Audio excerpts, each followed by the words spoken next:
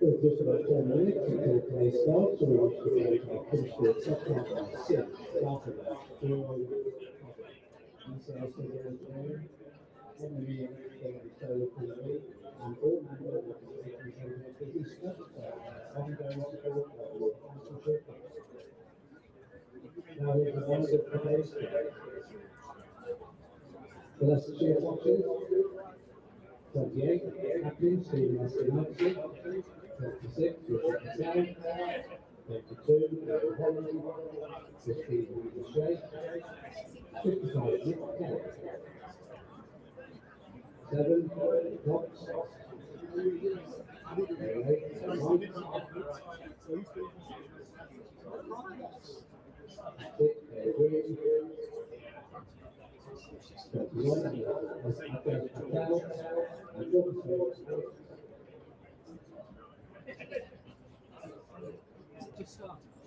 and for the in 27, the start of National South sponsored by Steelbacks. And shortly, where we return on the time, factory, sponsored by City, making it free, with market.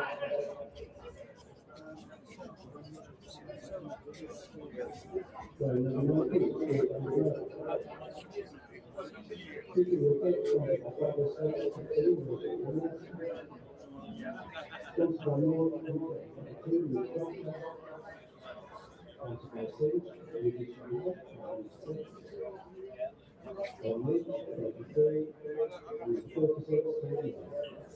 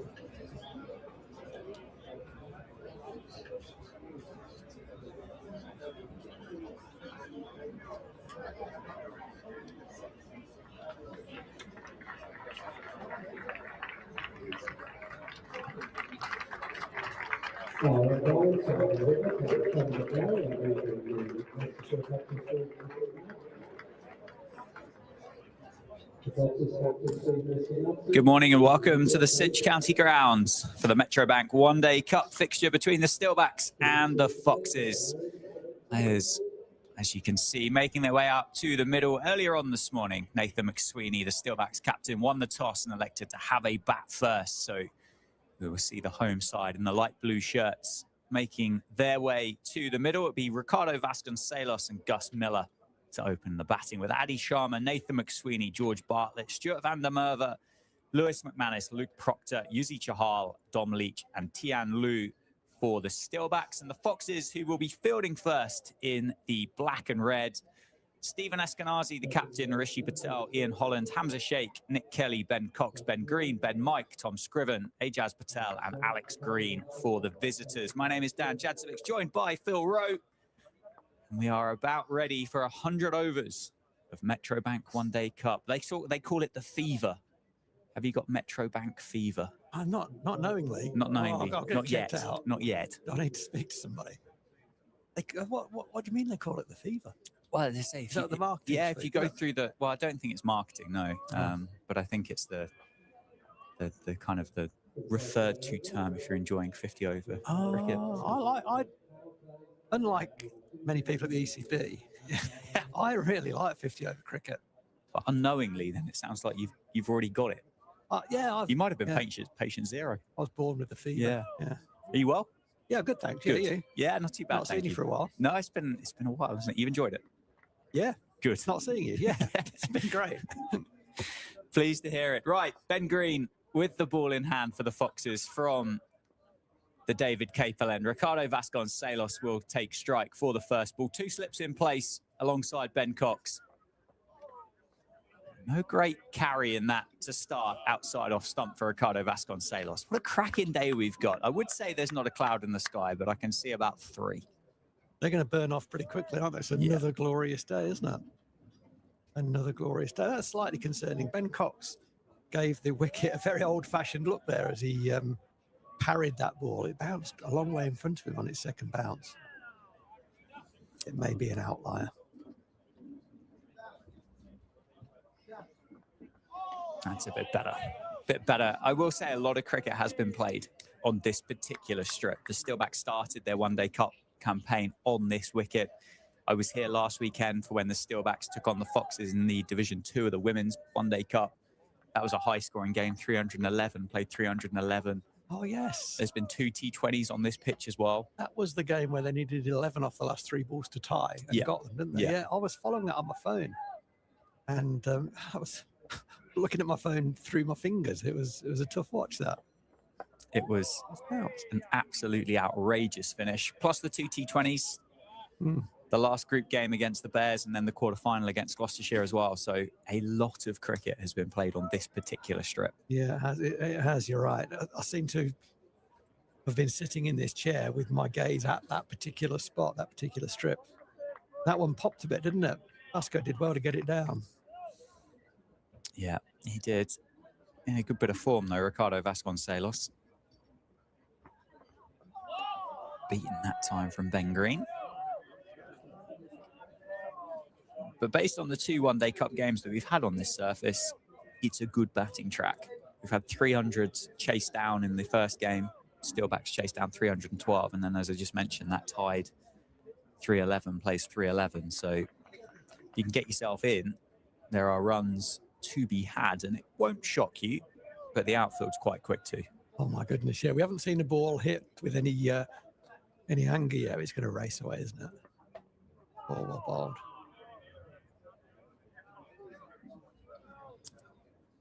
Yeah, Ben Green's got his radar, hasn't he? Just nibbling away outside off stump. Looks like there's a bit in it. Just a bit of movement, isn't there? You get about 10 overs of excitement with these white kookaburras, don't you? And then it just all starts getting a little bit more sociable, a little bit more straightforward. Get through that, isn't it? It's classic opening batting, that old school. Get through the new ball. There we go. Vasconcelos opens the account. Quick single taken into the leg side. And 1 taken off the final ball of the first over. The Steelbacks after 1 for no loss. Not sure Gus Miller was out of the blocks there. He was, he's like a cartoon sort of thing. Just his legs were moving, but he was almost stationary. And then he got in comfortably in the end. But he was not ready for that corner. It was an easy single. I think to start with, the body language from Ricardo Vasconcelos didn't really know how square he got it. Yeah. And then reacted a little bit late. Now, whether that was because the fielder reacted slightly slowly and then thought, I can pinch one here. But you're right, Gus Miller was not on his toes, was he? Looks like we're going to get Ian Holland to open the bowling from the Lynn Wilson centre ends. Ian Holland, we had him on loan for a short while, and he played for us in the predecessor of this competition. And I'll come back to that in a moment. I've got bad news for Ian Holland. Oh dear. Still the 2 slips in place.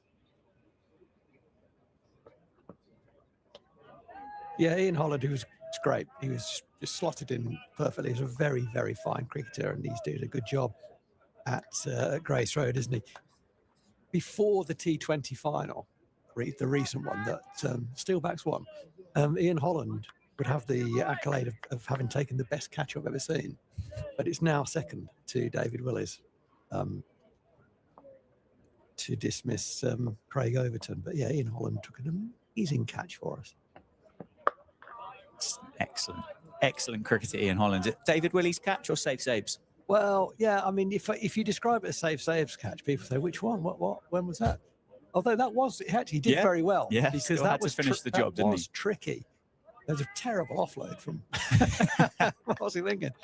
But Ian Holland bowled a ball. It was caught and bowled, right, against Yorkshire. He bowled a ball and then caught the ball outside the 30-metre circle, running back towards the sight screen from where he'd come from. It was incredible. Nicely played. Now look at the outfield. Yeah, that's going to gather pace, isn't it? The rope is quite a long way out, to be fair. Here today, it's almost right up against those boundary boards, isn't it? All the way around the ground. So it's just 2 for Vasconcelos, but almost gathers pace, doesn't it? He was full length and horizontal, and when Ian Holland caught that, and I thought, there's a guy you have in your outfit full time, because the commitment and skill and athleticism was wonderful.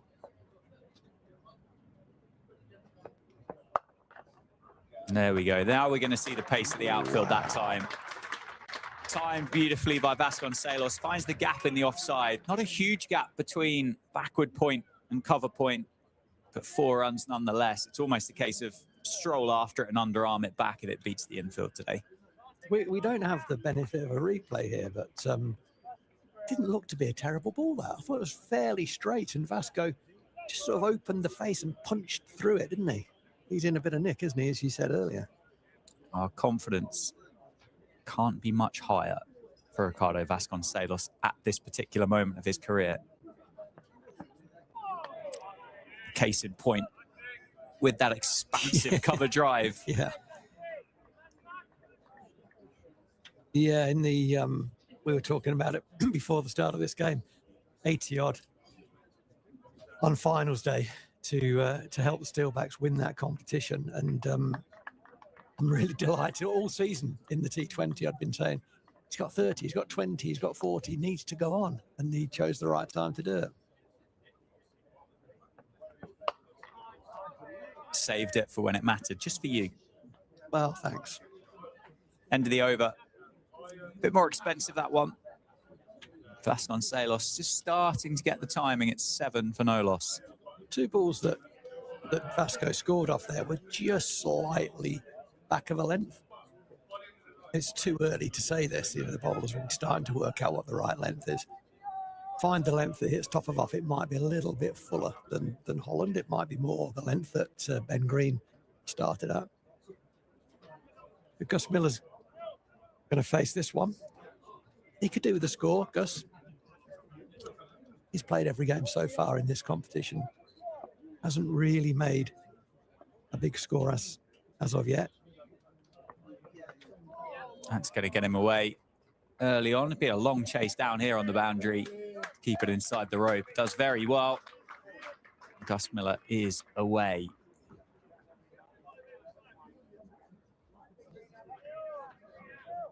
Yeah, Gus was the last player I signed to the academy before I moved up to deal with the so-called grown-ups. What age would he have been? He was about 14, 15, something like that. Or nearly 15. Very talented lad.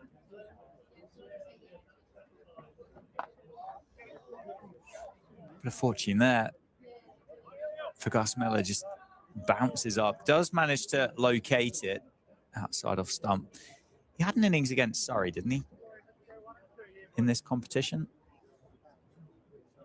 Or am I making that up? Probably not. You are a bit of an encyclopedia, so I would... Well, I say an innings. I think it was 35. Okay. But you're right. He could do with a score, couldn't he?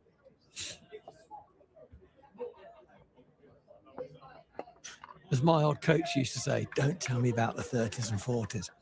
We need to start talking when you're coming in with 80s, he used to say. I think it's a completely fair point. You don't win many games, do you? Certainly longer format cricket with 30. He'll be disappointed because that's the start, isn't it? Yeah. 30 is a start. We talked just now about getting through the new ball. Well, you're in. Whether there's a bit of shine still on the ball or not, you're in when you've got 30 on. And in this competition, just kind of bat, can't you? Just bat. Accumulate. Nice shot. Yeah, well stopped in the end of mid-off. Yeah, you're right. And I think that's what makes... Well, that's how the likes of Root and Williamson and Coley and Smith have been able to make this format look quite so easy at the international level. Is you get past that opening 8 to 10 overs, field spreads, knock it into gaps and just bat, as you say. Nicely played through mid-wicket for Vasconcelos. Not going to go to the boundary. I think that's Ben Mike. In pursuit will be another 2. There was a little yelp. You probably heard it. Little yelp. I think it was Ben Cox. That ball was a bit straighter than maybe Vasco judged it to be. It's just across the line a little bit. But he got most of the bat on it. Yeah, but an enterprising start. 9 so far for the Steelbacks opener. That's beautifully played. That is going to be a long chase through the offside. It's going to hit those practice wickets, gather a bit of pace. Very, very well pursued. Give Vasconcelos 3, and he'll keep the strike as well. End of another over, 15 for no loss.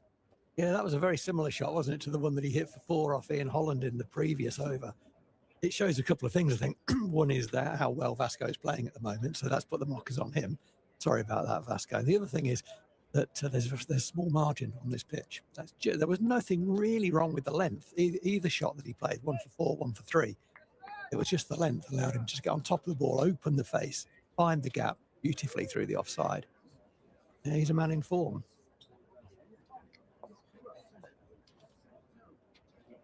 Still the 2 slips in place for the Foxes as Holland starts his second over. Starts on leg stump. I think as well that from what we've seen so far this year here at the Cinch County Ground in this one-day cup is all 4 of those innings have surpassed 300 and nobody's really taken any kind of risk to get there. It's all been pretty ordinary is not the right word, but it's been pretty steady cricket for all 4 of those innings to get past 300.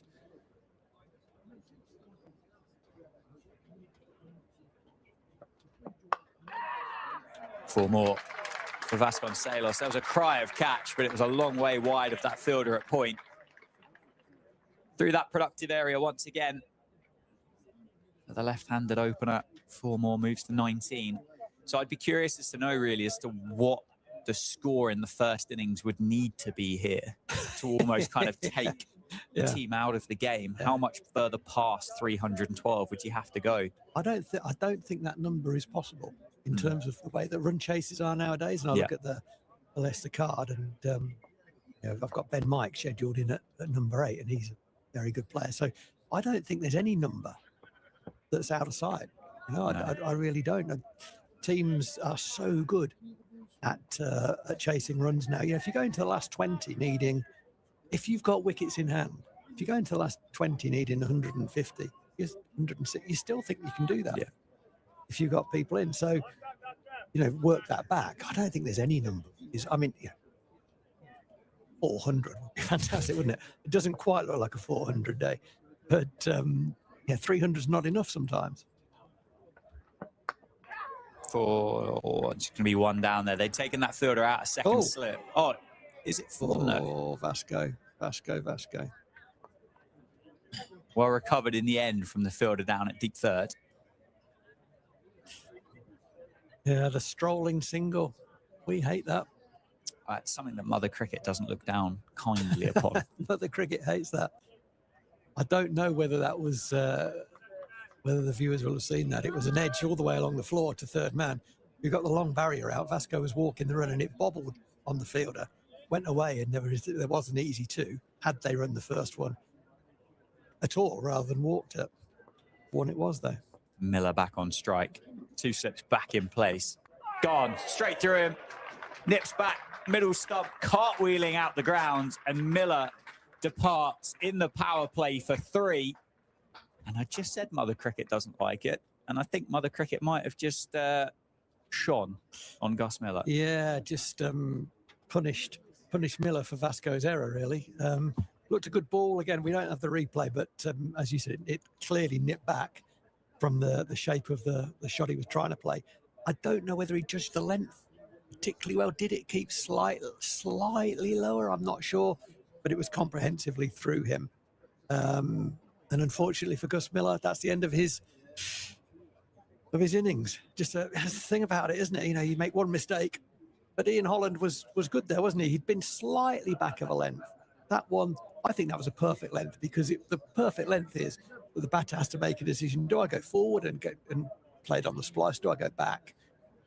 And Gus didn't really commit his weight either forward or backwards. And with the seam movement, he then didn't have time to correct.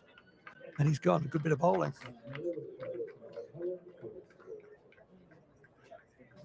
Now, I think I haven't followed this comp absolutely closely, but I think Nathan McSweeney has been coming in at number 3, but I think we're going to change today with Adi Sharma in 3. No, Keogh's been batting 3. Has he? Yeah, so Rob Keogh's been batting 3. Straight swap. Yeah. Okay. Yeah, with the benefit of just having a quick look back there, that has just nipped back and hit the top of middle stump. As you say, I think Gus Miller's been done there. Yeah. And misread that from Ian Holland as well. Has he got to be forward there? I would say yes. Yeah, I'd have thought so. I would say yes. Yeah. With the benefit of hindsight. Yeah. In at number 3 then, for the Steelbacks, is Adi Sharma. So a bit of a promotion for Sharma, who's been batting further down the order in this Steelbacks 11 so far in the One Day Cup. A nice solid defence to start. A couple of changes, obviously, with Stuart van der Merwe coming into the 11, as well as Tian Liu as well. End of the over, successful for the Foxes. Holland gets the breakthrough. It's 20 for 1 after 4. Yeah, good over that. But yeah, Vasco's played a couple of loose drives in that over where he's just taken the ball on the up. He's obviously feeling extremely confident. But it was, yeah, you're dead right there, Dan. Mother Cricket punished Northants immediately for that lack of concentration. You've always got to put the fielder under pressure. Outfields around the country are bobbly at the moment, aren't they? So you never know. That one run might come back to haunt. And I think Gus Miller will be thinking, I should have been at the other end there. Absolutely right. Well, Ben Green to Vasconcelos to start the 5th over of the day. Back of a length and cut away, but at cover that time. I like this field change. The second slip has come out and has gone into a sort of a short point, about 15, 20 metres from the bat, just in front of square. Vasco's played a couple of back foot punches through there, played them very nicely. And that fielder says, well, you can play that shot, but you've got to get it down quickly. And that's much more difficult to do. Nicely played. Will pinch one. Mid-off was quite wide. Back over to Adi Sharma. Now, I've not seen heaps of Adi Sharma, but I've heard a lot about him, talking to the coaches over the last couple of years. They think this kid has got an enormous amount of talent. So I'm looking forward to seeing him. Well, I think we've only seen snippets so far, haven't we? And we think about a couple of those championship games last year. I think he played some of the One Day Cup last year as well. Obviously hasn't featured for the first 11 up until this 2026 One Day Cup, so he's got a big opportunity. Very stylish, very naturally aggressive, but oh my goodness me, Vasconcelos not interested in the second. Adi Sharma wanted 2. I don't think there was ever 2. Well, it was curious. I was watching the running, actually. I wasn't watching the ball, so I was watching the running, and Adi Sharma didn't look at all interested in running 2, and nor did Vasco, until he did. And then it was a unilateral, I'm coming back. And Vasco had no interest in that. There was clearly, therefore, there was no communication on the first run about push or looking. There was none of that. That doesn't augur well No, for this partnership.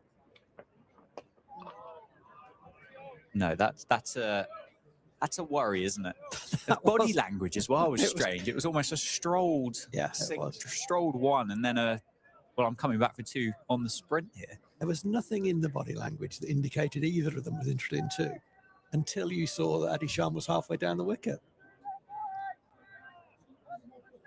Anyway, calmness resumes in the middle at the Cinch County grounds. Squared up, leading edge, fortunately gets down quite quickly. This field change as well that you mentioned earlier, you said you liked it. It's just cut off that kind of an easy, comfortable cut shot for Vasconcelos. I love that position. It's a position that I first saw used, oh wow, a long time ago by a Glamorgan bowler called Steve Watkin on a slow wicket here in a one-day game. And I particularly associate it because of that with slower pitches. However, if you're going to bowl hard into the pitch and you've got a batter who's coming at you trying to drive you off the top of the stumps, then that position is great because you're saying to him, okay, you're good enough to drive that ball. Are you good enough to get it down quickly? And that will be in Vasco's mind. He'll know now he hasn't got impunity to play that shot square of the wicket. Australia used it really, really well at times when their tall seam was banging it in at sort of back of a length. Joe Root driving on the up, getting a guy 15, 20 metres in a catching position on the offside. It just deters you from playing that shot. It's good cricket. Two steps back in place with Adi Sharma on strike for Ian Holland here.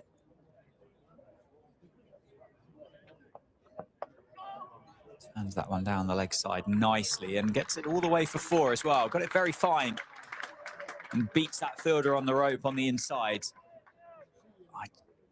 You're not going to be stopping much, I don't think,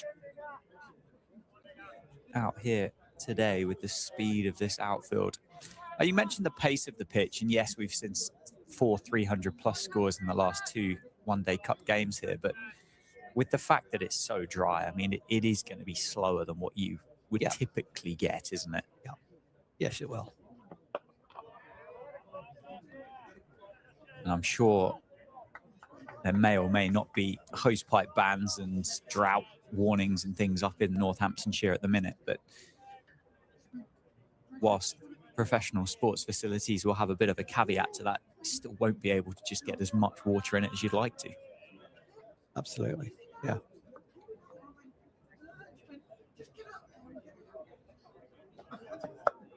Oh, that's nicely played. Previous two, he'd just kind of come around his pad a little bit. That one, its head was straighter back to the bowler, so the bat can come through a little bit straighter. That will be, I don't know Adi Sharma. He came to the club from Buckinghamshire as a sort of 15-year-old, another good product of Bucks cricket. And so I haven't seen a lot of him, don't know him. That looks like a work on for him. Get your left leg out of the way a little bit straighter. But he is wristy, as you say. Creative batter, but I don't think you're going to get many coming through pathways now of an under 20 age that's going to be a gritty, dig in, resilient, striking at 25 type cricketer now. No, that's not happening, is it? Doesn't exist at the moment. Whether it becomes slightly more fashionable under Fleming and Root for the test team or not, who knows, but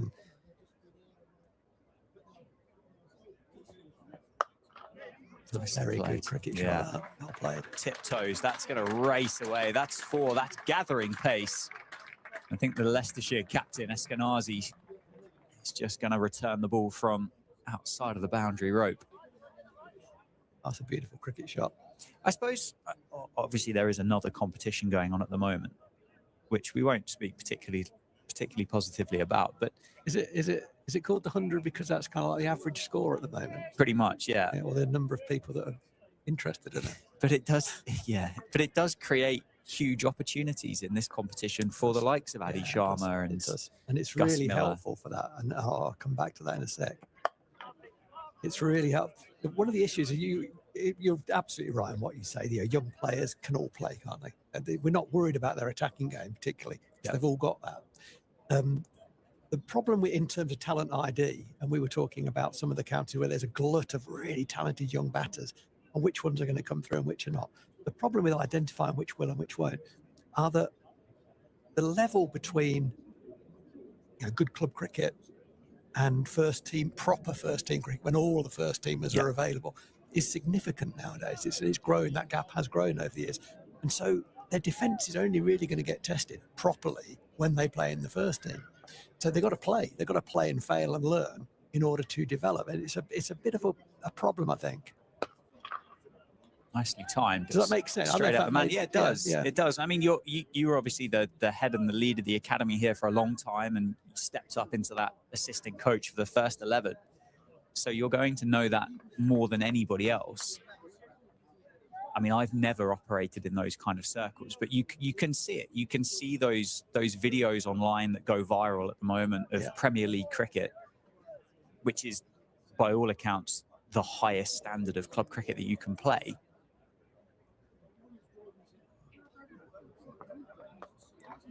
Nicely tucked away. Should look for 2. First ball round the wicket, wasn't it? He's been exclusively over the wicket, came round the wicket and just lost his line a wee bit. Ben Green going down the leg. So it's really, really hard, I think. Harder than it's ever been to assess, and for Adi Sharma, who I think is very, very highly rated, and the guys will work in, who have said that, work with him day in, day out. So they know what they're talking about. But there'll be lots of those around other counties as well. Yeah. Of course there will. The question is, can he do it when they bowl really well at him consistently? A few miles an hour quicker, with a little bit more guile, with working out where his boundary options are a bit more quickly. It's all a little bit more difficult. Has he got the skill to rise to that? And for Adi Sharma, I'm talking all these young guys coming through. And has he got the grit, the determination, the ability, mental ability to absorb a bit more pressure? Because he won't have faced bowlers who can do that. That generally comes in 2 areas, which I'll come back to in a sec. But generally, things happen a little bit more quickly for a little bit longer in first team cricket, and the spin is better. The spin is considerably better. So they're the challenges facing a young player coming through, but they're also the challenges of talent ID. Which player are you going to back? Because they can all play. You mentioned about the gap between high quality club cricket and first 11 county sides. And I'll continue the question after this Ben Green delivery. Vasconcelos can't get it past the man again. When you think about second 11 county cricket, and you think about, say, under 18, under 19 academy cricket, which Adi Sharma would have been part of, does that start to bridge the gap, or is it still closer to club cricket, Premier League cricket, than what it would be to first 11 cricket? I think it probably is. The latter of those two. It's probably the gap between that and first team cricket is probably bigger than the gap beneath it. Short ball pulled away, 6 runs. First short ball we've seen really from Leicestershire this morning here at the Cinch County grounds, and Vasconcelos has dispatched that with no fielder down there all the way for 6. It was unfortunate. I don't know whether he banged it in or whether it was a drag down. He certainly didn't get up, and Vasco dismissed it. He's a man in fine form, and he put that away beautifully.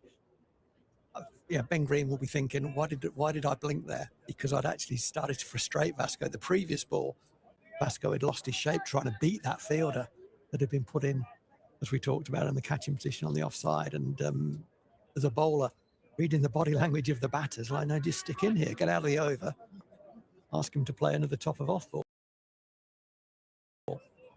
He didn't. He dragged it down, and Vasco dismissed it. I think something else to think about, which often people don't think about, is surfaces that performances are achieved on. And there's, generally speaking, club grounds pitches are slower than county grounds. They don't bounce as much and so on. So again, it accentuates, if you've got pace, then you're going to get more bounce on a county ground. And if you're not used to facing that and you play with low hands, suddenly the game's very much more difficult than you thought it might be, having done well on club wickets. And this, with spin, again, it bounces a bit more. most players can deal with sideways movement at this level. It's the extra bounce that can be more difficult. So yeah, not only is it a difficult challenge for the young player coming in to the environment, it's also difficult for a coach to really assess. A guy that I often quote, David Houghton, the ex-Zimbabwean head coach, and has worked around numerous counties, bit of a guru, David Houghton. He used to say, well, I don't know, you got to play them. if you think you might be good enough, the only way you're going to find out is to play them. No, you can't play them all. True. So then you've got to look at volume of runs, haven't you, really, for batters? Width on offer, crunched at cover, slight misfield will allow Vasconcelos to come through for one. And I think today, particularly for the Steelbacks, it is a great opportunity to do that. There's Gus Miller that we've just seen, there's Adi Sharma, there's Stuart van der Merwe, there's Dom Leach and Tian Low, 5 cricketers in this 11 that are here because others are elsewhere in this competition, and they're up against a first 11 here for Leicestershire. This Leicestershire 11 is about as strong as it could possibly be. Yeah, it is. Gone. Brilliantly well bowled. Ian Holland, I think he's just run his fingers down the side of that. And it's middle stump out the ground again. This time it's Adi Sharma, the Steelbacks number 3, departs to another nip backer from Ian Holland. Brilliant bit of bowling once again. 40 for 2 in the power play. Great start for the Foxes. Just looking to work that to the leg side, isn't he, Adi Sharma there? And it's comprehensively done him. Great bit of bowling. It's a little bit fuller. The second clean bowled for Ian Holland. So he's kept the stumps in play. And we said earlier that Sharma's just worked a couple of those balls around his front pad, and he was looking to work that off straight into the leg side. And the ball was just too good for him. I would say this very quickly. I think that ball gets a lot of people out. We're just going to see have a look on the replay at it. Just played across it a little bit. Top of middle stump, good bit of bowling. Didn't do absolutely masses. It just ran back in. But he's playing that into the leg side, and this is what I was taught. My first viewing of him was he gets his pad in line of the ball sometimes, and in order to get the bat on it, you've got to come across the front pad. He did get the pad out of the way, but the bat was coming across the line of the ball in order to hit it. The ball was just too good for him, and that's going to be a work on for him, I would imagine. But the opportunity has come, and the opportunity has gone for both 2 young batters, Miller and Sharma, and now we've got the experienced McSweeney in. Yeah, in as captain for the One Day Cup, in at number 4. Someone who's just taking to English domestic cricket like a duck to water, isn't he? I can't believe how young this guy is, because he plays like he's played 5,000 matches. He's an old head on young shoulders, I'd say. Yeah, agreed. Up against Ian Holland then first up. Nips that one back into the thigh pad. Welcome to the crease, Nathan McSweeney. It's very early to make this shout at 40 for 2 in the 8th over, but I kind of think this is a key partnership for Northampton. They're to post a number so they can bowl at.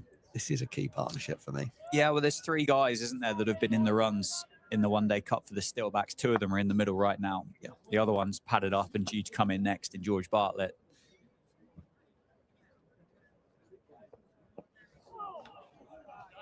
End of the over. Another good one for Ian Holland. He's got 2 to his name. And the score is 40 for 2 after 8 overs. Already, you see McSweeney's, as I say, old head on young shoulders. He was well down the pitch for that ball, wasn't he? Well outside of his crease. Recognising that the previous dismissal was a nip backer. LBW's in play. He got pinned first ball. He's going to make sure that LBW's out of play by getting down the wicket. Batting is often about problem solving. And that problem has not gone away, but you can see McSweeney's response to it immediately. Get down the wicket. If it does hit me on the pad, I'm probably outside the line, or I'm too far down the wicket to really be given out. But there's a bit in it. There's a bit in this wicket, and Holland has found it.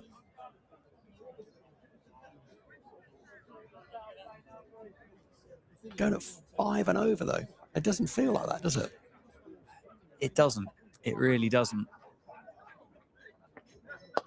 Nicely played. Won't get it past the fielder, but I think that's, again, circles back to what's the score that's going to be good enough here. I think on an average first team pitch, home ground, a county ground, if you just bat your overs, you end up with 250. And then you kind of start counting from there about how well you've played. Just accumulate 250 generally. Yeah.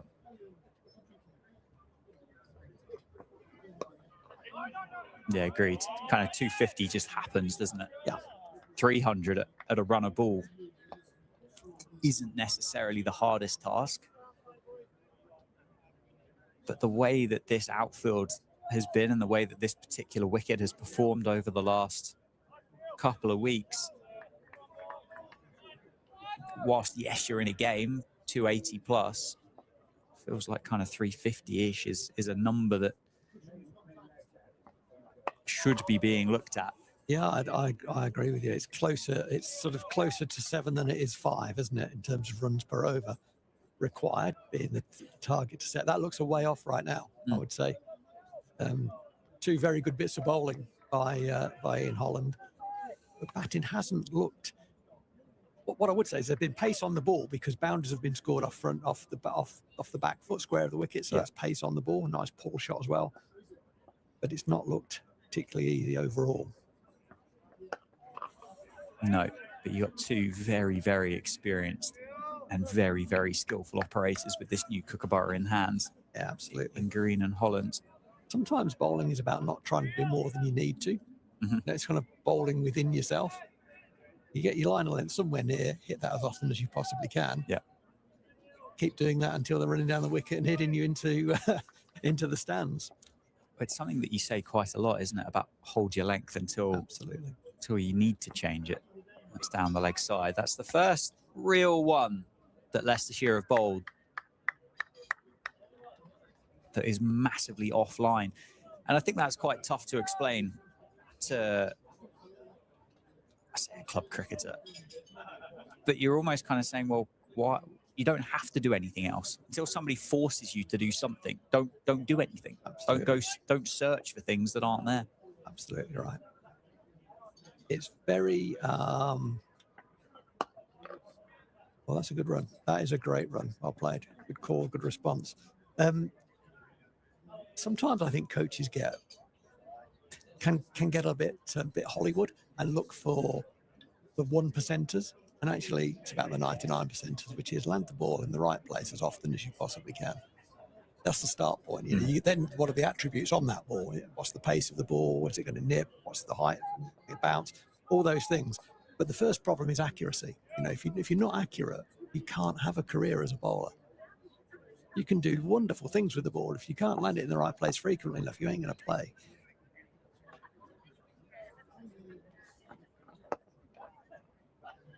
Slight change in the field to Nathan McSweeney to end that over. They just plugged that gap at short mid-wicket, and it's a dot ball to finish. So McSweeney yet to get off the mark. Vasconcelos on 28. Quieter over for the Steelbacks that time. It's 42 for 2 after 9. 1 over left of the power play. Ian Holland's going to bowl it. I just wondered whether they would give Holland this next over, depending on who was on strike. What I mean by that is if the new batter was on strike, I would expect Holland to bowl it. I wasn't so sure he would bowl at Vasconcelos, but he's going to. There's no slips now for Vasconcelos. Very much a ring field. Deep square leg and third man, the 2 fielders out.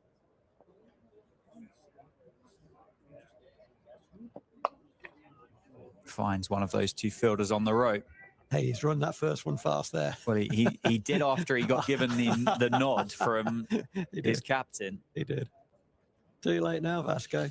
But that's a very Australian thing. It feels like a very Australian thing.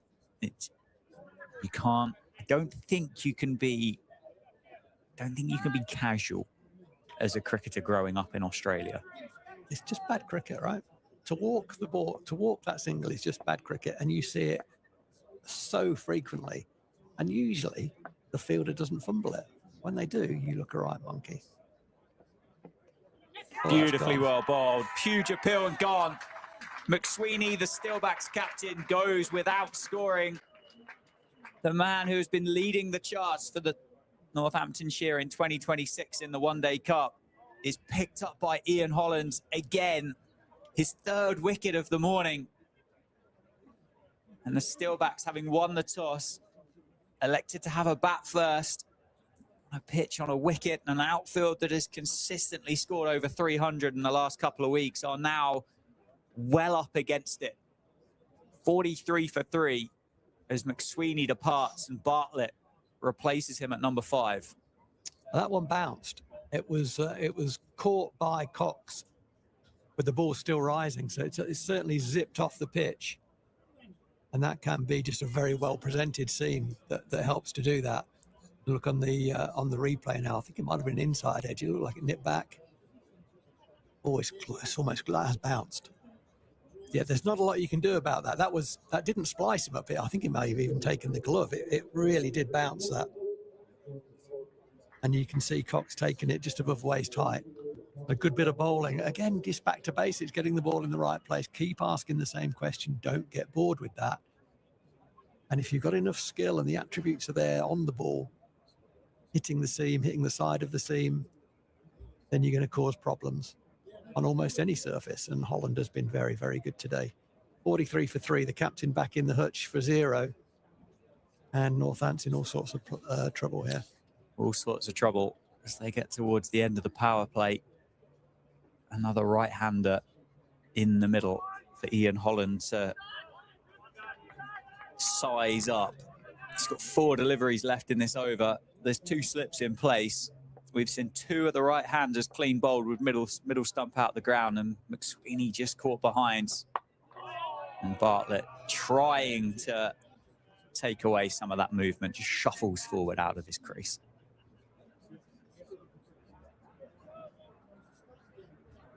What an opportunity for George Bartlett. He has shown glimpses, hasn't he, in this competition this year? He's played pretty well. Yeah, he has. A few 50 scores. I think he's averaging about 67 in the One Day Cup. Okay, so well, that's better than glimpses. So he's going well in 2026.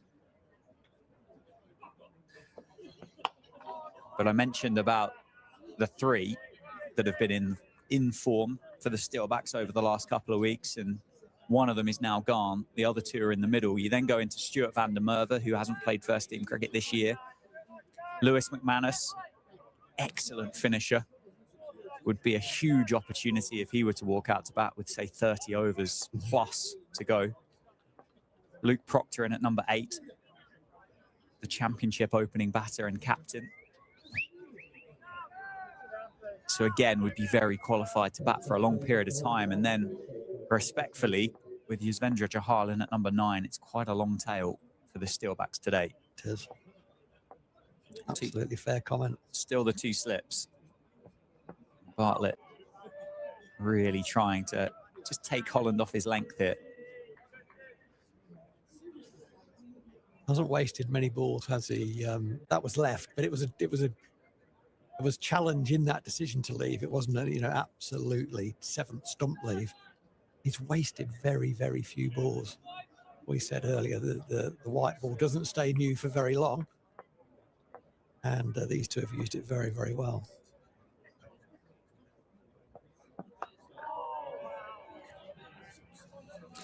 End of the over. Ian Holland with 3 to his name. 3 for 22 off 5 overs for the experienced all-rounder. So after the first 10 overs, the power play is done. The Steelbacks are 43 for 3. It would have, I mentioned it just before the start of that over. I'm sure it will have been in Stephen Eskenazi's mind. Do I give Ian Holland another over here? Do I give him his 5th over with Vasconcelos on strike? And he would have been very happy when Vasconcelos got a single off the first ball, which brought the new batter, McSweeney, onto strike, and Ian Holland did for him with a nice bit of bowling. So apart from Nathan McSweeney and all the Steelbacks fans, everyone's happy with that outcome. Yeah. Good bit of captaincy, good bit of bowling. Yeah, superb. I think we're going to see Tom Scriven replacing Ben Green from the David Capel end. to start this next phase of the innings. Yeah, good young cricketer, isn't he, Tom Scriven? Quite tall, runs in, hits the wicket. And there's been a little bit there. If you hit the wicket with good attributes on the ball, there has been a little bit there. So he's going to bowl the 11th over, no slip.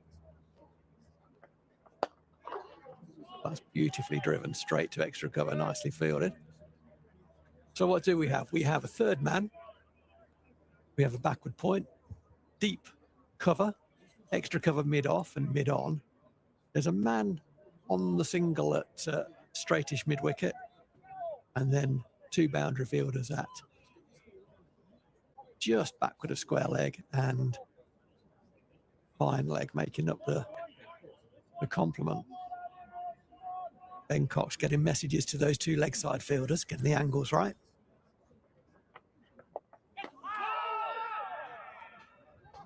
Well, that isn't I'd say it's attempted Yorker. It's a Yorker. It's not an attempted Yorker. It's a very good Yorker. And it was through Vasconcelos. He was late on it. There was a half appeal because Vasconcelos hit the ground. Oh, wow. Nearly cleaned him up. It's an interesting ball to bowl. Second ball, the Yorker, whether it was an accidental, as Carl Kurtz used to call it, an accidental skill, or whether it was deliberate, but it went through him. There's a lot I don't understand about cricket. One of the main things I don't understand about cricket is why they're not bowled more. Yeah, yeah. And you're asking that question of someone who's got no answer for you, because I think the same. And, you know, we used to have our first ever analyst was a great guy, Richie Barker.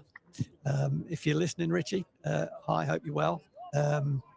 Yeah, he was our first analyst, and one of his key things was bowl more Yorkers. And that comes from not just like you and I, a casual preference for it. That came from some research as well. I think he probably had a preference for a Yorker, probably because he'd been done by a number of Yorkers in his club cricket career.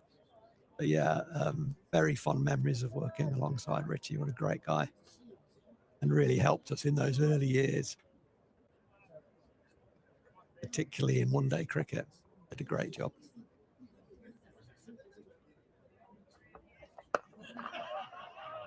Mistimed off the back foot. Vasco's now wondering why I didn't just let that come and hit it square. He's trying to maximise that shot, isn't he? If he hits it square, he gets 1 to the point fielder. Yeah. He misses extra cover on extra cover's left hand. He probably gets 4. The problem is the ball wasn't quite there to do that. Agreed. Foxes have done well here to Vasconcelos. They've slowed him down. He's faced 41 deliveries now. Dotting him up well. They are dotting him up well. They've got that mid-off fielder in exactly the right place. You know, my preference is generally to have mid-off a little bit straighter than that, but actually Eskenazi is 100% correct, because there's 3 or 4 well-driven balls that have gone straight to that fielder, and if he'd been where I wanted him, he might have missed all of them. So well done, Stevie Eskenazi. Are we going to have a double change? We are not. So you wondered whether Ian Holland was going to have 5. He's going to have 6. He's going to have 6. I would definitely give him this one, because we've got Bartlett on strikes, faced 4 balls. And Holland's on fire, isn't he? Actually, Holland might be on fire as well. Everywhere else is on fire, but the country of. I think he's an Australian, actually, from birth, Ian Holland. Yes. And a USA international. Is he really? To add to it, I think he was playing over in the MLC this season. Certainly did last year.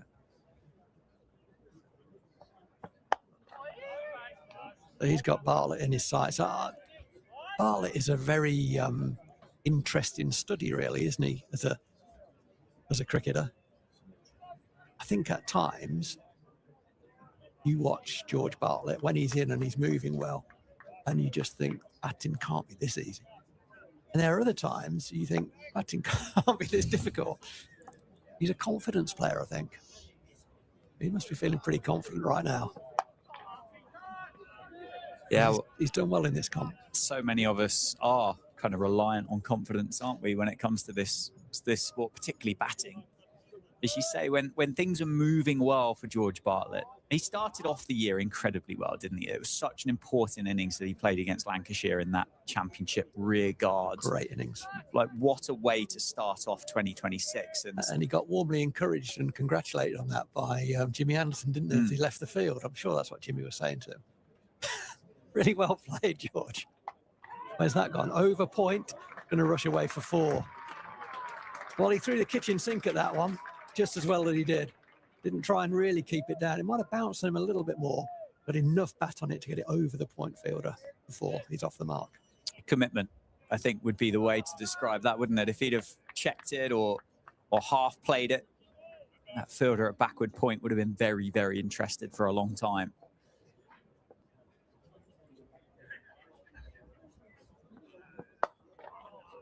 But yeah, where you were headed there, Dan, and the boundary got in the way of a good point there about moving well. I think when you're confident, you just move well, and I think it's some people it's easier to see than in some others. I think Rob Keogh would be a cricketer that is similar to George Bartlett in that respect. You know, if Rob's moving well, then he's feeling confident, and I guess vice versa. There's something in that about body language and, you know, the classic kind of fake it till you make it. Well, if you exude good body language, if your shoulders are back and your head is up and you're moving positively, forcing yourself to do that sometimes, that can help you to feel more confident. You know, you feel you can cover the ground, you can get to that length of the ball, etc. So if you're someone who's listening who suffers with that a little bit, fake it till you make it, get your shoulders back. That's short wide again. Slightly misfielded by the backward point fielder. Yeah, maybe kept a fraction low as well. Well, he's hurt himself there, actually. Wringing his hands. It skidded, I think, or didn't really bounce into his hands. It skidded a bit. It's caught him. Not in the bread basket, as it were, but it's another run for Bartlett. He moves on to 48 for 3 from 12. And as was the partnership, which didn't really materialise between McSweeney and Vasconcelos, McSweeney being got out by Ian Holland, this is now a vital partnership for the Steelbacks. Yeah, it really is. It really is. We just spoke, didn't we, a moment ago about the remaining lineup here for the Steelbacks. I think what I like here about the Foxes, they've kept this squeeze on as well, haven't they? They've not just stationed their fielders out on the boundary rope immediately. They've still got that V in the circle.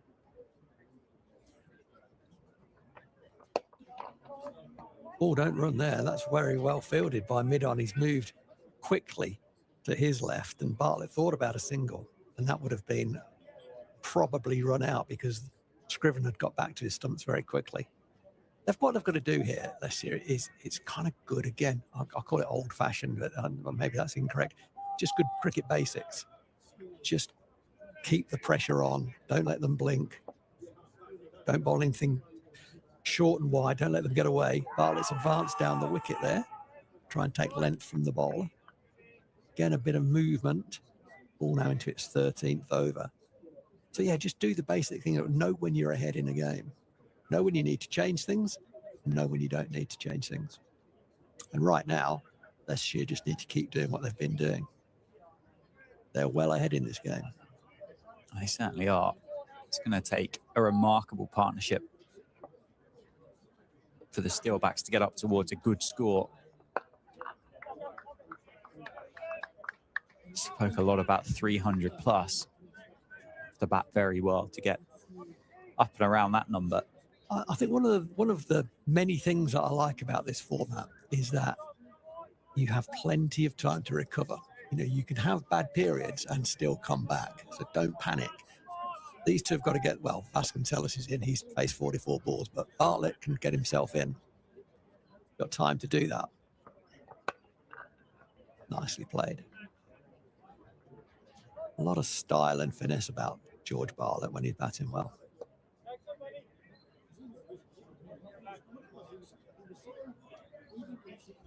So that's his job, really. Get himself in.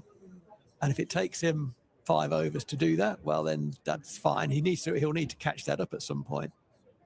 But Northampton desperately need to stop the bleeding. These two have got to turn this around and get a firm footing in the game. That's a little bit wider, smashed by Vasconcelos, but straight to the fielder on the point boundary. Timing the ball well, Ricardo Vasconcelos. He does feel like a cricketer that's going to be able to catch up, as that single brings the 50 up for the home team.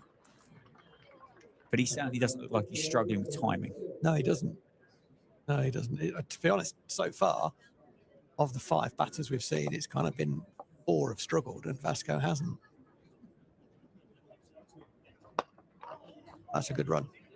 Vasco slow off the mark, but very well judged by Bartlett there. It was just to the right of the fielder, but he hit it well enough that the fielder couldn't come in and intercept and come across the line. He had to defend the line of the ball, which allowed them to come through. Good run. Very good run. End of another over. 51 for 3. Looks like we're going to get a change. Rowie as well. So it's 6 overs for Ian Holland. And we're going to get a bit of Alex Green from the Lynn Wilson centre end. Big lad, isn't he? Certainly is. Saw Josh Hull having a long warm-up this morning, didn't we? And you said that either means Leicestershire are batting first, or it means Josh Hull's not playing. Yeah. They've gone for the other of their lofty seamers. This time, Alex Green. It looks like a back row forward. Good pair of shoulders on him. A straight approach. It's the wicket. Yeah, certainly a bit of extra there from Alex Green compared to what we've seen so far from the Foxes seamers. In this format, through the, not quite in the middle overs, we're approaching the middle overs. England used this well back in the day with Liam Plunkett, and his job really was to not leave the stumps and just bang it in, back of a length. You've got big boundaries, square boundaries here at Northampton, not so big straight, but big square boundaries. Get your fielders out there, all back of a length. That's exactly that. Wow. That's what he's done so far, isn't it? 2 balls in. Don't overcomplicate that. The problem with that as a bowler, I mean, if you get your line right, that's great. If you get your line slightly wrong, it can be very difficult to defend that as a captain. It's all about, if you're going to bang it in at that length, it's then all about line. And so far, he's been bang on early in his spell.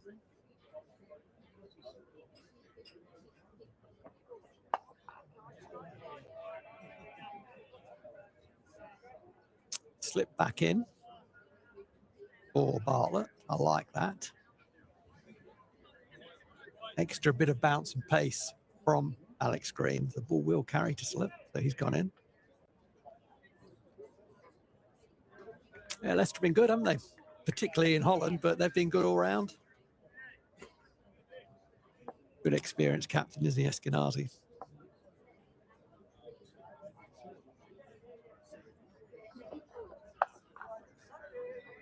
It's a very good cricket outfit, Leicestershire. I mean, this competition, they won it, didn't they, a couple of years ago?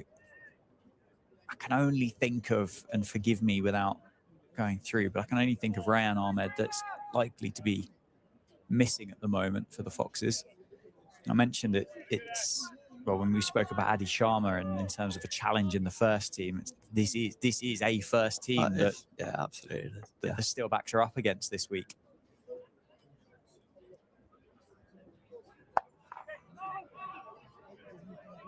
I think that was a very good yes-no.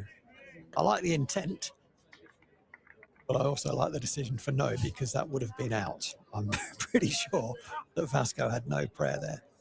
And it's too early in the day for a barbecue. But that's pressure, isn't it? There's pressure on George Bartlett. 20 balls he's faced now for his 7. And this is a great start by Alex Green. His line has been absolutely impeccable. And the length is baked in, back of a length. See if he can join the dots for an opening maiden. And he does. Yeah, that's good. I mean, I said earlier on about sometimes Sometimes it's easy as coaches to get overcomplicated, and that's just very simple, isn't it? You're 6 foot plenty, you've got a big pair of shoulders on you. Your attributes are there, they're built in. Get the ball into the surface, try and disturb the surface back of a length. And if you do get your line wrong, well, we've got fielders out square of the wicket to protect you a little bit. Sometimes bowling in white ball cricket can be no more complicated than that. That brings us to 14 overs on 51 for 3. A little while since the last boundary, and pressure is building on the Steelbacks.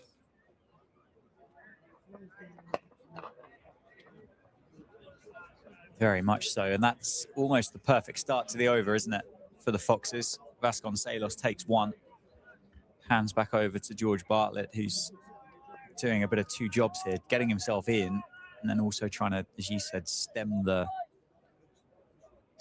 bleeding from the start of this innings for the Steelbacks. This is one of those situations where I mentioned earlier about sort of batsmanship and a little bit of the ability to absorb pressure.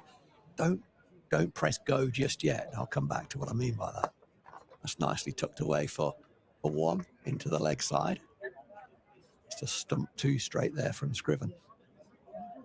I think a young inexperienced player in this situation, so not George Bartlett, he's not that young inexperienced player, but 22 balls face, he's on 8, 3 wickets down, might be thinking, I'm going to put pressure back on the bowlers here. That's not the right thing to do in this situation. I think get yourself in. You've got time to rebuild. What you must do is, if you get a boundary option, take it. Must cash in on the bad ball that comes along. But do not blink, get yourself in. If you bat for 5-6 overs and you haven't got any boundary options, then you can go into gear 2 and gear 3, but don't go from gear 0 to gear 6 because you're not ready to do that, and there's no need to do that. I think that's something about younger players coming into the game, particularly those guys who have only known success. They haven't really known how to bat under pressure. Guys who come in who can destroy attacks at club level, at national counties level, at second team level, come into the first team environment, get dotted up, and then try and slug across the line, top edge caught, gone. That tells you something about them. They can learn that, but the learning opportunities are limited in first team cricket. So again, George Bartlett is more experienced than that. He will have been in this situation a number of times, but Northants don't need to blink just now. You need to try and cash in on loose deliveries. That was banged in, and it was cashed in on. That's exactly really what I was talking about there. It's a low risk shot. It's a pull shot, didn't really get up. I think it was banged in, but it didn't get as high as Scriven wanted it to. I don't mind it as an option had it got higher. A little surprise bouncer, but it didn't get up enough, and Vasco helped it around the corner for 4. You've got to cash in on balls, boundary options that come along. He's done that. Welcome release of pressure. Yeah, and it becomes a partnership rather than an individual score as well, doesn't it? That boundary there for Vasconcelos, in theory, should take a bit of pressure off George Bartlett as well. Yeah, absolutely. Yeah. Out there together now, rebuilding this. It's not an individual score for Bartlett, who's 8 off 22. But it's worth having a look on that partnership and realising now that that's just gone up slightly, and it's now 15 off 32, which is considerably better. Absolutely. Than 10. I like in this format, particularly after only 15 overs, have a look at the scoreboard. Add 5 overs and say, where do we want to be in 5 overs? And you bet your life you don't want another wicket on there. That's for sure. So Green's going to come around the wicket to the left-handed Vasconcelos. He bowled a maiden in his first over, very good over it was too. Everything banged in back of a length. This will be a different challenge. Vasco's in, has got the pace of the wicket. Similar field. He does bang it in, and Vasco was ready for it, sitting on the back foot, and you heard the crack off the bat. So a very different challenge, isn't it, for the young seamer? Yes, absolutely right. They've got this brilliant partnership in the middle. It's not just left hand, right hand, is it? There's a difference in height between the pair of them too, which is something that I don't necessarily think gets the credit for what it deserves when it comes to putting a bowler off his length. two fielders out there on the leg side. So Vasconcelos got to get that pull shot right. Oh, that's going to be a wide, I suspect. Yeah, that's going to be 5 wides.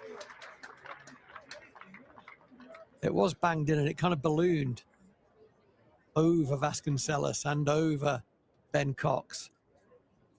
The square leg umpire signalled it had gone above head height, so that's a wide. And having bowled an immaculate first over, a maiden, Alex Green has now gone for, what's that, effectively 9 off his first ball of his second over.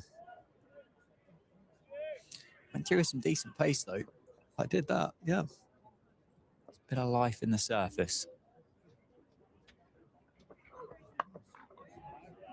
Yeah, and again, as if to underline that point, Dan, that one very much, that was a sort of bottom of the handle, wasn't it? There wasn't a lot of bat in that. That was bat handle. It did bounce.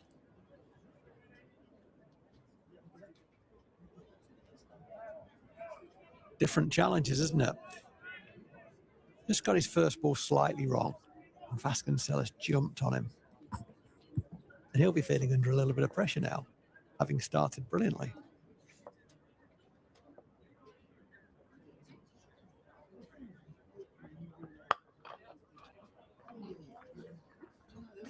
Is there anything other than middle on Vasconcelos' bat at the moment? Not a lot, no. Wow.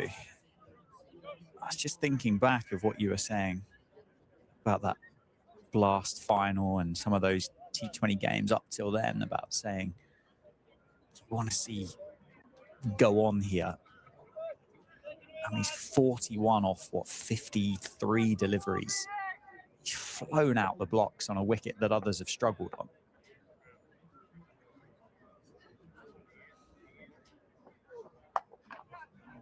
Oh, that's nicely played by George Bartlett. He's going to get 4 for that, and a deserved 4.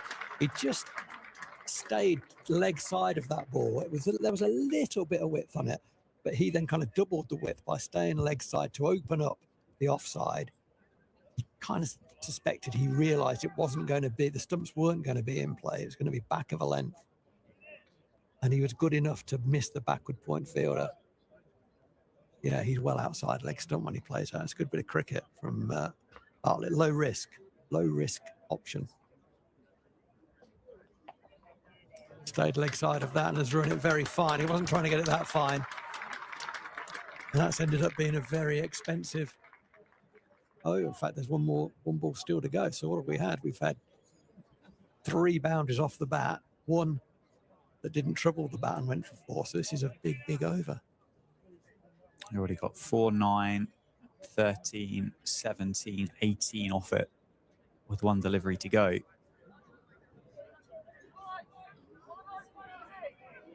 Eskenazi reinforcing the offside. He's recognised that Bartlett has gone leg side of the ball. I don't mind that. That's interesting. I quite like that as captaincy.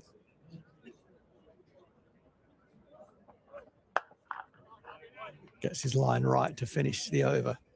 So an expensive over from Alex Green, having started with a very, very good maiden. He's then gone for 18 in his second over. 76 for 3. And the Steelbacks will be breathing a bit of a sigh of relief. And there's a long way to go before they get back where they want to be in this game. But George Bartlett in particular has moved on to 16 with a couple of boundaries there. Yeah, it certainly felt like that's taken a fair bit of pressure off the Steelbacks, isn't it? I wonder whether Alex Green would be the bowler that maybe the Steelbacks spoke about, maybe look to target. Seems to be a way that teams like to set themselves up. They like to identify a particular bowler, don't they? Scriven around the wicket, bang on it again. Vasco coming at him, but Scriven good enough to just hold his length there. It's an interesting. It was an interesting bit of cricket, that, and it will be interesting to see how that unfolds. Bartlett definitely staying or making room outside leg stump to open up the offside. As I said, he can only really do that if he's pretty sure that the stumps are not going to be in play. Is the bowler going to just bang it in? And he has done that hitherto. See if he continues to do that when he comes back on, if he comes back on. And Eskenazi's response to that, which I quite liked, was to take a fielder from the leg side and put him into the offside. And that kind of makes sense, doesn't it? Batters looking to score through there, we put another fielder there. The problem with that, from a bowler's point of view, Eskenazi is not a bowler. He has bowled a little bit in his time, but he's not a bowler, certainly not a seam bowler. The problem with that is then, if the bowler wants to go at the stumps, can't really do that because he hasn't got enough fielders on the leg side.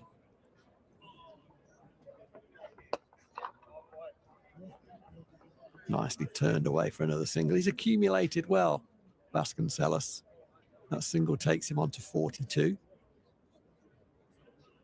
Put the bad ball away very well. They've been, with the exception of that last over, very few and far between. The bad balls from Leicestershire, they've been pretty much on it. And Ian Holland has carried significant threat, picking up all 3 wickets to fall so far.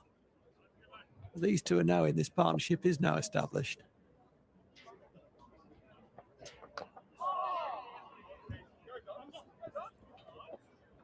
Well, that was a bit of a loose drive. It was a little bit fuller from Scriven. Encouraged the drive, and Bartlett was encouraged to drive it, but he didn't really move his feet.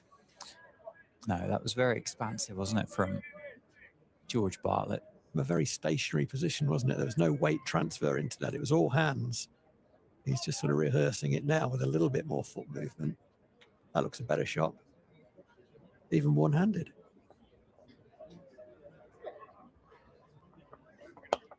Well, that is width. It's smashed away, but straight to the point fielder.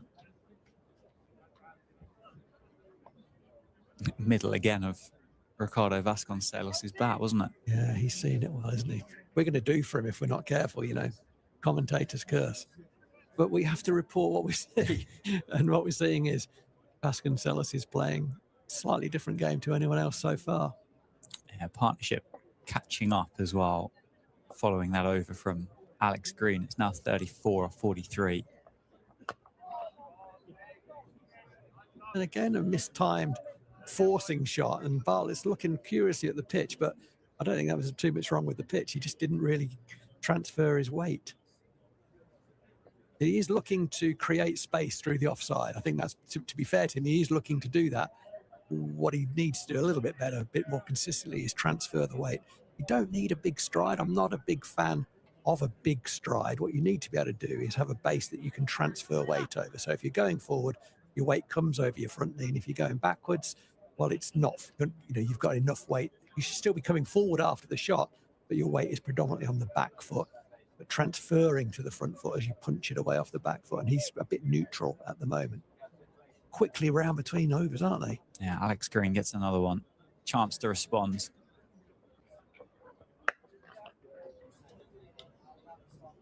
He finished his over well, didn't he? Yeah, he did. Despite the expense earlier on. I like this. I think, you know, a young bowler, he's had an expensive over there. You know, you might say a little bit unlucky that the wide ballooned. It wasn't necessarily always going to do that. So give him another one, get him back in, because his first over was very good. So the same field, 4 men on the single on the offside and 2 men on the boundary on the offside. Just the one man at short mid on the leg side. He's got his radar wrong there. What you can't do is bowl a leg side wide to a 6-3 field.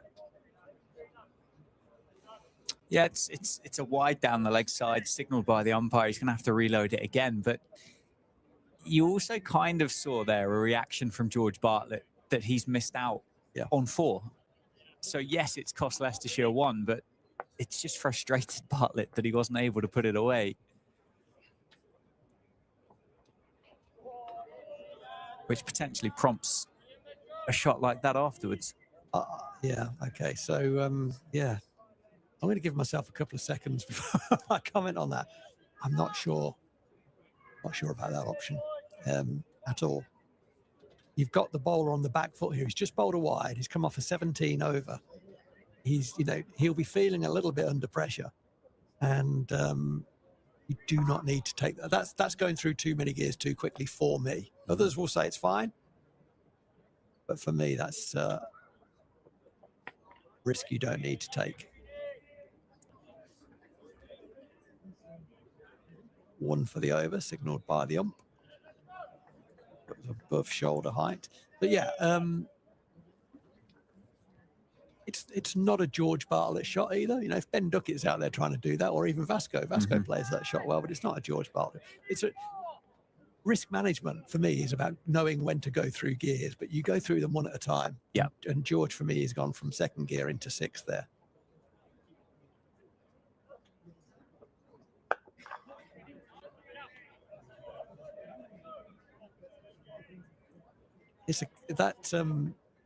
Yeah, I mentioned him earlier. Actually, Richie Barker, our initial analyst at the club, he would have called, had that been a little feather through to the keeper, Richie Barker would have just looked at his shoes and said, "Coach killer."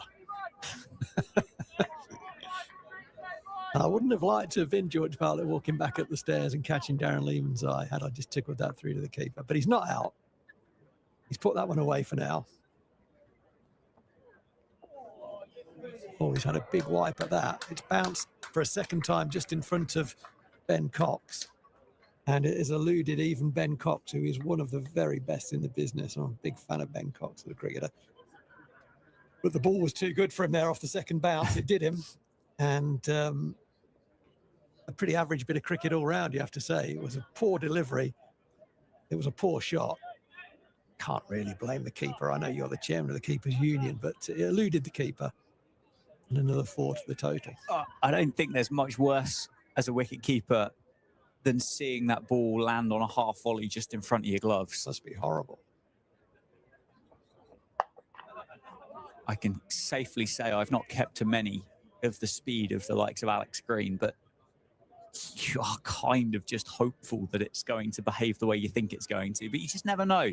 No, and particularly on a day like today where the outfield is as hard and baked as it is and the grass is tufty, who knows what it's going to do. But yeah, Ben Cox, I agree with you, one of the very, very best in the business, not able to tidy it up. And it was that one down the leg side. It was the wide down the leg side that cost Leicestershire a run, but actually brought Alex Green back into the game massively because Bartlett felt as though he'd missed out. Yeah, that was a reaction, as you said at the time, a reaction to the missed out hit ball. But you got to be better than that. Just manage your emotions a bit better than that. Scriven back on it. Vasco trying to make something happen, but Scriven just sticking to his guns, banging that length just over the stumps, coming from round the wicket, coming over off bail, and he's been pretty accurate on that throughout. 85 for 3, though. I said this partnership is building. And I'd like, from a Northamptonshire perspective, they keep playing, apart from the attempted ramp, keep playing in this way for the next few overs. Still so much time to go, isn't there? A lot of time to go. 32 overs. Sorry, 32 overs left in this innings. I'd gone back to the old, what was it, Clydesdale Bank. Oh, yeah, the Pro 40. Pro 40. That was a long time ago. We haven't seen Ben Mike yet. He's a cricketer who came up through the Leicestershire ranks and then had a brief spell at Yorkshire. Mm-hmm. He was sought after, that's for sure, when he was deciding to move from Leicestershire, I should say. A number of counties were after his signature, including one not too far away from where I'm sitting right now. But he went up to Yorkshire. I think he got a 3-year deal there, but I don't think he saw that deal out and came back to Leicestershire, back home. A very talented all-round cricketer. He struggled a bit with injury. Well, I enjoy watching him. Very positive. Driven on the up. Just controlled the delivery of the bat. It's taken the fielder on. That's a good run. Run the first. He's always going to run the first one fast now for the rest of his career, I think, Vasco. Wasn't in full control of that, but good enough. That takes him to 46. Yeah, he just got it wide, didn't he, of that fielder at backward point. Any fielder on the boundary rope that stops the ball going for 4, I can only assume has done very, very well. He's very quick.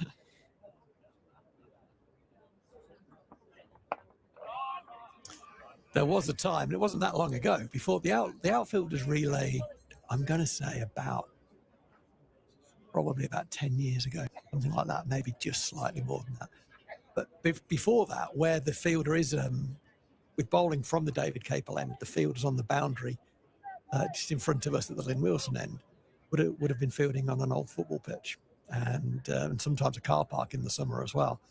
So bobbles were Vasco coming down the wicket there, mistimed that one. That was an example really of risk management. So that's a low risk option to walk down the wicket. You don't have to do anything different from there, but he's just trying to put the bowler off his length. He ended up mistiming it. Yeah, so fielding at this end of the ground was very different because it was full of bobbles. But the outfield was relayed, I say 10 or 11 years ago, and generally has been fantastic. Obviously, all outfields at the moment are parched. So the long barrier is a good thing to get out there, but also from a batting perspective, you've got to put every boundary fielder under pressure, however slowly the ball is going. Alex Green to continue. This will be his 4th over. Been a good contest with him and George Bartlett. They're both trying to work each other out a little bit. And Bartlett has rocked back and hit it for 6. Wow. Oh, directly over the fielder. I mean, it was in line with the fielder. It was a ramp. It was an uppercut, really, rather than a ramp, because he hit the ball rather than being a ramp where he ran it off the bat. And it's a good job that he did hit the ball because it just got over the third man fielder for 6. And Alex Green is thinking the game's not fair. And George Bartlett's thinking, that went a bit closer to the fielder than I intended. It was a deliberate shot. I thought initially that he'd just hit it straight to him, but he got over him. He just gave it that little flick of the bottom hand at the last minute, didn't he, to give him that bit of momentum. He did. 50 partnership up for the pair too. And that one has been cut for 6. So he's not wasting any energy. He's just getting the ball over the boundary. And the issue here for Alex Green is that we all know that he's going to bang the ball in. George Bartlett knows he's going to bang the ball in. It means that George Bartlett can stay on the leg side and free his arms up. He's done it twice very successfully. Yeah, he's batting outside leg stump. Yeah, I wonder whether a fielder back on the leg side might be an option to give the bowler the stumps back. What's the bowler going to do? 6-6. Start this over. Catch was the shout. Bartlett hit it hard and square of the wicket. That brings up the 100. 100 for 3 in the 20th over. Even I can do the sums. That it's around about 5 and over. So in fits and starts, Northants have scored. For a long time, they were really under it, struggling to find the boundary. But the shackles have been released a little bit by George Bartlett in particular. Banged in, Vasco pulls it out. Caught at long leg, and that's the soft dismissal, I have to say. As I just said, everyone knows that Alex Green's going to bang it in. Vasco knew that. He was sitting on the back foot waiting for it. Got most of it. I think he was looking at it squarer than it did. It probably got to him a little bit quicker, but he hit it very flat and hard. It carried all the way to the fielder, who caught it, fingers up, and the impetus of the ball knocked him backwards, but he was well inside the boundary. And Vasco goes off smashing himself in the pad, rehearsing the shot, punching his bat. He's very angry as well. He might be, because that is a soft dismissal from a guy who was playing very, very well. He gets a warm round of applause, but I can't help but think that there's a warm round of applause, also a bit of frustration. And Vasco throws his gloves just to tell us all how disappointed he is with that. Give him a bit of room when he gets into the change room, I think. Well, he and so many others are going to think that he's left 54 plus runs out there today. Yeah. He's looked a step above his teammates in this innings so far. And unlike George Bartlett with those 2 sixes earlier on in the innings, Vasconcelos hasn't tried to hit that for 6. He hasn't tried to get it down and hit it for 4. He's just hit it flat. Yeah. Short side of the ground, just a little bit more elevation on it, and it would have cleared that fielder quite comfortably down towards the coffee van and the Memsab tent at the end of the Spencer Lounge, but just offered a bit of catching practice down there at long leg, and it was a bit of a softie. I reckon he's tried to hit that between the two fielders. I don't think he's tried to go over that fielder. I think he's tried to hit it for 4, or maybe, if it goes well, for 6. He hasn't tried to get it down. I just think he might have been a bit rushed and the ball's gone a little bit finer than he wanted. Mm-hmm. But either way, it is a big error from a ball that shouldn't be getting him out at a time when it's never a good time to get out, is there? But that was a particularly bad time to get out. But it does bring in Van der Merwe. So we continue with the left hand, right hand. So, yeah, well played, Vasco, but that is not a match influencing contribution, 46. In 50 over cricket, you know, we need to start, it needs to start with a 7+ really to be a match influence in an instrument opener. But as you've talked about a couple of times, Dan, it does bring opportunity, and Van der Merwe into the side. I think is this his first game or second game? I believe it's the first game of this summer. Yeah, he's a highly promising youngster. I think he got 100 in this competition last year, and everyone thought when this competition comes around again that Stuart Van der Merwe would start and would probably kick on. But he's had a very quiet time in the second team, and he hasn't really earned the right to get into this side until now. Yeah, he's obviously the third Northamptonshire cricketer in history to score 100 on debut, I believe, Stuart Van der Merwe. But you're right, I was just looking back through. This is his first appearance for the first 11 in 2026. And when you look back through those scores for the second 11 all the way back to May, I mean, there's two scores of note, really. 43 not out in a T20 against Gloucestershire at Cheltenham back on the 26th of May. And then at Dunstable against Glamorgan, he scored 50. Other than that, you're looking at 11, 10, 12 and 5, didn't bat, 11, didn't bat, 2 not out, 8. We got a bit of spin into the attack for the first time. Ajaz Patel from the David Capel ends.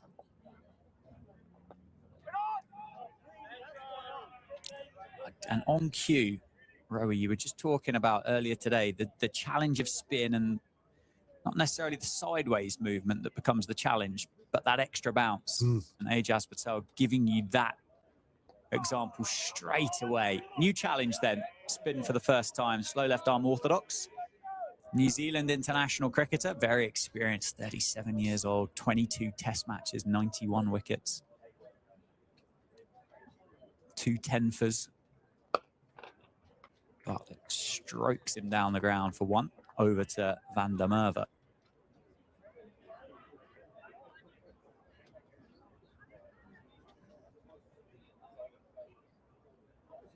Yeah, he's a good bowler, this fella, isn't he?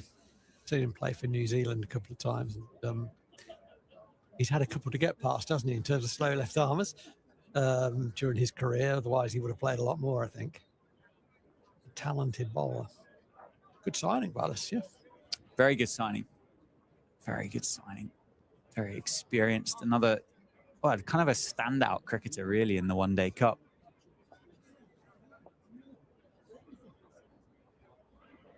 With that quality that he possesses. So you'll see Yuzvendra Chahal later on today, who I believe is still the leading wicket taker in IPL history. Is that right? I believe so. Wowza. That's not nothing, is it? It's definitely something. It's definitely something, isn't it? It's a remarkable stat. And it's what makes this competition at the minute, this One Day Cup, quite so fascinating as well. With the real kind of mismatch of cricketers, quicker and flatter. Great start to the mornings or the afternoons work for Ajaz Patel, just 1 run from it. But you got Yuzvendra Chahal sharing a dressing room with, respectfully, Stuart Van der Merwe. You got Ben Stokes up at Durham scoring hundreds in the One Day Cup. Yeah, if you just looked at the lineup, and the question in a few years' time might be, what competition was this? It would be difficult to know, wouldn't it? There's going to be a bowling change at both ends. So Alex Green, having got the wicket of Vasconcelos, has been rewarded with a rest, and we are going to see Ben Mike for the first time. Yeah, so Seam will continue. I mean, Alex Green, 4 overs, 1 maiden, 1 for 33. To be fair to Alex Green, I think he stuck to what he was asked to do really well. Yeah, he didn't go away from what he'd been set with. I think it was a case that the Steelbacks really did try to take the game to him. But yes, he's gone for 33. He's gone at 8.25 runs per over off 4 overs. And yes, the scoreboard and the partnership grew between Bartlett and Vasconcelos. But ultimately, he had the last laugh, didn't he? He broke the partnership at the end. Absolutely did. And the score is only 101 for 4. Nicely bowled, nicely played, nicely fielded. Good cricket all round. And now it is pretty much, and I mean respectfully, for a long time here on the shoulders of George Bartlett. It is. To go and put a score on here for the Steelbacks. Lewis McManus is carded next. Luke Proctor, number 8. Yuzvendra Chahal, Dom Leach, Tian Lu to round out the 11 for the Steelbacks. It's curious, George Bartlett, 31 off 39, but he's never looked in. Not in the way that Vasconcelos looked in. I think the other thing as well is he's gone from, as you said, 2nd gear to 6th gear in a couple of those overs. And now he's going to have to go back to 2nd gear again. Yeah. Got to start this partnership off, got to allow Van der Merwe to get in. Spend some time in the middle. And there's still 28 and a bit overs to go in this innings. It's a lot of cricket left to be played.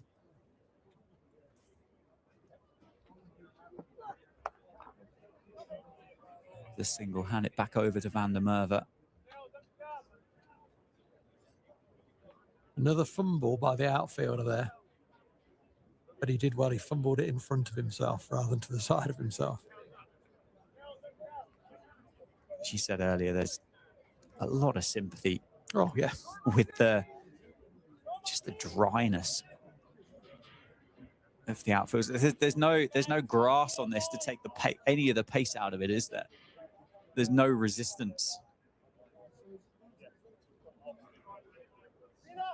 The council were mowing the racecourse yesterday. Why? Well, that was a waste of time and effort. I don't think you're meant to, are you? No, I wouldn't have thought so. No.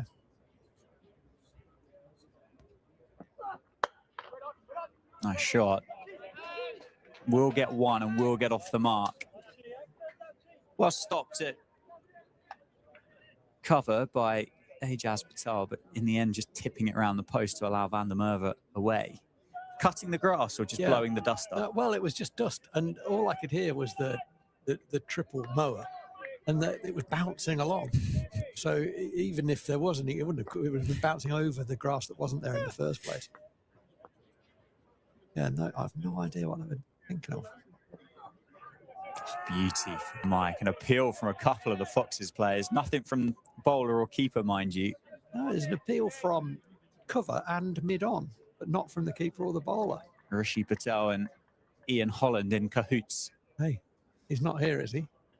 Clicky Ponting. Clicky Ponting. Jeez. Never in my life known amateur cricket to get as much airtime as what it has done over the last few days.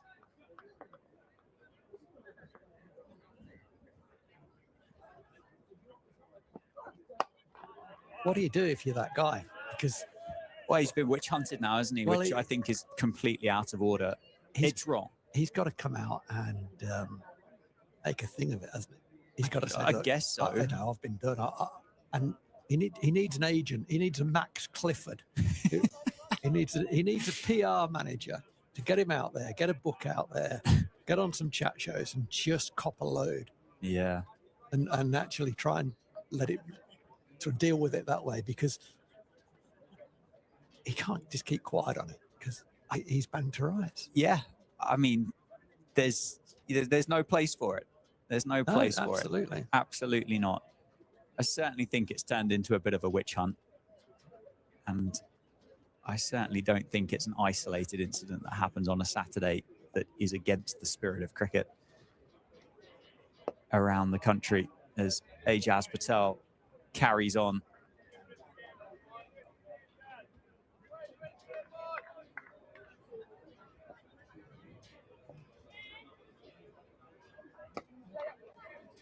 Actually played by Van der Merwe. I'm not here I'm not. You can't defend it. Okay, so I'm not trying to defend it.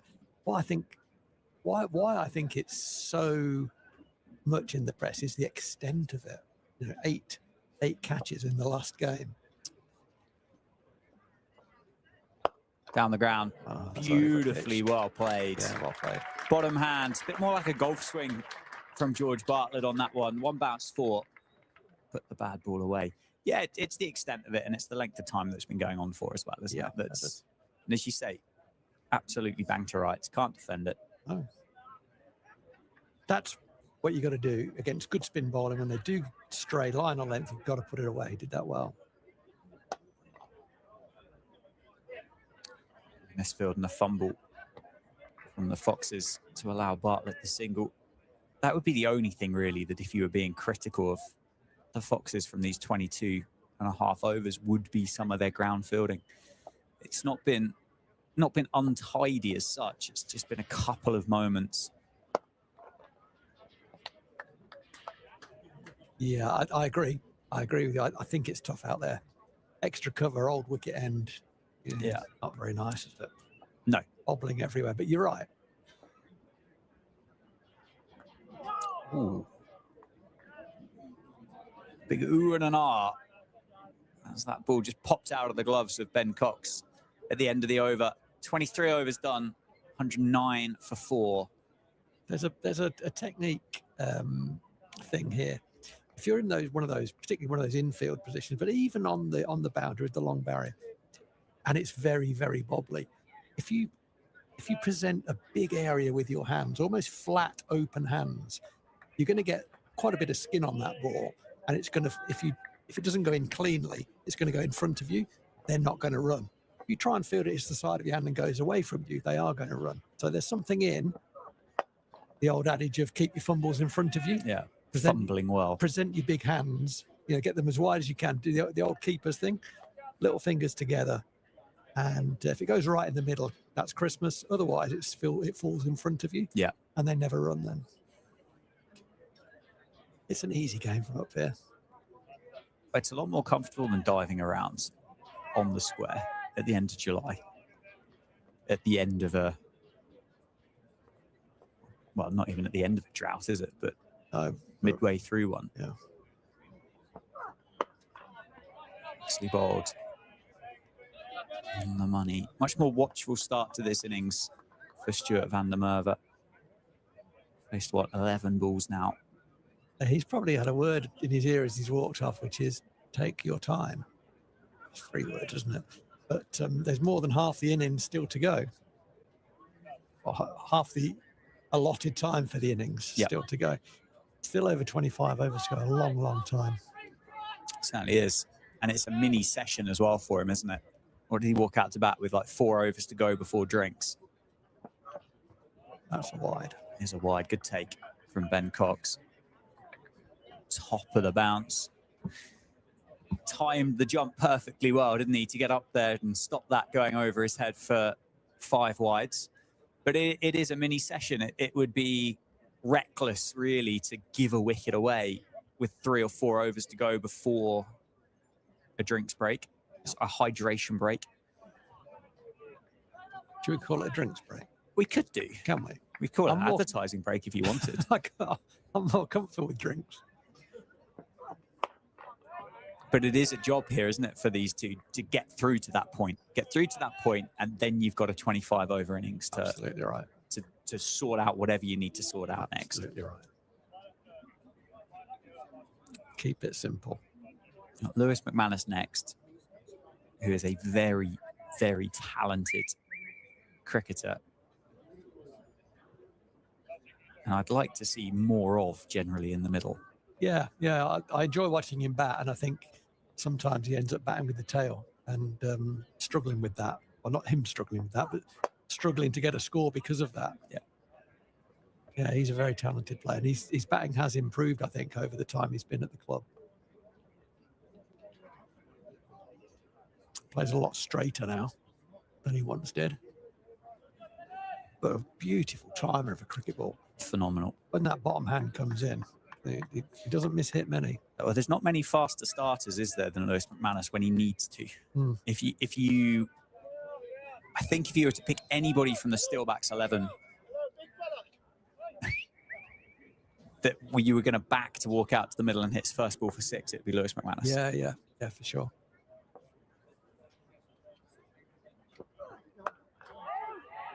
But that's not going to be the order of the day as it stands. He's a batter who, I mean, I haven't spoken to Lewis very much at all, actually, in particular about this. We bump into each other now and again, but he never looks out of form. He never looks scratchy. You know, that's not to say he always gets runs, because that's obviously not true, but he never looks out of form. Just looks very natural. I would imagine he's a talented all-round sportsman. Just looks good around a ball. Nicely bowled, nicely played. It's quicker than you think here, Ben Mike, isn't he? He is. He's slippery. Yeah. Just a really strong shoulder. Yeah. As Bartlett takes a couple of runs to end the 24th over. So 1 over to go before drinks. The score is 114 for 4. You know, I can't say I've followed his career closely. I know that Sir Northants had a lot of interest in him, as did lots of others, when he was looking to leave Leicestershire, which he did. As I say earlier, he went on to play for Yorkshire and got a good deal up there. Now back with Leicestershire, but I think he struggled with injury. But I think at his best, you know, he is a very, very talented all-round cricketer. 3-dimensional. He's a good fielder as well. Can chip in with runs, sort of number 8 thereabouts. So he's a handy cricketer. And I think when I first saw him, you know, he's not a big guy, but he was slippery quick then, and maybe the injuries have just reverse sweep. Ooh, I think that's gone through the fielder, isn't it? Alex Green was the man on the 45. There was interest there, wasn't there? Did it carry? That's going to be the big question. It was powerfully struck by Stuart van der Merwe. It was hit very hard. I think Ajaz Patel thinks that should have been caught, just from his body language. He's not kicking up a stink about it because he's a Kiwi and they're good blokes and they don't do it. But he just looks disappointed. Yeah, he does. As you say, the body language. It's either he thinks it should have been caught or he certainly thinks it should have been stopped. The big bowler on the 45. Nicely played by Stuart van der Merwe nonetheless. Powerfully struck. I do agree. I think if your best fielder's on the 45, which is unlikely, I think there's a question for a catch, isn't there? Yeah, look that way. Bit of a leading edge. Very quick single taken. Chance at the keeper's ends. Wild throw in, which was tidied up well by Cox. Allowed Bartlett to get through. Here's a question for you. If the non-striker run, have you ever seen the non-striker run out there at the keeper's end from mid-off or mid-on? Not that I can think too often. It's normally to the danger end, so to speak, isn't it? Exactly. But I think that might have been close. First sweep again, more of a paddle from Bartlett for 1. Just well, I think everybody identified that. Patel saw Bartlett move early, took all of the pace off of it, and Bartlett just adjusted, decelerated the hands, picked up the single. That's close. Fine sweep and a big appeal. It's going to run all the way down to the rope in front of us here, and it's going to be 4. Gathers pace. Van der Merwe misses it with the bat. It's going to be leg byes.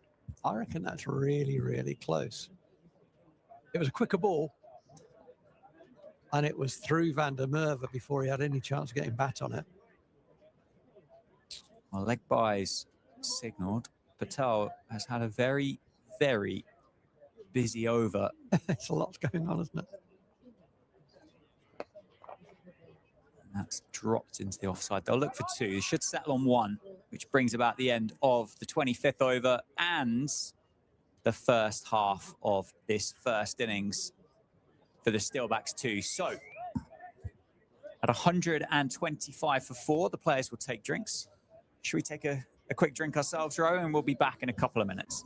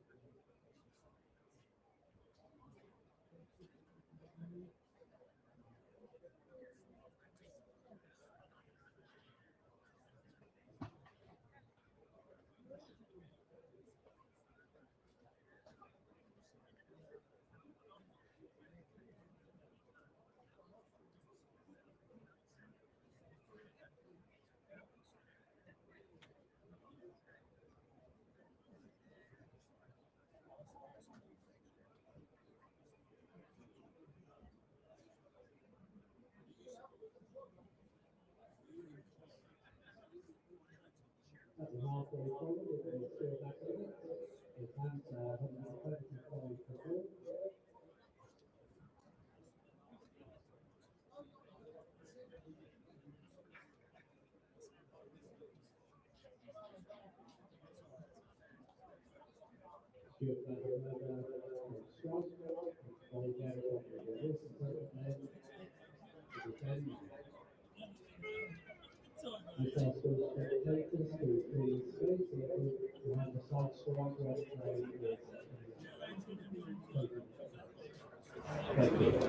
Welcome back to the Cinch County Grounds here on Steelbacks TV. We've had drinks, players ready to go again. 125 for 4 at the halfway stage.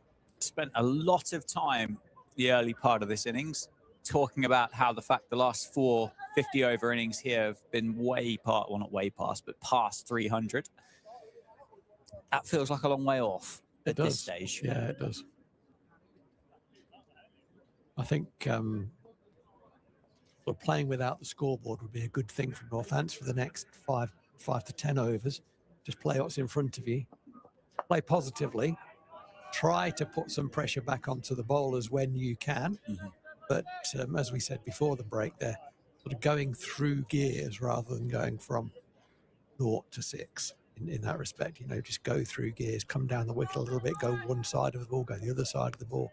Things that you can control. Trying to put a bit more pressure onto the bowler. Trying to get them to bowl something you can score off. Both these guys have reverse swept recently. You know, they can play those shots. That's a low risk option generally nowadays. Ben Mike continuing, and Van der Merwe with a huge drive. Second ball of this second half of the innings. You said take the scoreboard out of the equation. I think it's exactly the right thing. You're looking at doubling it and some from here. I mean, that potentially takes it to what, 280? Maybe. If I'm buying 280 off you. Yeah. I'm not rushing in, but I think, yes, I think that's a number that I would buy from here. I was Northants.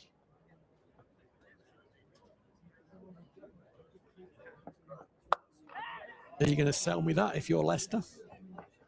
I don't think I would if I was Leicestershire. No, I don't think you should either. No. I think that's a very good 2 with the misfielded once again. I think Leicestershire and the Foxes would be looking at 250 tops, I would say. They'll be thinking, they'll be looking at this lineup here for the Steelbacks and thinking, well, if we can get a couple more wickets here, 1, maybe 2, we've got an end open. 100%. 100%. And then that does become an awful lot trickier. 127 for 4. And there's still things happening, isn't there? There's a bit there. There is a little bit there. They've just got to keep, from Leicestershire, keep it very simple, keep smashing that length that they've hit a lot so far in the first 25, 26 overs. Just quietly, how quick is Stuart van der Merwe? He's quick. Lightning fast. He is. That's one thing you can train. Don't necessarily have to be born with that ability, do you? I'm all ears because I'm someone who couldn't run very fast at all. Down the leg side from Mike and just helped on its way by van der Merwe. Gets another boundary. Before you know it, he's raced his way up to 16. Are you talking about running full stop or running between the wickets? I'd say running between the wickets. I'd say that's something that you wouldn't necessarily have to be naturally talented at. Yeah, you can definitely train that. Be better, can't you? Yeah.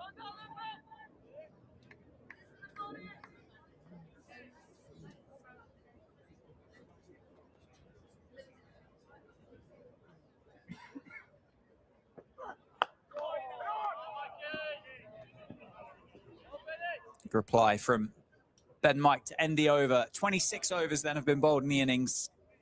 It's 127 for 4. George Bartlett on 41. Van der Merwe on 11.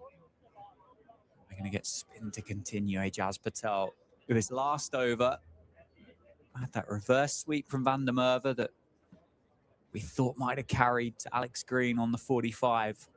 Had a big LBW appeal too.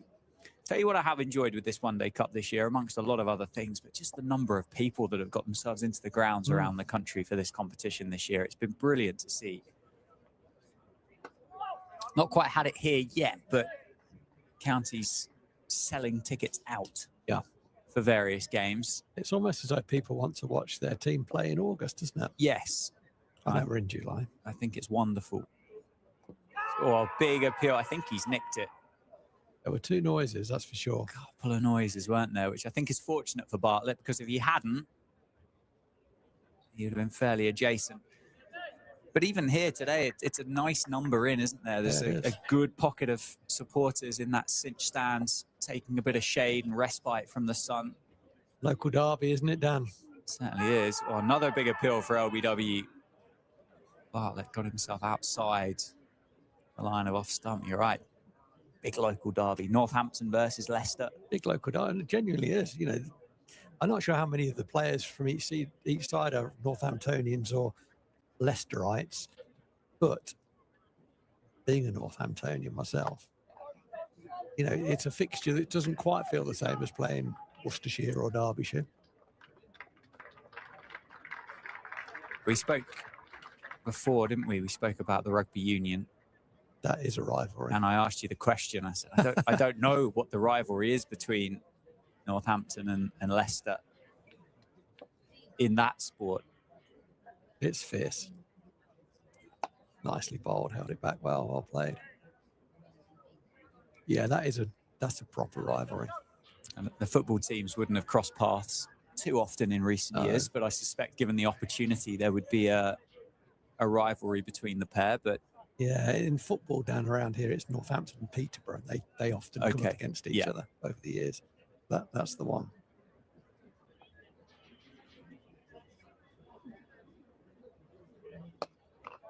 Nicely played. Half stopped at extra cover. It's taken some pace out of it, so it won't go to the rope. Another couple of runs for Van der Merwe. I think, yeah, it's the locality of the two teams, but also as well, it's the strength of this Leicestershire team. It's a team on paper that you would expect to be in the knockout stages of this competition. 100%. With the players that they've got available to themselves, plus the overseas of Nick Kelly and Ajaz Patel, and then that signing of Hamza Sheikh from Warwickshire at the start of this competition. A long-term deal as well, which starts, wasn't it, for 2027. I think it's just a brilliant bit of business for everybody other than Warwickshire, to be quite honest with you. Yeah, well, I think that's well put. And actually, underline that, he got 100 in his first or second game? Second game, yeah. I think it was, for his new county.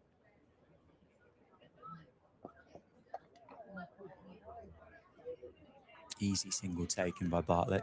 Spent a lot of time outside leg stump, hasn't he, George Bartlett? He's one of the, you know, he's one of those as a bowler. It's very, very frustrating because you don't like that. You know, generally as a bowler, someone who backs away and plays you through the offside, you think, well, that's not there. That's kind of cheating in a way. And then you try and follow them, and he whips you through square leg for 4 or something. And well, where is he? I can't find him. You just have to sort of almost imagine the stumps are in a different place. Bowl a stump straight, but keep your length. You've got to keep your length. Oh, that's beautifully bowled. Ben Mike's bowled a couple of absolute beauties to Van der Merwe, and Van der Merwe's been good enough to miss them. He's bowled very, very nicely, particularly at the left. He hasn't bowled many balls at him, but he's challenged him. But I've enjoyed Van der Merwe. He's been very, very busy. He's looked to make something happen within a low risk sort of strategy. He's certainly run well between the wickets, but he's looking to put pressure back on the bowler when he can. He just looks busy. There's good intent from him. Again, nicely What played. a shot that is. Nicely gapped. I think that might even be 4. It's the long pocket of the ground here. There is a Foxes player after it, but it's going to finish second in that foot race. That's the best shot of the day for me. Just punched off the knee roll through mid-wicket for 4. There wasn't much wrong with that ball. You know, from Ben Mike, when Ben Mike released that ball, he'd have thought, just back of a length, really. But the line's decent. That'll be a dot. Been whipped away for 4. That was an incredible shot. Wowzer. That was a class above a lot of what we've seen so far. Because he moves into the 20s with it. Driven once more. Say only the 3rd Northamptonshire cricketer to go and score 100 on debut in the history of the club. I don't expect you to know this. What, who the other 2 were? No, I haven't got a clue. No. I think Alistair Story, who's an old mate of mine, was one of them. Went on to play for Scotland a lot. Opening batter. I think he certainly got 100 in his first home championship game. I don't know whether that was his first team debut. Where's that gone? That's gone for 4. Played that very comfortably off his hip. Back over the wicket. Ben Mike had been round the wicket previously, got whipped through mid-on. His response to that was to come over the wicket.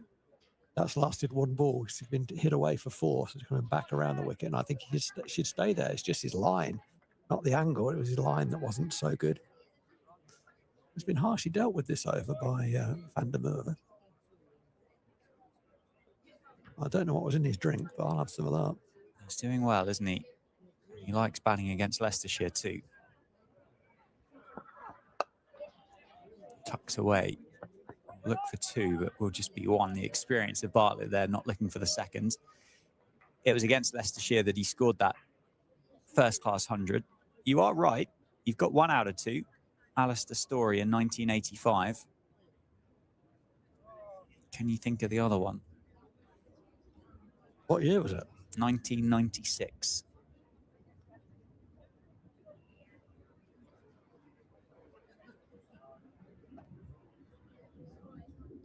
I should know this. I thought the year might have been in your vintage. Definitely no. Quite highly regarded in these parts. As Ajaz Patel continues his spell from the David Capelin, and Van der Merwe gets the reverse sweep out. That's gone very fine. And it's going to be another boundary for the Northants middle order batter. Ticks his way up to 30. And Ajaz Patel brings out the double teapots. It's not jumble, is it? It is. Yeah, I thought it might be. Yeah.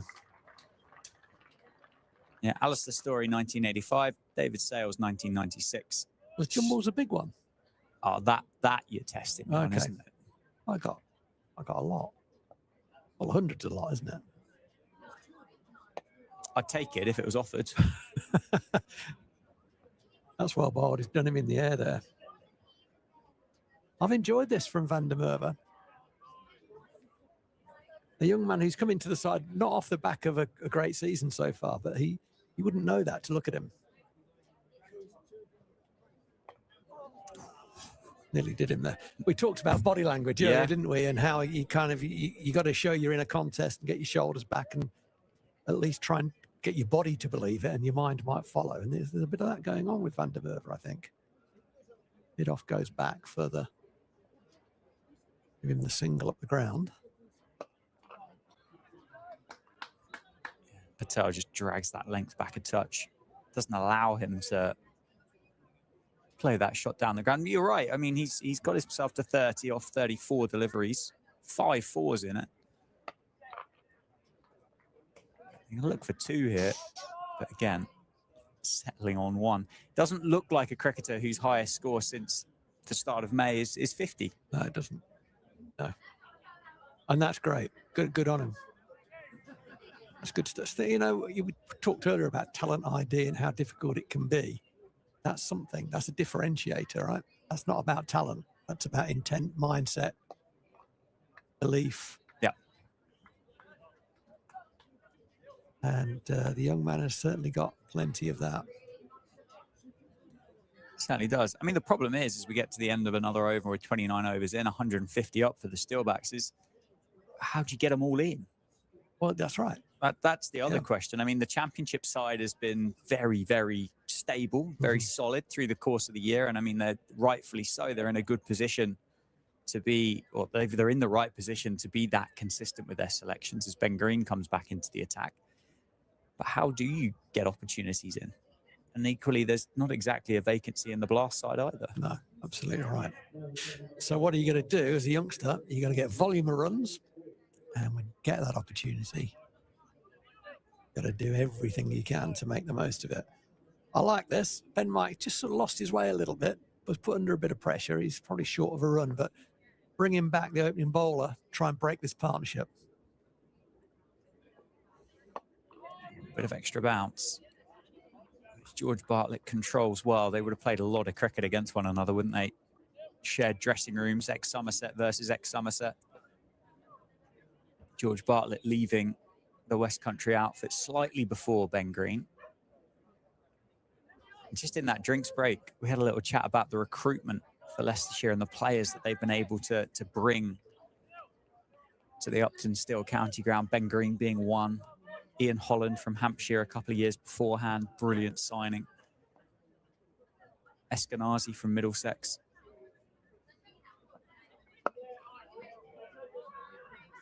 As you say, to bring Ben Mike back from Yorkshire. Ben Cox as well. Ben Cox from Worcestershire. All just good business. Yeah, very good. Very good cricketers. I know they're losing Rishi Patel at the end of the summer, aren't they? He's off to Hampshire with a few others.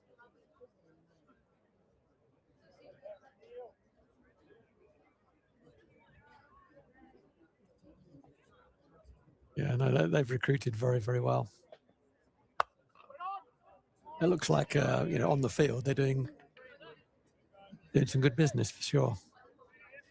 But I mean, you know, off the field, as Northants know and many others know, it's a tough environment. But certainly their recruitment has been very good, I think, in the last year or so. Yeah, couple of years or so. Got themselves or built a good project. Slower ball, big slower ball from Ben Green. Didn't get the line quite right. Van der Merwe just looks as though he's growing into this, doesn't he? He does. He wanted 2 there, didn't he? I think there might have been 2 there, but actually you both got to agree. You both got to get in for it to be a run. But I think he wanted to push George Bartlett along a little bit there. That was a curious slow ball from Ben Green because he slowed his arm down significantly, didn't it? It was a weird one. Yeah, it was pickable, wasn't it? It was. Even from the view of the commentary box.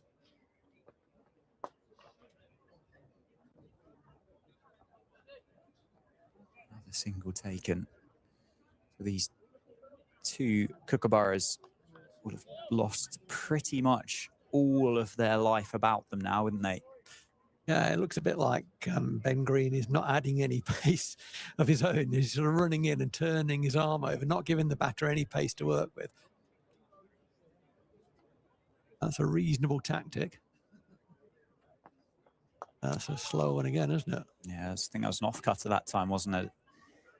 Just running the fingers down the side of it, giving it a real opportunity to bite into the surface. 30 overs have been bowled in the innings then. The Steelbacks, 156 for 4 with Van der Merwe on 33 and George Bartlett on 48. 56-run partnership between the pair of them. Nathan McSweeney won the toss and chose to have a bat first this morning. I don't think 4 wickets down for 150 was on the wish list. 3 of them to Ian Holland, weren't they? 3 very good dismissals, 2 clean bowled and a snicking off the big threat of Nathan McSweeney. There's been a couple of efforts at rebuilding. This is the latest and probably the best so far between Van der Merwe and Bartlett. They need to keep going. Nicely played, nice footwork from Van der Merwe, just opening up the offside. The natural place to hit that ball was probably mid-off, extra cover. He wouldn't have got a run there, so worked his hands inside the ball to get it into point for a single. Good cricket.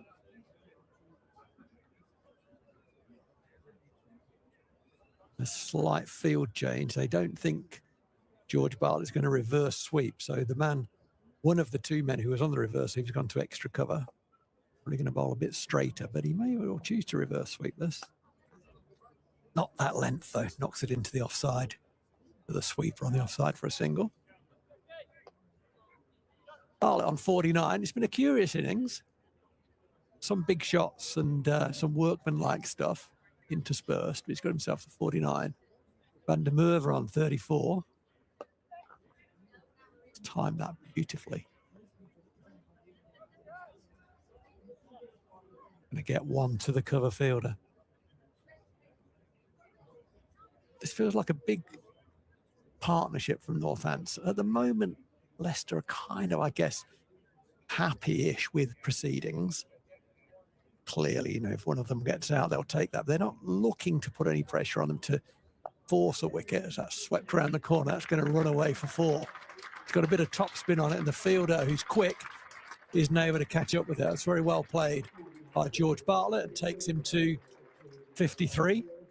He acknowledges a lovely round of applause from a decent crowd in today at the Cinch County Ground.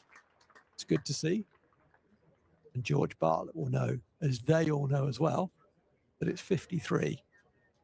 But there's a lot more work for him to do to post a number that Northants will be happy with. But a strong start so far from him. He does reverse sweep, as I thought he might, but the field is well placed. The 1 man on the reverse sweep, he gets a single. It's a bit flatter that from Patel. Nicely played. Varied his pace well, Patel. So far, these 2 have played him pretty well.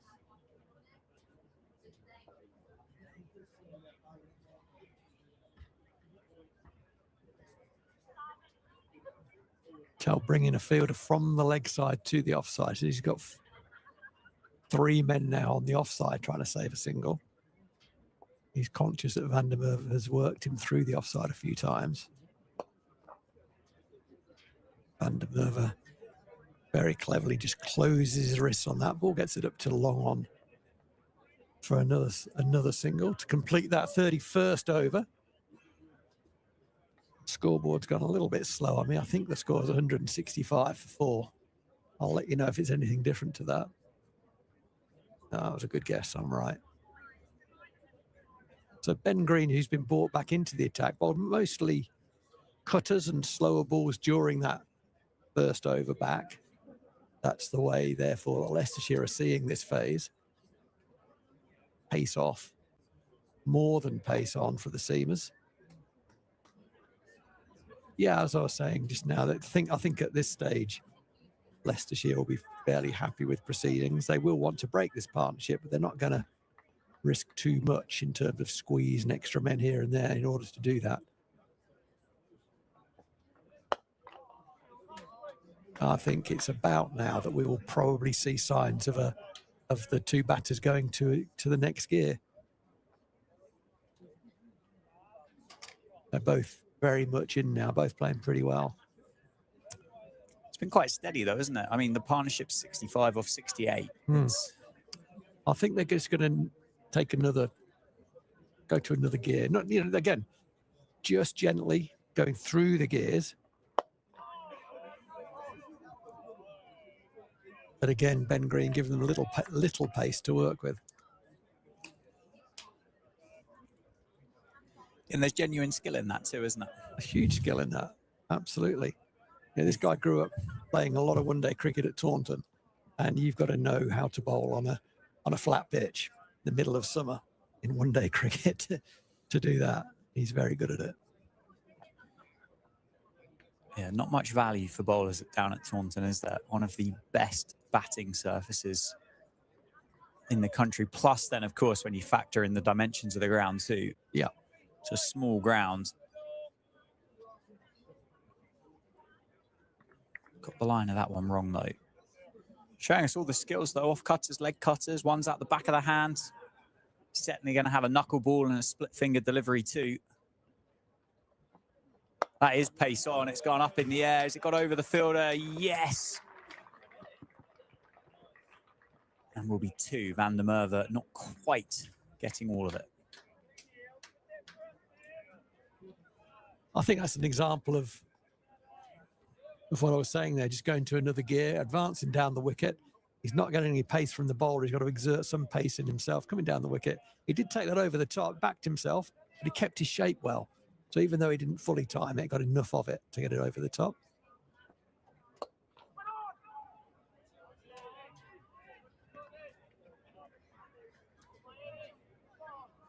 I've enjoyed this cricket from Van der Merwe. He's only on 38, but I like the way he's gone about his work so far. Yeah, it's been good. I didn't really know quite what to expect when he walked out to the middle. Steelbacks certainly under pressure at that point, weren't they? And as we said, it hasn't exactly knocked the door down with regards to volume of runs in the second 11 this summer. But after an understandably, as you'd get from anybody, a nervy kind of opening 5 minutes or so, he's really settled into this nicely. And just feels from a partnership perspective as though he's not the junior batter. Yeah. He's not the, oh, but can you just take a bit of pressure off? What do I need to do now? What's the plan here? Yeah. He's here to play, isn't he? He's backed himself. It's good to see. It's nicely punched through the offside. He's only going to pick up a single. As we've said numerous times, he scampers between the wickets, but there was only one there. He'll keep the strike. He moves on to 39. 269 for 4. George Bartlett bringing up his 4th 50 in a row in the Metro Bank One Day Cup. As confident or as good of a spell of cricket I'm sure he'll have been in. He got unlucky, didn't he, earlier on in the week when he got run out backing up at the non-strikers ends. I think that was Benji Flores just diverting a straight drive of McSweeney back towards the stumps, of which Bartlett was miles away from being able to get back in.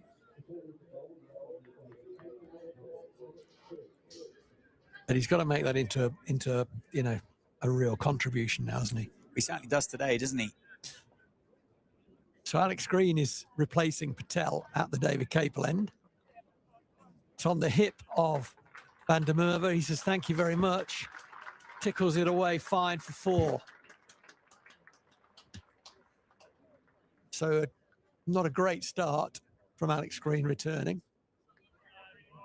And the extra pace very welcome to Van der Merwe.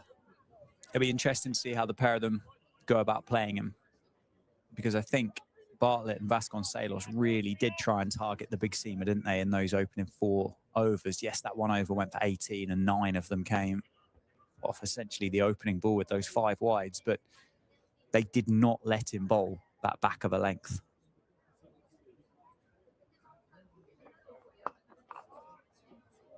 Yeah, it's a simple task to describe, but your margin online is tiny. That's why Liam Plunkett was so good. Yeah, he was over middle stump. And you also have to have the ability to keep the stumps in play as well. And Alex Green is at a different point to where Liam Plunkett was when Liam Plunkett was playing for England. But there's encouraging signs here. He looks a good promising young bowler.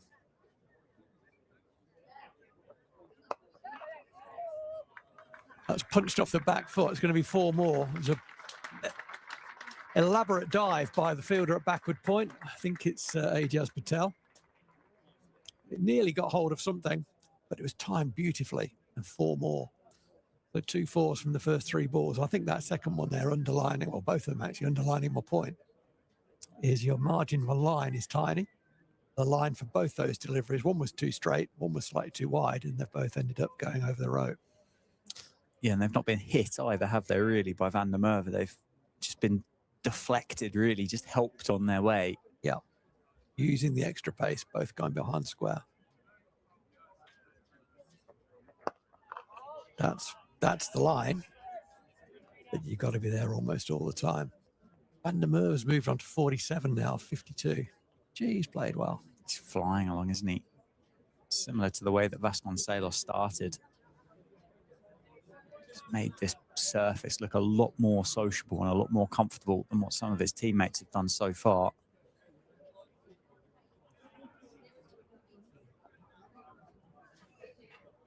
Wonder if they're thinking about giving Ian Holland 1 or 2. Well, where's that gone? It's gone straight up. Ben Cox is under it. It's in the sun, and he's caught it. That's well caught. Always liked he was going to catch that. It was banged in again by Alex Green. It's sort of a hit ball, and Van der Merwe almost trying to tickle it, help it around on the leg side. He was through the shot a little bit early, got a leading edge, went very high, straight into the sun. Ben Cox good enough to take the wicket. So that's the second wicket for Alex Green. He's gone for 41 in his 4.5 overs, but he's picked up the 2 important wickets so far, 2 of the important wickets in Vasconcelos and lately just now Van der Merwe for 47. So he gets a warm round of applause. He'll feel disappointed to be leaving the arena, but a nice contribution from him. Yeah, definitely. And both of those batters, those key batters that he's picked up just shy of a milestone as well, which is going to be huge in terms of momentum in a game. Their wickets are all the same, aren't they? But when you've got 2 batters that are in and going well and you get them just before milestones, it's going to just have a bit of a bigger impact. And plus, whilst those other guys of this bowling lineup for the Foxes are bowling quite so well and quite so dry, kind of doesn't matter that Alex Green is going 8.5 runs and over if he's going to come away with 2, 3, maybe 4 wickets. Absolutely. Because the guys at the other ends are making it difficult for the Steelbacks to go and score some runs. Yeah. And absolutely right. Both wickets were pilot error. You know, Vasconcelos caught on the long leg boundary from a short ball that he was looking to hit a bit square, I think. And certainly for me, Van der Merwe wasn't looking to get that ball aerial. It just got a leading edge with an angled bat and up it went. So both mistakes by the batter, but the extra bounce and extra pace of Alex Green certainly contributing towards that. Now, we said earlier that Lewis McManus is a man. We put a target on his back here. Sorry, Lewis, but I think I said he never looks like he's out of form, and certainly has made some lovely little contributions. But he's got more than a contribution to make. He's got almost 17, 18 overs to bat here. That's nipped back and done him for a little bit of pace. So Good finish to the over, which wasn't the great over overall, but it did have the big factor. It did get rid of the dangerous-looking Van der Merwe for 47. So mixed feelings, I'm sure, for Alex Green as he walks back to his fielding position down at long leg, but he should be pretty happy with himself. He's picked up 2 big scalps there. Yeah, completely agree. Broken that partnership too, which was worth 77. And Van der Merwe fell. It was building nicely. They were running well together, complemented each other well, it felt, in that partnership. And it will naturally just slow the Steelbacks down once again, won't it? They won't be able to go at a run of ball like they were in that partnership. Lewis McManus is going to have to get himself in. George Bartlett's going to be aware of the fact that actually if Steelbacks are going to get to a good score, it's going to be on him, a lot of it now.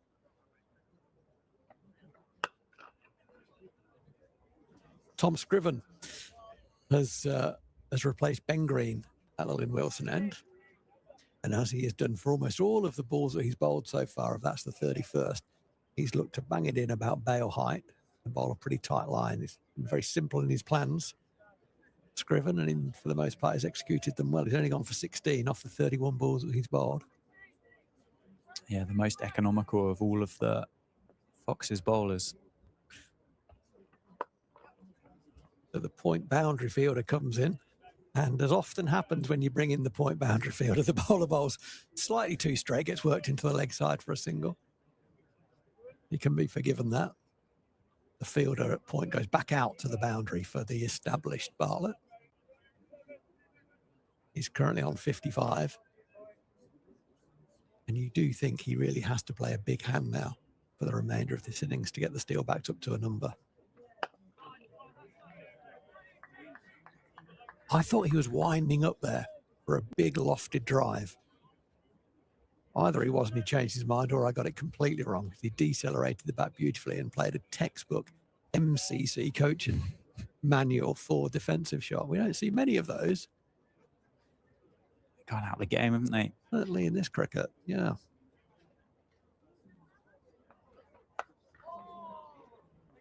An elaborate sort of slashy square bat attempt comes off an inside edge. And he's not the only guy, George Bartlett, to sort of struggle to time the ball. There's been a few mistimed attempted big shots. He's not really been in nick, has he? He's worked hard for his 56 so far. Yeah, it's been probably the innings of the 4 that have been the most turgid. But as I say, he's got 4 50s in a row. Yeah. He's obviously seeing it well, but as you say, he's certainly having to work hard here today. Something I would say that might be something to talk to George Bartlett about is that good enough is good enough. Yeah. You know, you don't have to be great. On a given day, you're not always going to be at your best. So I think it's about how good your B game is and about your belief and your batsmanship and your other ingredients that go up to making you a professional cricketer. Nicely struck by McManus, the man who's always in form.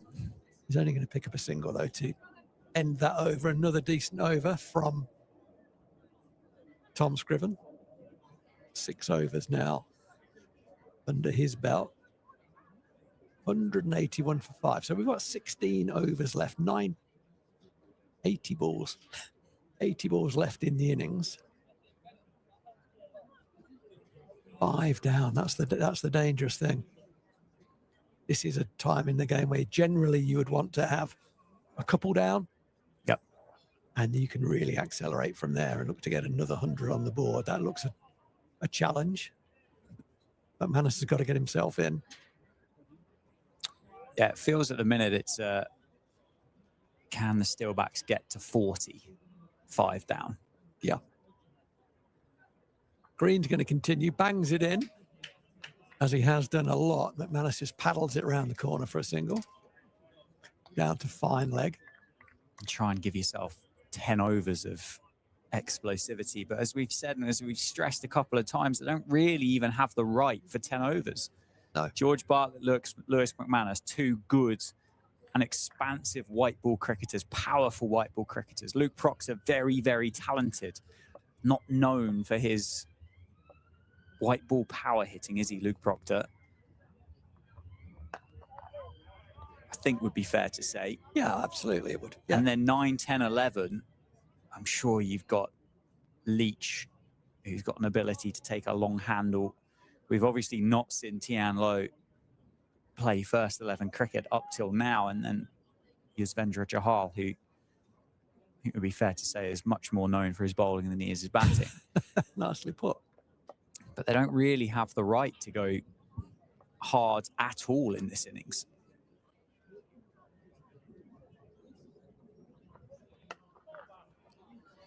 It was pitched up unusually for Alex Green.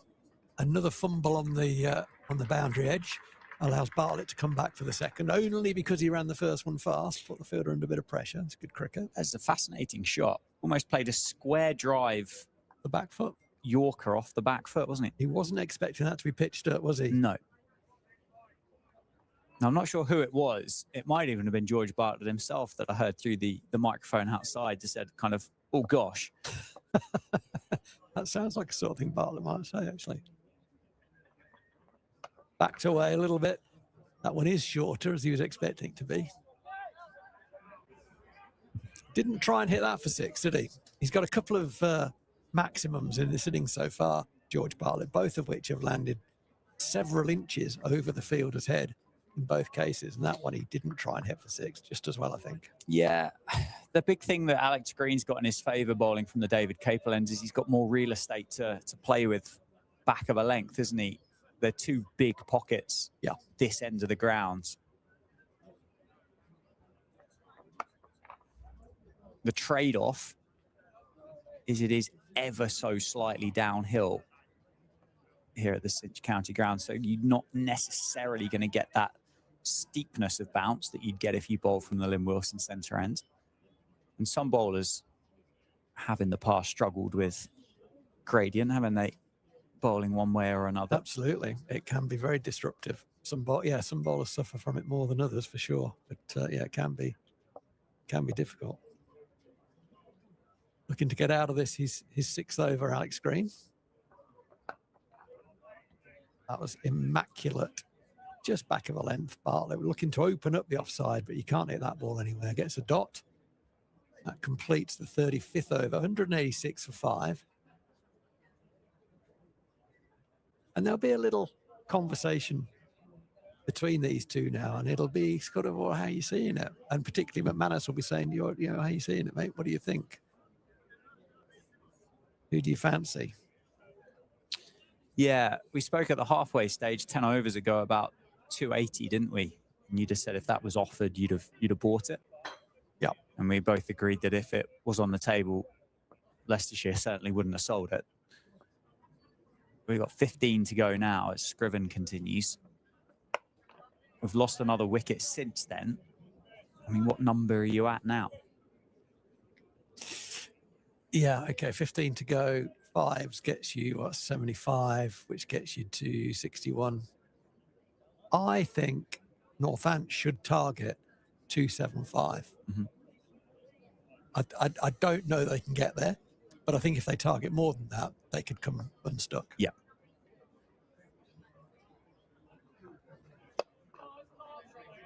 It's not been easy, has it? And McManus will come down and do a bit of gardening there. That one just sort of popped a little bit on him. It's not been easy. When batters have tried to open up and put their hands through things, it hasn't been easy to time the ball. I think particularly anything other than straight bat shots, diagonal or square bat shots have been tricky to time.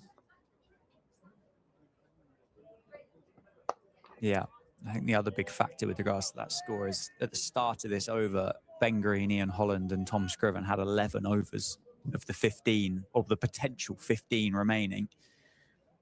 I think I'd be quite surprised if the three of them didn't bowl their full set. Oh, absolutely, absolutely. And what Eskenazi and the bowlers are doing is saying, we're going to sit here. We're going to sit back of a length. Do you fancy trying to take us off that? Yeah, and the Steelbacks, they haven't got the right to do that at the minute. Correct. Mid on and mid off are both up for the seamers. And again, Eskenazi is saying, if you want to come down the wicket and slap us back over, you can try to do that. I don't think you really want to be doing that. And what that is doing, particularly when they've got their lines and lengths right, as Scriven has done as well as anyone, it's been very difficult to find singles, get off strike and rotate and do damage that way.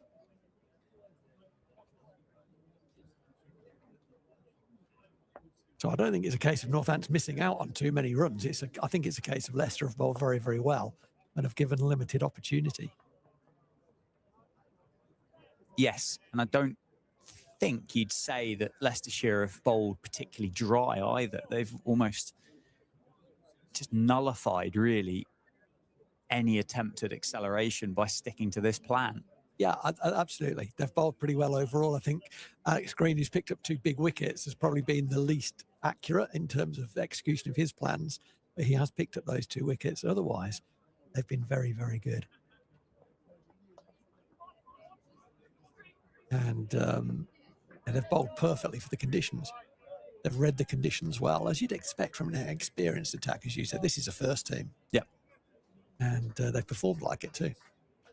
Yeah, and a first team full of experienced cricketers. There aren't many in the 11, with potentially the exception of Hamza Sheikh that are, and Alex Green himself, that are actually kind of cutting their teeth at first team cricket. They're cricketers that have been around.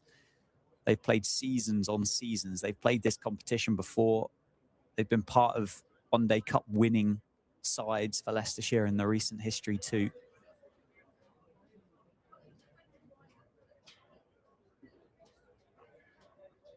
Yeah, and I like this as well. They're sticking with Alex Green. He's gone at 7.5 and over, but he has picked up those 2 wickets. He's offering something different, and he's on at the right end as well, I think, now. He's banged that in. George Bartlett was ready for that, and he has dismissed that. That's gone for 6. Over long on, wide long on. That's a heck of a shot.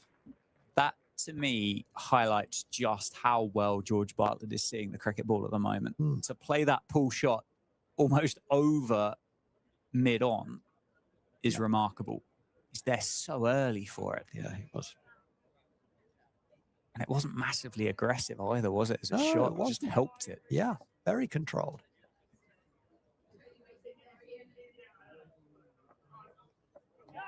He's got him.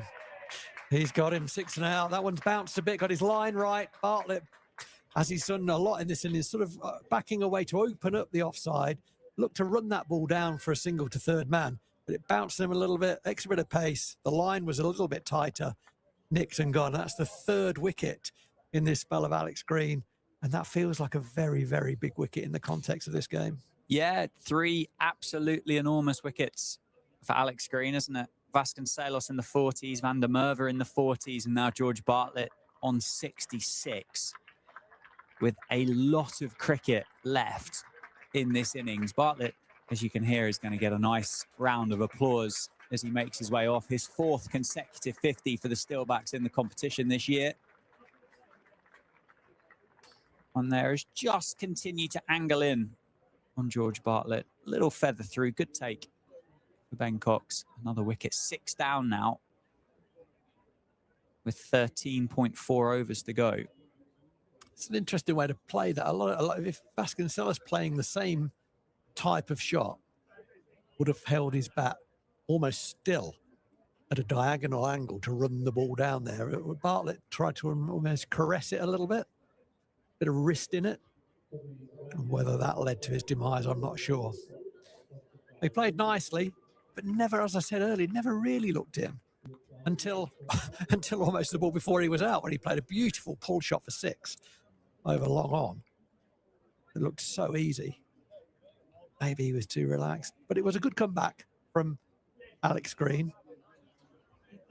It's been a very, very interesting spell to analyse, hasn't it? Because he has been the least accurate bowler, but he has had the credentials, the ingredients to get 3 big scalps. Yeah, 3 for Holland and 3 for Green in the innings so far. That bit of extra pace, isn't it? Pace does funny things. Been expensive. It's certainly cost or been the reason why some of the boundaries have been scored. But then at times it's also rushed the batters, isn't it? And it's caused those false shots. Luke Proctor then in at number 8 for the Steelbacks.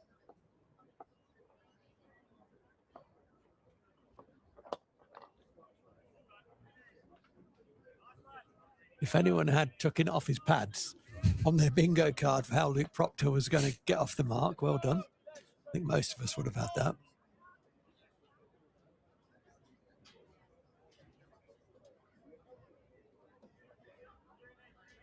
Kind of the last of the recognised batters, isn't he? It very much is. Didn't bat here against the Bears.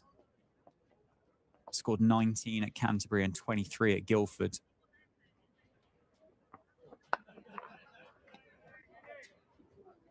But without putting too much pressure on him, it's kind of 50 plus here for Lewis McManus, isn't it? It has to be. For the Steelbacks to put together even what's going to be now a semi-respectable score. Yeah. It's curious that, you know, times have changed, haven't they? But 6 down, and Leicestershire will have felt they've been on top throughout, which they should do because they have been. Still, the run rate's 5.3. So there is still enough of a platform if someone gets in. But McManus struck on the body, trying to help that down the leg side. But whether Northampton can do that from this 6 down position it's a big ask to accelerate between now and the end of the 50 overs to get what a competitive number to me looks like 275. Really, that's and that's on the short side of a competitive number too, isn't it? It is.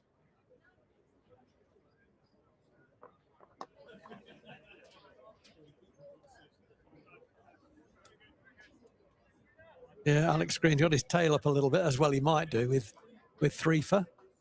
He gets a little clap from the travelling Foxes fans.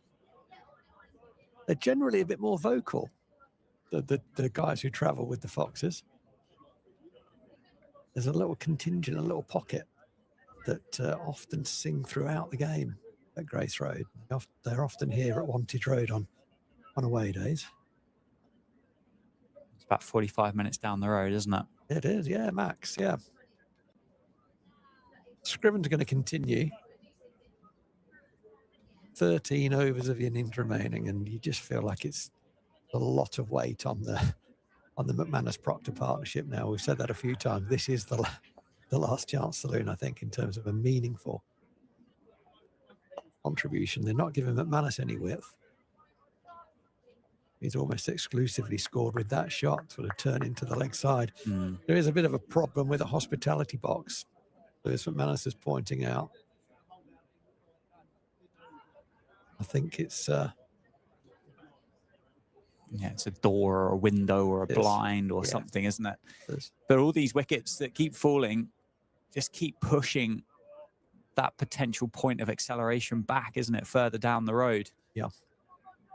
They've got this partnership left, and then there is an end open for the Foxes to attack.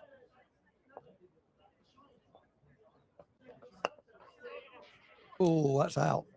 And it is out. That was a poor run from the get-go from Proctor. Pushed it to the right-hand side of the fielder, who always looked like he was going to intercept that.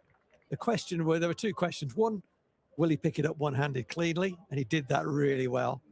The second question was, does he hit the stumps? And he did that very well as well. You heard the stump come out of the ground, and Proctor wasn't in the frame in the photo finish.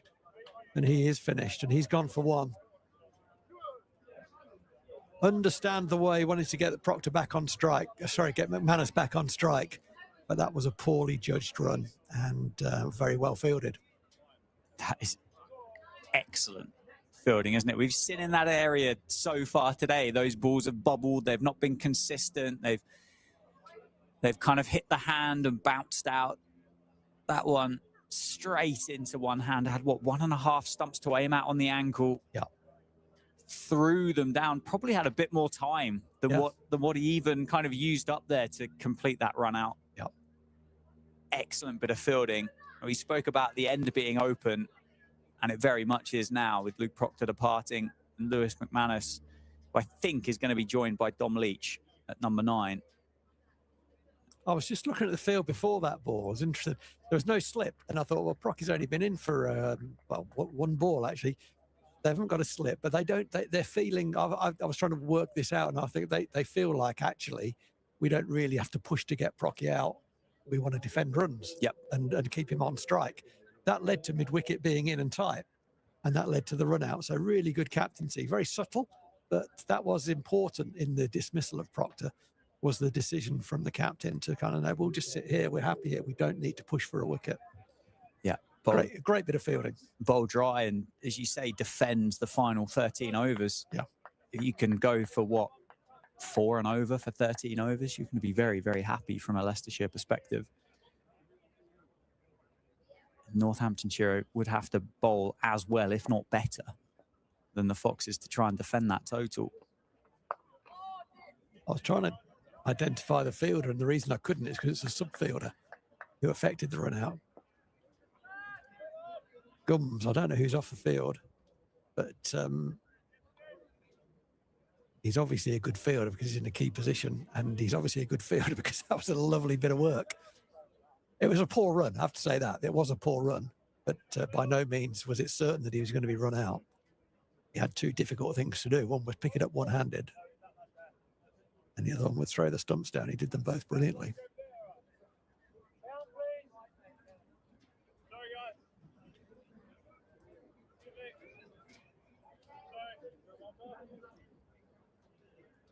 Continue to have problems with the hospitality box. The issue is there is a balcony there. I think it's a very full hospitality box, and they're spilling out onto the balcony. All settled down now. So Dom Leach has come to the crease.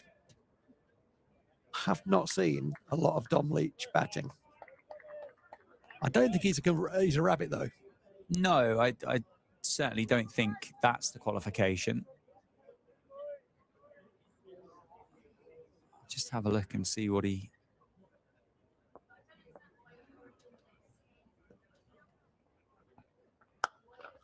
Well, that's very nicely struck. He's got through the specialist fielder and extra cover. They're going to pick up 2, maybe 3.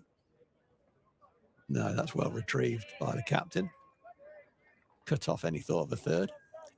Yeah, I mean, the score of note that stands out for Dom Leach was back in June, in that second 11 championship when he scored 84 against the Sussex Twos at Horsham.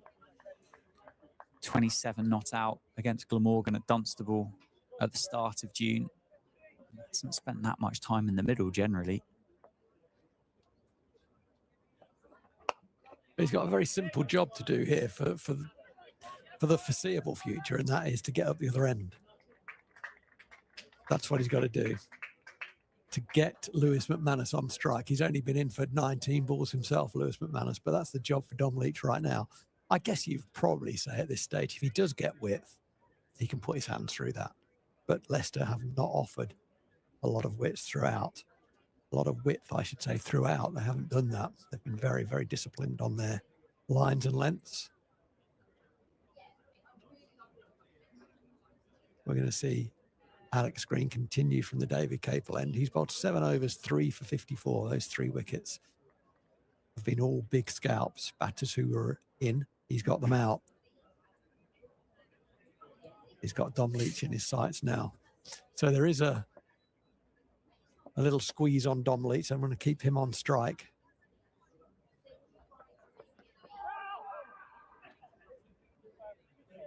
Yeah, I think you'd forgive Eskenazi if he'd gone back to Green or Holland to replace Alex Green, but that bit of extra pace against the Northants number 9 makes a lot of sense, doesn't it? And he doesn't need to, does he? I think no. It is tempting, and I think it's not. I think it's great. You know, it's a personal choice, and his choice is, I don't think I need to do that, because if these two do get a few, I've got my main guys in reserve and can still come off with a number we're happy with.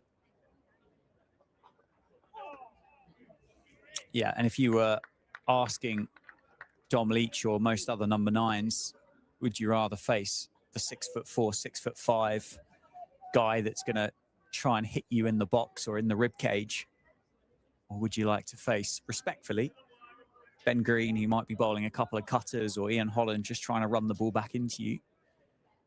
You'd take either of those latter options, I think, in a heartbeat. Absolutely. And also, you wouldn't want to see this field change because the leg slip has gone in and the man has come off the cover boundary. So this is going to be short and straight. Didn't get it short enough.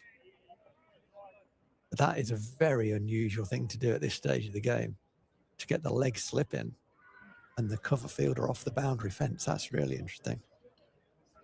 I like that. It's funky from Eskenazi. He's seen something. There's leaders out there as well, isn't there? It's not just Eskenazi. You've got Ben Green, who's been captain of Somerset in the One Day Cup in the past. I think, is Ben Green captain of the championship side for, I think for he Leicestershire? is, yeah. I think he is. It also gives the bowler real clarity as well, which is not an unhelpful thing. And he's gone for 4 through the covers. Well, okay. I mean, that's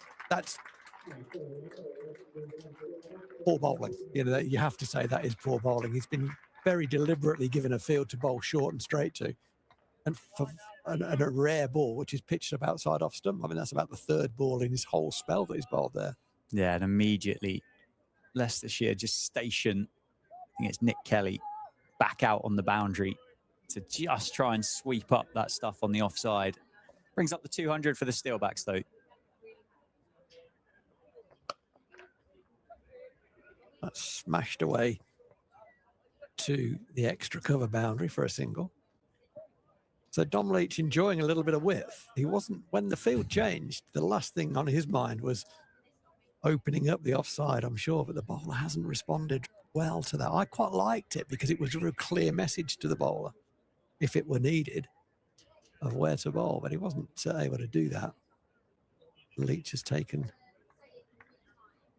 advantage of that. What's Alex Green got? This last ball now of his 8th over. That's nicely bowled, nicely played.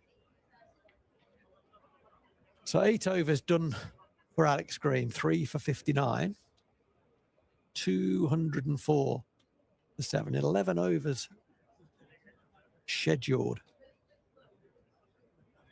in the remainder of the innings. 17 extras. That's crept up on me, actually. That surprised me, actually. Yeah. 5 wides, you can caveat to straight away. I guess 4 leg buys, you don't really count, in my opinion. They seem a bit harsh, really, to be put in there as kind of fielding. Don't give them against the bowler, though. No, I know, but that's what's confusing. It's kind of, should give them to the batter. Sure, why not? Well, why not? You got to pay for your pads, haven't you? I mean, it is you, isn't it? In fact, it's more you than hitting it with a cricket bat. Yes. They should go to you. It hit you. I'll take anything I can get at the minute, Rowie. I'll have to be honest. 4 buys, obviously, were the one that Ben Cox got on the double bounce. It hits you on the glove, right? Yeah. You get a run. Well, you're out as well, aren't you? You can be out. But so it hits you on the leg. Why don't you get a run for that? Yeah. Rule change required. I'll speak to the MCC. Dom Leach has done his job there. He's got up the other end. Brought Lewis McManus on to strike.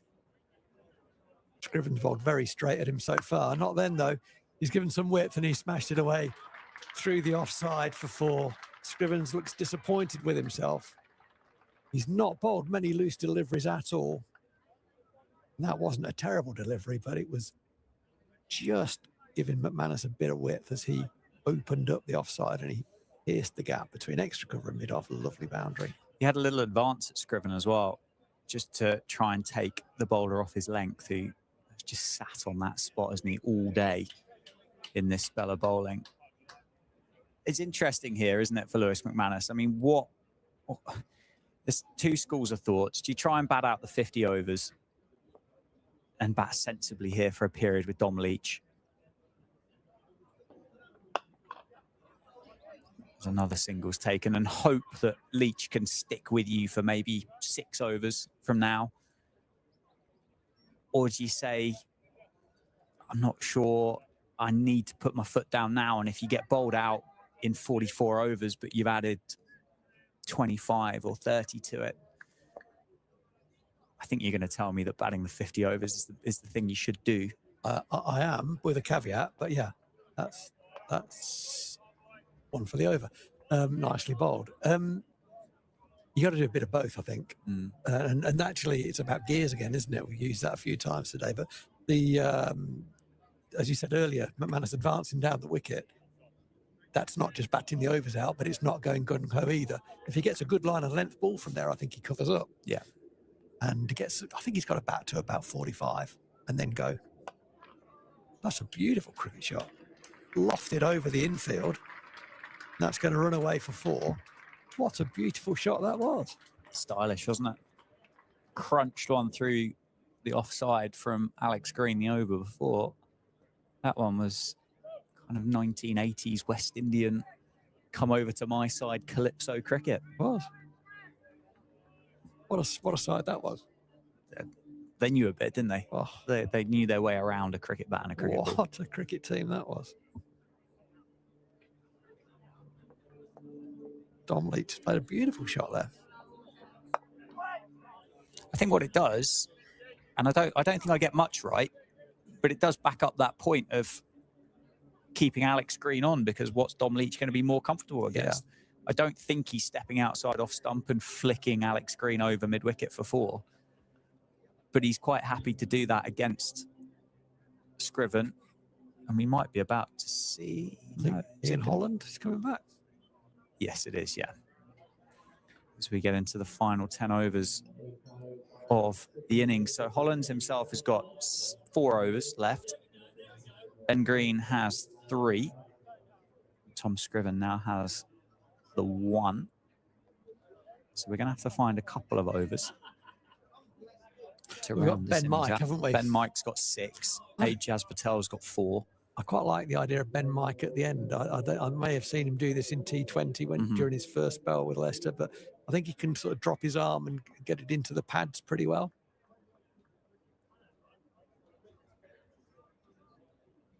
He's managed his resources well, I think, Eskenazi so far. Yeah. So you would expect Holland and Green to operate from the David Capel and Scriven to finish off with Ben Mike to bowl 4 overs from the Lynn Wilson Centre. 4 seems a bit. I'm not sure 4 on the bounce is. We'll get back in. He's got back in. We've got 5 each end, haven't we, to find? Yep. Yeah. Things happen as well. Be adaptable. Exactly. But he's got, he's got plenty of tokens to play with. Exactly. Whoever he needs to go to. Exactly. His twirler's bowled 6 overs, so he's got seam options. He can do whatever he chooses based on matchups and ends and so on. He's in that very happy position. Yeah, comfortable for Eskenazi.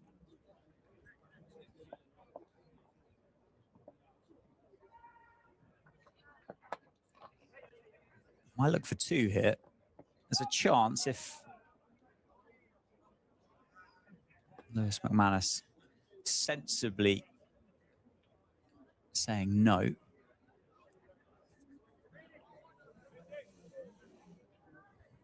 And who takes the risk first, Leach or McManus? Yeah, I don't mind actually. I don't mind. I think short ball pulled away. I think that's going to be 4. A couple of bounces down to the boundary rope. McManus just gets inside the line of that from Holland and almost flicks it off the shoulder for 4. I'd probably say Leach, because he will have fewer options.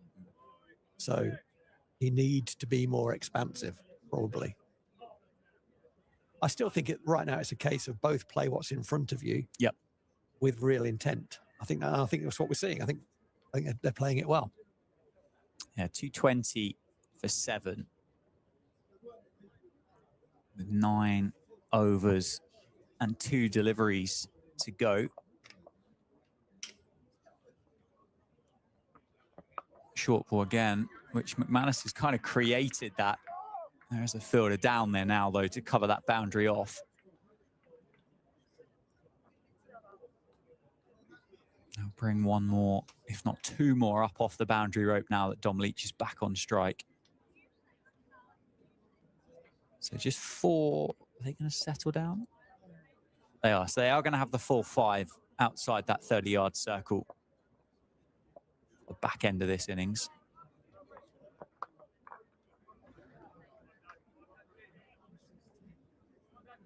Holland on the money, but it's been a good over for the Steelbacks.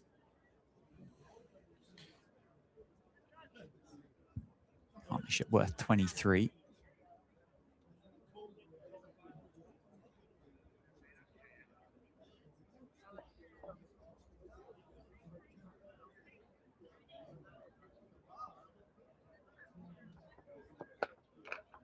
Oh, that's very good bowling. Closed the over out well. Yeah, conceded that boundary and then, as you say, tidied that up nicely. Dom Leach quite happy just to take the medicine off the final couple of deliveries. Here's a surprise. Ajaz Patel is coming on. I didn't have that on my on your bingo card. my bingo card. Lewis McManus, in particular, is a good player of spin, isn't he? He really is, yeah. He really is. I think it's a case of international quality, maybe. And obviously they see him sort of day in, day out, etc. Yeah, and a question, I guess, to McManus from Eskenazi and Ajaz Patel here is, okay, you've got 9 overs to go. How much of a risk do you want to take? It is a little bit that. I quite like this. I quite like it. I wasn't necessarily thinking this way, but I quite like. I've enjoyed Eskenazi. He's not a gambler, but there is a little bit of what have you got? Are you going to blink now? Are you going to try and take the maximum off this? So what are you going to do? Yeah, he's certainly given the impression of like an in-depth thinking cricketer. And he's a top order batter himself, isn't he? He's read this game and captained it in a way as I would kind of go as, well, what would I least like to do at the moment? Correct. I guess the other thing to say is, it's not like he's throwing the ball to you or me, is it? You know, he's thrown it to the New Zealand Test cricketer. So, if he'd have thrown it to me, I think 350 might still be on. 350 plus. Or they'd be begging me to feign a hamstring injury after 2 deliveries. Yeah, it's a tempter here, isn't it, for particularly Dom Leach? That very much is, yeah. And Leach will be thinking, what am I doing blocking out the slow left arm in the 42nd over when we need runs? And that will get to him. It will definitely get to him. Nearly did. Went for the sweep. Staring at that gap at square leg. I think it's got to him. I think it did, yeah. Didn't take long, did it? But the thing is, he might hit it for 4 or 6 as well. That's the other thing, of course. Oh, beautifully bowled. Just held that back nicely, didn't he? There's something about a left-arm orthodox spinner, isn't there?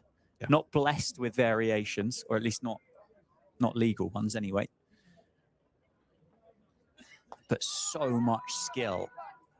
As Leach tries to pinch a single. There was not even half a run there. But again, that shows what's going on in Leach's mind. He's thinking, I'm just eating up balls now. I'm chewing them up. And I should be playing a shot and I should be getting at the other end. Yeah, so far, you'd say this bit of captaincy from Stephen Eskenazi has been absolutely excellent, wouldn't you? And that's only going to concede 1, I think. Ben Green. Oof. Oh, they're going to come back for 2. Green kind of throws it in the middle of nowhere. He was too wide there, I think. But we're at orthodox long on here, aren't we, to this pitch? And that's where the ball went. But the fielder was a long way squarer than that. So the other thing as well that we've seen this year is Lewis McManus over 22 yards is lightning fast. He set off for that single when Ben Green had the ball in his hand. Yeah. A brilliant turner. That's where you get your money back on the turn in terms of running between the wickets, in and out. And he's a brilliant turner. There was that partnership, wasn't there, with David Willey in one of those blast games, and I don't think he'd faced the ball. David Willey hadn't hit a boundary, and the partnership was worth 20 off 10 balls. That's the blast that we won recently, right? That was the blast that we won, yes. Yeah, that was the one. The third one. Was that the third one? Third one. Third one. Same as Leicestershire. Same as Leicestershire. Sorry, Leicestershire supporters. Sorry. Not sorry. Decorated Midlands counties in T20 blast history. Come on, the Midlands. Short ball pulled away. No fielder down there. It's going to skip off those practice wickets, and it's going to be 4. A very, very different Ian Holland to what we saw with the new ball in hands. He's tried to bowl this into the surface, isn't he, from the David Capel, and he's just not quite getting the same reward out of it as what he did earlier today. I think he's sort of bowled an off-cutter, slower ball bouncer, and you generally don't expect that to loop a bit, and it didn't loop. It just sat, didn't it? And McManus, he's such a talented player. I don't think that was an easy ball to hit for four. It looked easy, but I don't think it was, because it had no pace on it when it got to him. And he hit it beautifully in front of square, bisected the two men on the boundary for four. But he's got a ball. He can't give any width here because he's got no third man. Two guys in the circle behind on the offside. That's nicely timed. They should look for two. They will come back. Brilliantly, brilliantly run. Put that fielder under pressure. Ben Green again. That's not going to cheer up the Leicestershire all-rounder, is it, that they're taking two to him quite so consistently. 230 on the board for the home team. I think he's got to get fine leg up and long off back. He needs a bit more protection on the offside, I think. That will just be one. Over to you, Dom Leach. Oh, wow. That hit Dom Leach, didn't it? I mean, it was totally accidental from Ben Green throwing it in. It hit an old wicket end, and it's gone like an off break, isn't it? Off break into the back of Dom Leach. It was totally accidental. Ben Green offering the hand of apology. Well, I think for Leicestershire, it might have been quite lucky that it did hit Dom Leach. Yeah. Because it turned so sharply. Yeah, you're right. It would have missed the keeper, wouldn't it? I think so. Yeah. Wouldn't have gone for four, I don't think, but would have certainly cost one more.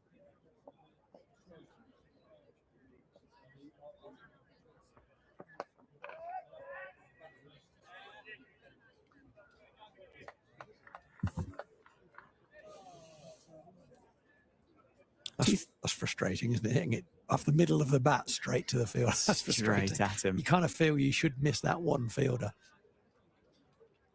Not even a yard either side for Ben Mike.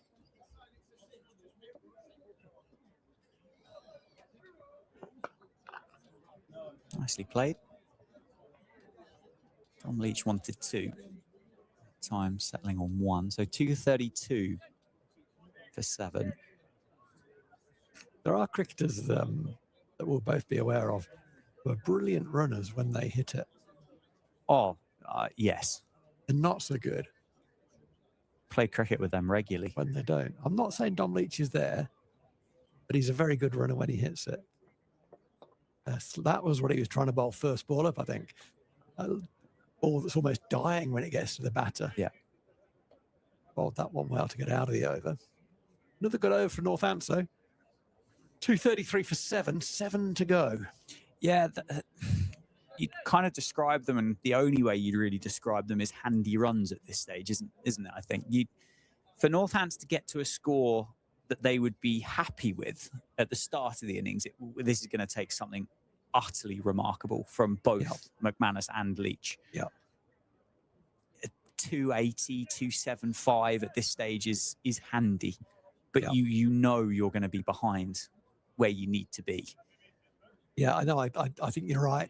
McManus is a very positive cricketer. It wouldn't surprise me if he takes a little bit more risk and goes through a couple more gears now. He's still got 7 overs to go. Just as a very small byproduct, Ben Green has just done long on to long on. But your best field is in the hot position. This is no disrespect to Ben Green. I'm sure he's a very capable fielder, but he's also got some overs to bowl, and I'm not sure he's quite that fielder, is he? Well, we might find out. Yes.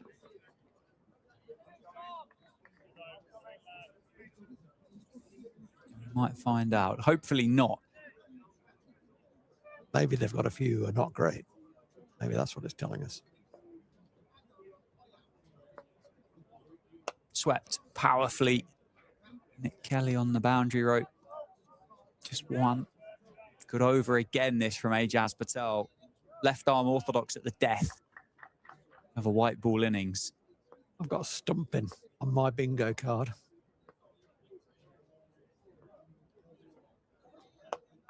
Well, here's a chance for Ben Green. Has Dom Leach got it all? Yes, he has.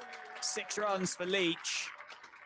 Shimmies down. The stumping was still on for a while. I knew he was going to run at it. I knew he'd run at it. I thought he'd throw it wide. Leach finds the middle of the bat. Just muscles it down over long on for 6. That's a lovely shot, by the way. We know, don't we, Dan, that is an area that is longer than it looks. And it genuinely is longer than it looks. It's probably the biggest boundary. It's only the biggest straightish boundary here. Dom Leach, that was a beautiful cricket shot. Nicely played, wasn't it? Held his pose, stayed on the ball longer. Oh, and there is that wider one, which has got the edge, and Leach scampers through for 1.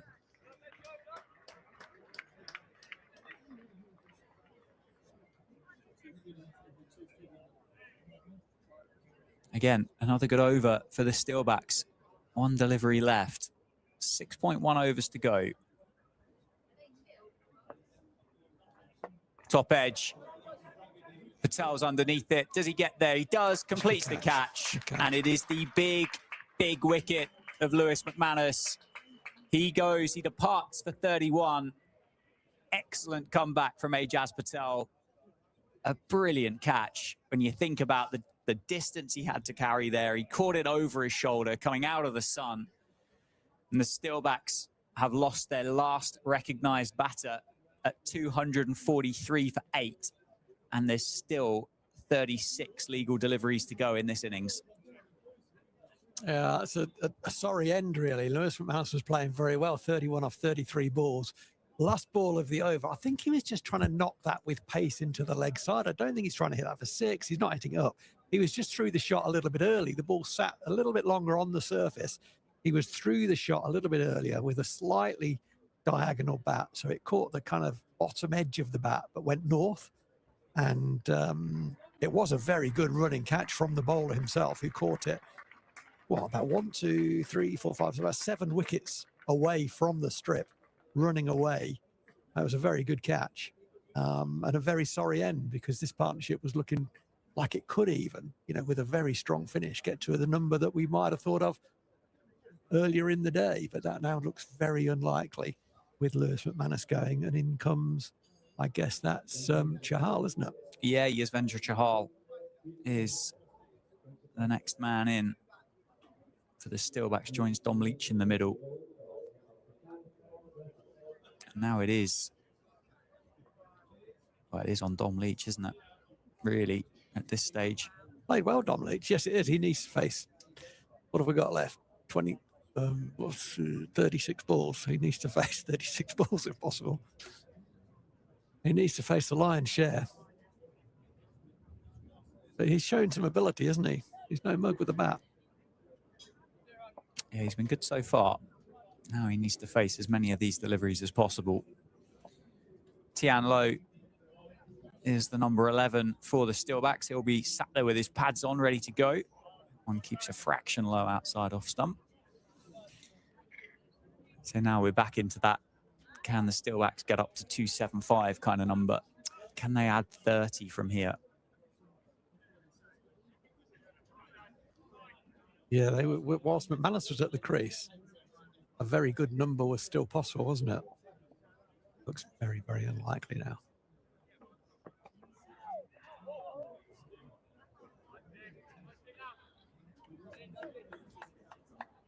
Where are you going? Are you going to stay with Patel from this end? I think I would. I think I would at this stage. I think you've got an opportunity right now to bowl the Steelbacks out. And I feel as though against 9, 10 and 11 for the Steelbacks and any team, that experience and the angle and the skill of the left arm orthodox spinner.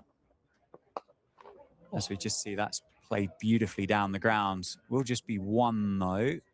Didn't quite get all of it. But I think if you were asking, if you were given an opportunity, right arm, medium pace, you'd probably want to face that at the back end of an innings, I think. Don't think you'd be that keen on going for slow left arm. You've got to put so much effort into it, haven't you? Chahal on strike for the first time. Still the 5 on the rope, though, for the Foxes. Oh, that's close. Appeal from Ben Cox. Not much from Holland. Must have been sliding, wasn't it? Chahal beaten for pace. Rehearses a lovely little tuck into the leg side.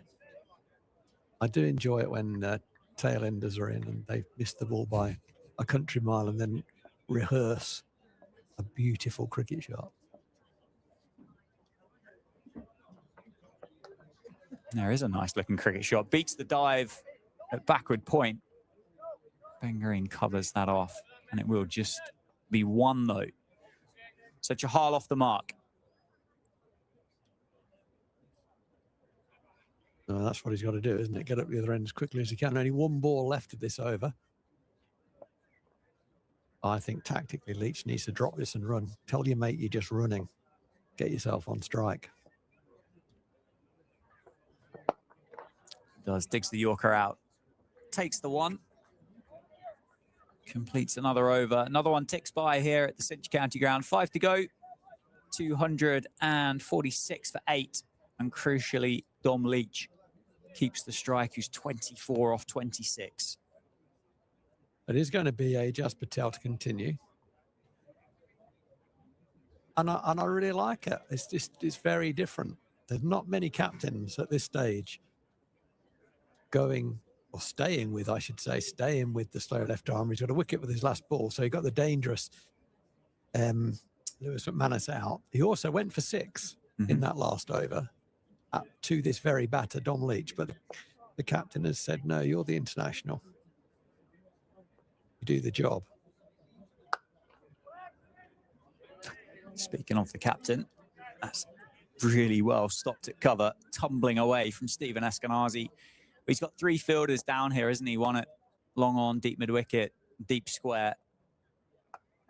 Width on offer, cry of catch and gone. Very, very good catch at point. I think that's Ben Mike. That's a great catch. Dom Leach has got himself into a bit of a mischief of a position there, and Ajaz Patel has hidden it wide. Leach has just really, well, hit it in the air at point, isn't he? But it's not quite as simple as that for Ben Mike, who carried a lot of grounds. Steelbacks are 9 down. Leach goes for a well-made 24. And the Steelbacks' innings here just starting to flicker out. It's petering out a bit, isn't it? Nice bit of bowling. I think Patel anticipated Leach running at him, so threw it wide. And Leach threw the bat at it, got a thick outside edge, and it didn't go above head height to point, who was moving to his right. Didn't dive, but caught it with arms fully extended, off balance. Very good hand-eye coordination. There's a lot of skill, natural skill and athleticism in that catch from Ben Mike. It looked a lot more simple than it really was, that catch. Either way, it has done for Dom Leach. He's gone for 24. A very handy 24 it was, but it does leave the Steelbacks in the perilous position of 246 for 9, with big danger of not batting out of 50 overs, and that won't be the first time in this competition this year that will be the case, should that come to pass. Yeah, not only that, but we think at least we'll be a long way shy of a par score here at the Cinch County grounds as well. But you never know, do you? You got a bowling lineup, you got 10 overs of Yuzvendra Chahal. Could he weave some magic in the second half of this game? But Tian Lu on debut, out at number 11 for the Steelbacks to join Yuzvendra Chahal. Yeah, you'd have to say, we'll probably talk about it more after the innings break, but looking at the relative bowling lineups, the Northants lineup is vastly inexperienced by way of direct comparison. Yeah, very much agree with that statement. Once you get past Luke Proctor and Yuzvendra Chahal, you've got cricketers that are just finding their way. Gone straight away. Tian Low misses it. Ajaz Patel doesn't. Full and straight for the left arm orthodox spinner, and the Foxes have wrapped this innings up. They've bowled the Steelbacks out for 246 here at the Cinch County grounds. Ajaz Patel finishes with 3 for 47. And the Steelbacks walk off a long, long way short of where they would like to have been when Nathan McSweeney won the toss and elected to have a bat first here at 10:30 this morning. Excellent work from the Foxes. I think we have to say 3 wickets for Ian Holland with the new ball. Absolutely brilliant. Out of Gus Miller, Adi Sharma, and then the big wicket of Nathan McSweeney in the power play. 3 wickets for Alex Green. Yes, he was expensive, but it was the 3 wickets that he got. Vasconcelos was in on 46. Stuart van der Merwe in on 47. George Bartlett in on 66, and he got the 3 of them. And then Ajaz Patel with 3 at the end. Plus, of course, that brilliant run out by Sheridan Gums to remove Luke Proctor, which brings about the end of that innings of 246 all out.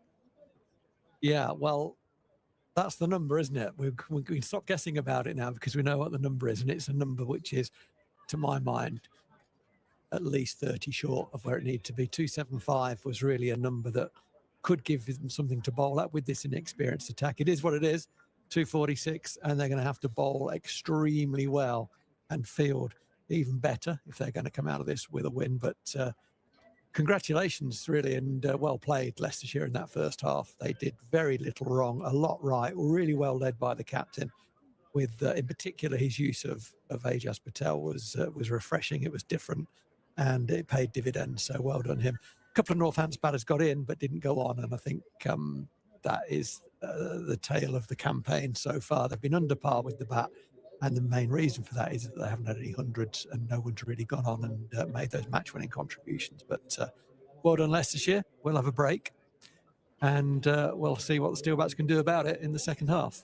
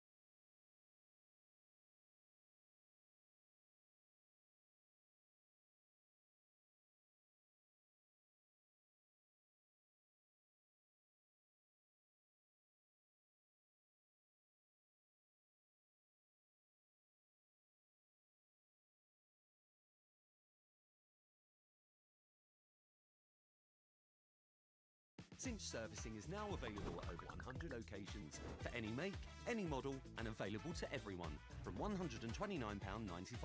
While your car gets sorted, catch up with free Wi-Fi and a frothy coffee. Now that's 5-star faff-free service. To book your next service, search Cinch Servicing.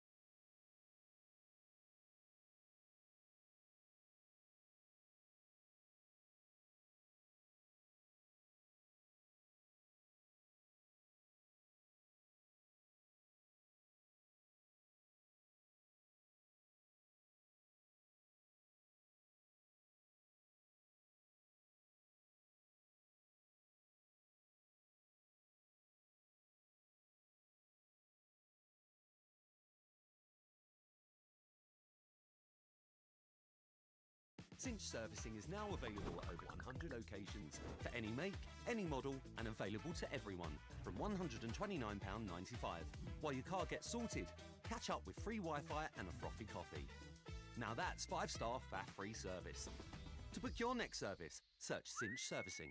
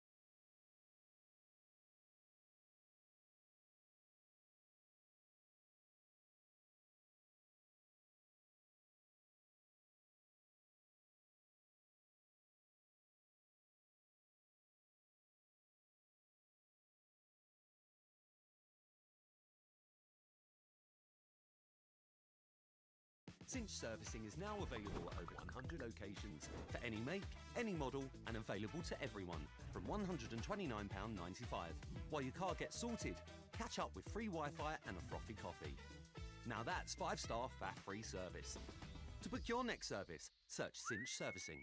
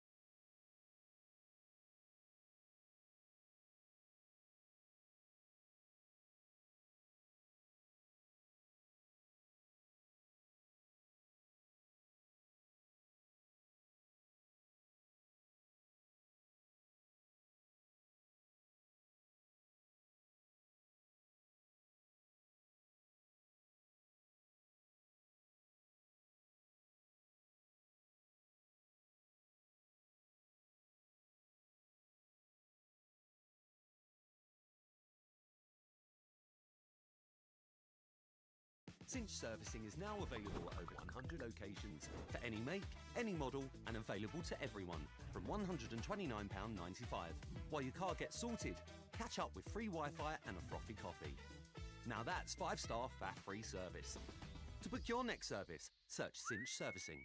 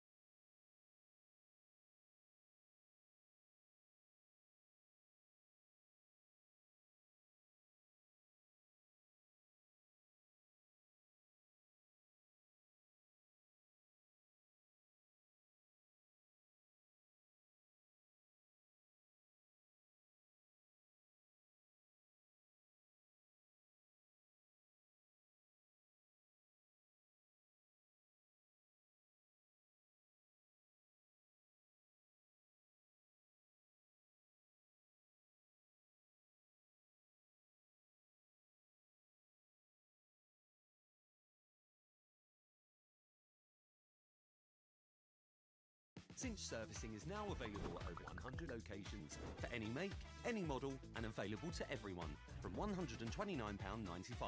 While your car gets sorted, catch up with free Wi-Fi and a frothy coffee. Now that's 5-star faff-free service. To book your next service, search Cinch Servicing.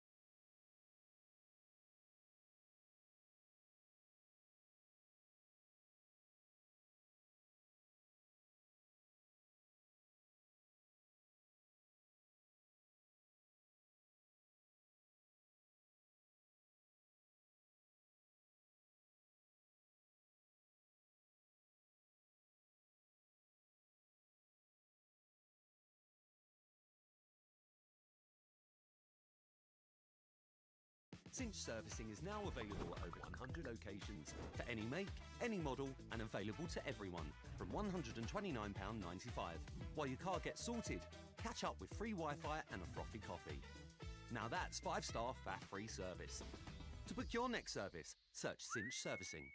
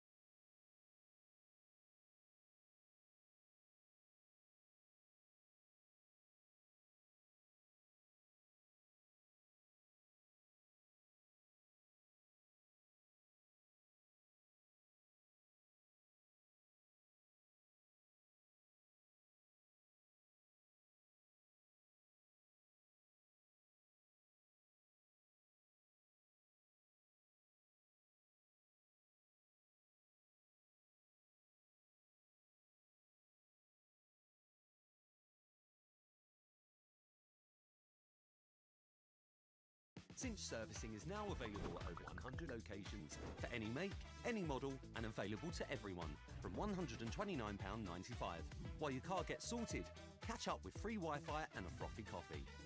Now that's 5-star faff-free service. To book your next service, search Cinch Servicing.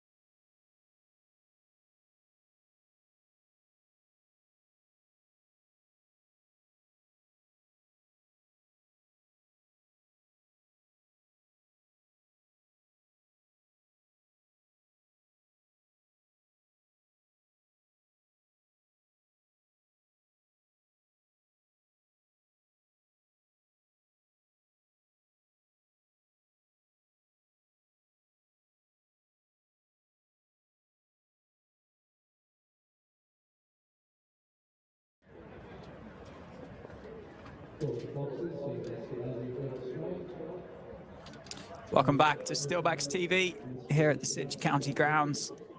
Players, umpires back in the middle. We're about to get underway in this run chase. The Foxes require 247 to win this Metrobank One Day Cup fixture against the Steelbacks. It's going to be the captain, Stephen Eskenazi, and Rishi Patel to open the batting for the Foxes,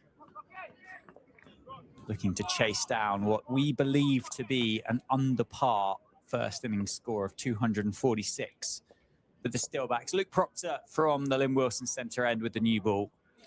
2 slips in place, and that one just runs back in. Bit of shape back towards Stephen Eskenazi.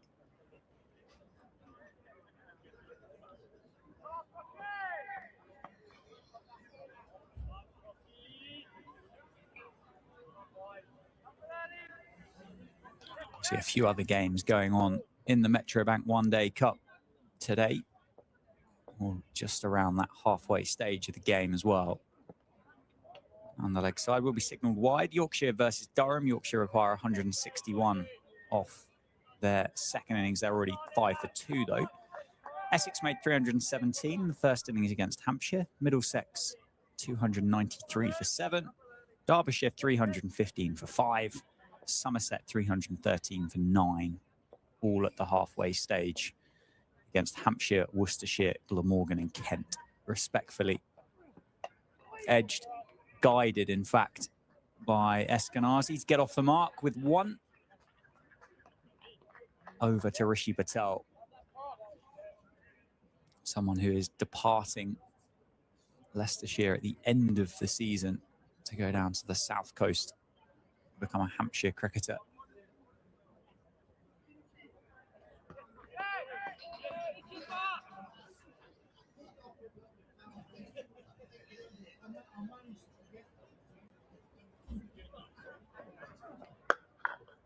Covers that up nicely from Luke Proctor.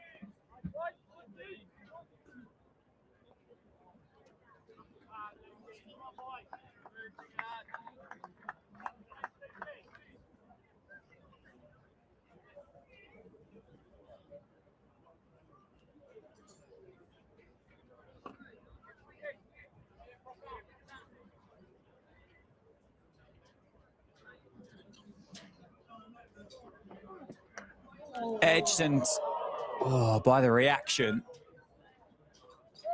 suggests that very, very low chance is carried. Who is it there at second slip? Is it George Bartlett in there with Ricardo Vasconcelos? Oh, it definitely carried, and it's gone down.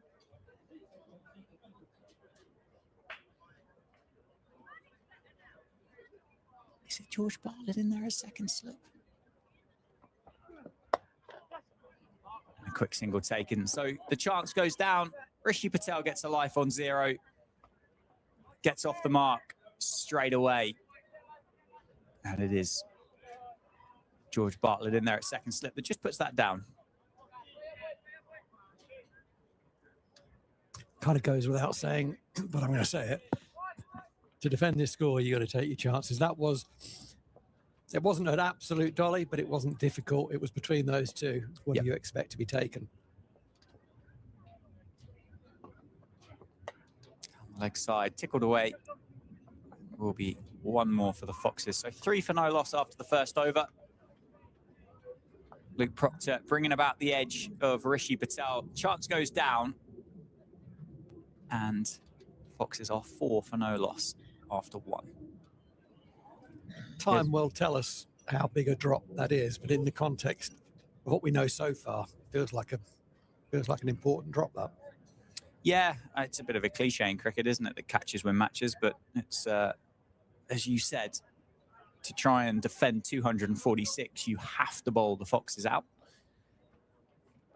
How many more chances do you get is the question. It's not like a Saturday afternoon Eastergate side where you potentially have to try and take 15 wickets.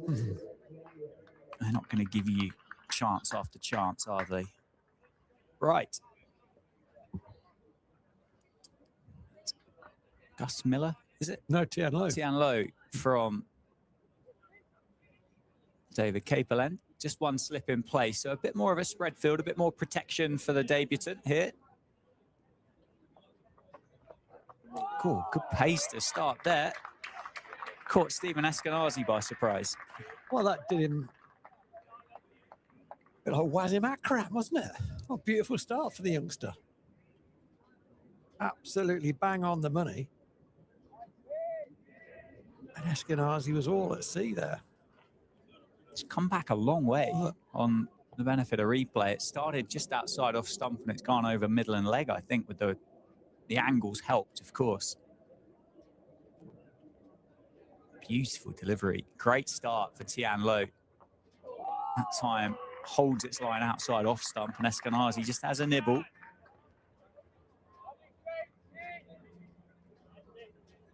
Well, that's a very good start for the youngster. Probably got a little bit of nerves about him on debut, but that's not been shown there. Those two balls absolutely bang on the money, and that's where Northants have got to be at their absolute best to put pressure on Leicestershire in this run chase. And they've started well, one chance created, and a very good start from Low. That one didn't quite get it right, I don't think. It almost looked like that lost the wrist strength on release. A full toss. Eskenazi just leaving the bat there and working it through the offside for 4. Just looked like he lost his release at that point. Yeah.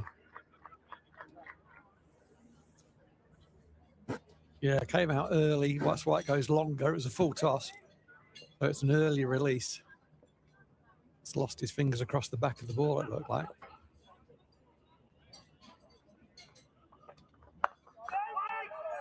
Back on the money.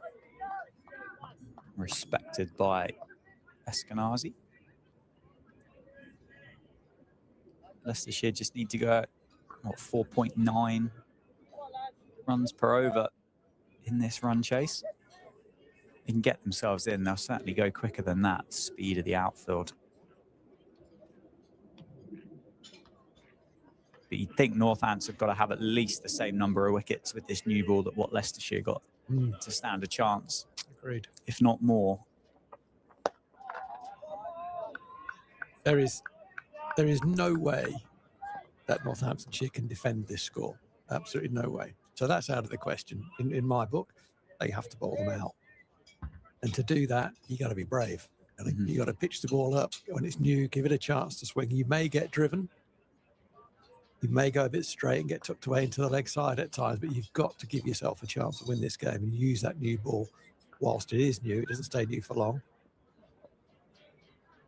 Low started nicely.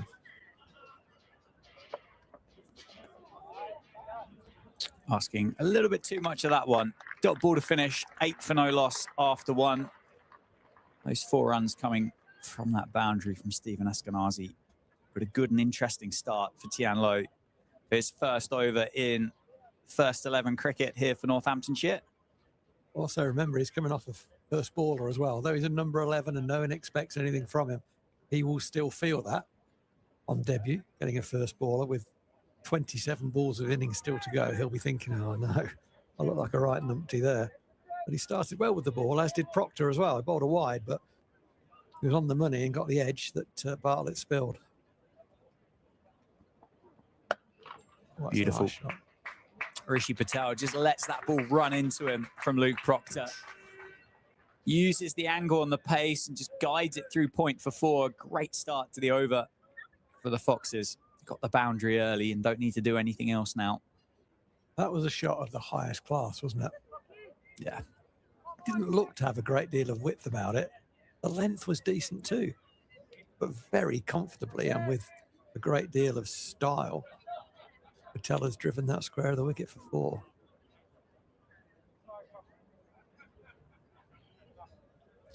Patel got a very big number against Northants in the T20 game. Might have been 100. It was definitely 100. Well, that's good. Okay. That one loose from Proctor. Brilliantly stopped from Tian Low down on the boundary. Just finished his over, thinking about how well it's gone. and he's been called into work straight away. Yeah, it was a couple of years ago, wasn't it, in the Blast? Right. Yeah. Absolutely phenomenal. And I think that was a tied game, wasn't it, between the pair of them? Yeah, you got it. Yeah. And I remember it's the first time I've seen him live, and obviously a slightly different format, the 20 over, but gee whiz, he's got some shots, this fella. Very exciting cricketer, classy cricketer.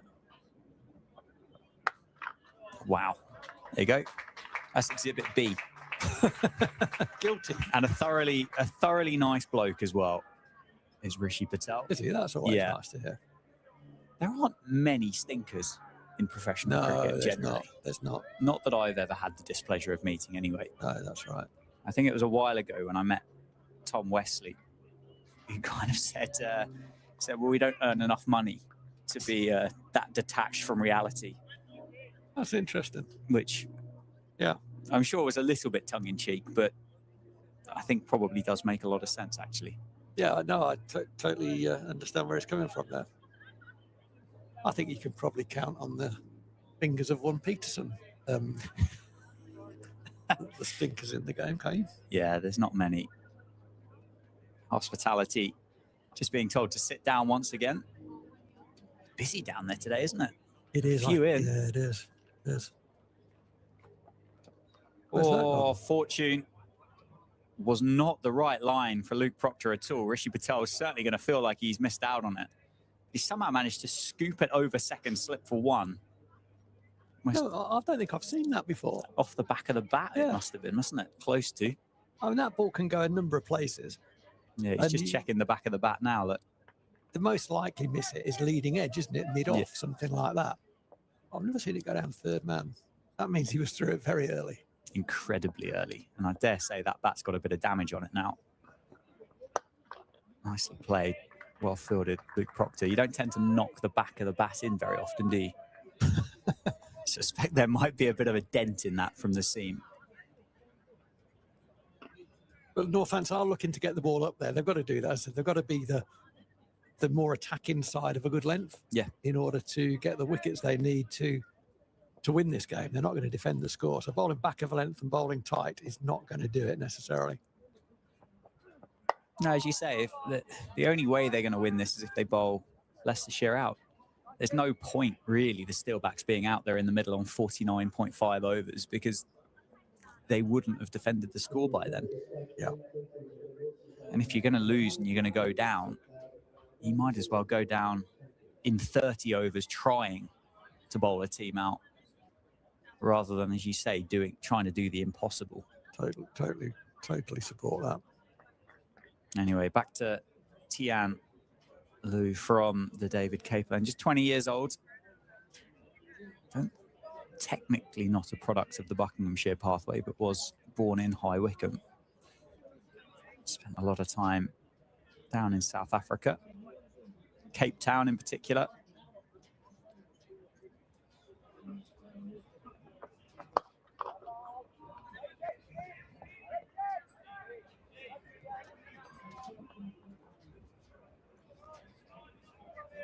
Must be, I mean, irrespective of the game and all the rest of it, making your first team debut at 20, it's got to be nervy, isn't it?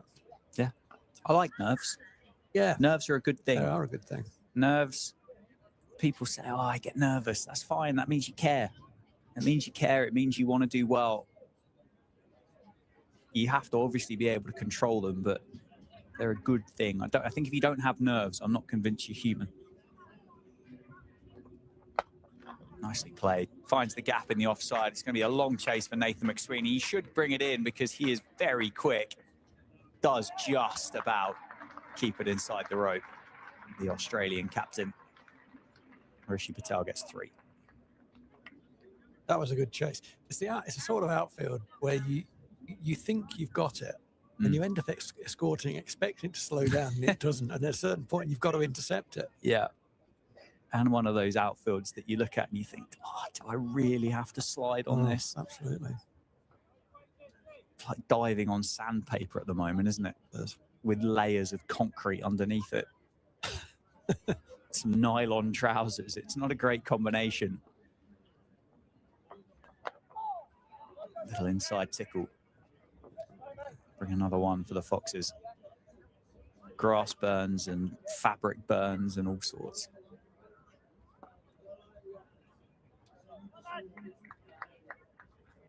Umpire having a second look at Tian Lo's front foot.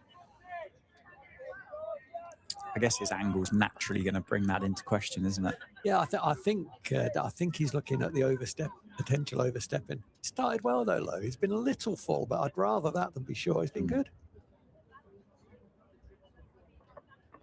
That's lovely. Yeah, it's nice. As you say, there's no benefit in short here at all. When Rishi Patel plays a forward defensive there, just don't see any daylight, do you? He's a big guy, an imposing figure. You don't see the stumps. It's a very dominant forward defensive shot, and it sends a big message back to the bowler. Just had a little glance over into the leg side, just checked over his shoulder to see where fine leg is, to see what options there might be down at deep mid wicket. Oh, there you go. There's one of them. Holding the length, Tian Lo. Rishi Patel has premeditated that a fraction, camped on the back foot and punched him over mid wicket for 4. Yeah, I saw it exactly as you did, Dan. He did have a little look at where those leg side fielders were. He wasn't really ever coming forward to that ball. He didn't need to. He took it off the top of the bails. That's a big shot. Didn't get all of it, but 2 bounces for 4. Yeah, got enough of it, didn't he? It's one thing that potentially they've got one eye on here. Up in the air, through the offside. McSweeney back in the chase again. I think he might struggle with this one. Oh my goodness me. Absolutely brilliant by McSweeney. Keeps it in the rope. Rishi Patel gets a 3rd. The thing that they've got an eye on here, this is their 5th game in the group. They've won 2, they've lost 2. So first and foremost, they've got to get this win, Leicestershire. But that net run rate is currently sat at negative 0.149. They'll be looking at this thinking, well, if we could get this down with, I don't know, what do you think? Maybe 15 overs to spare? Yeah, that would be great. That's a huge, huge swing. Yeah.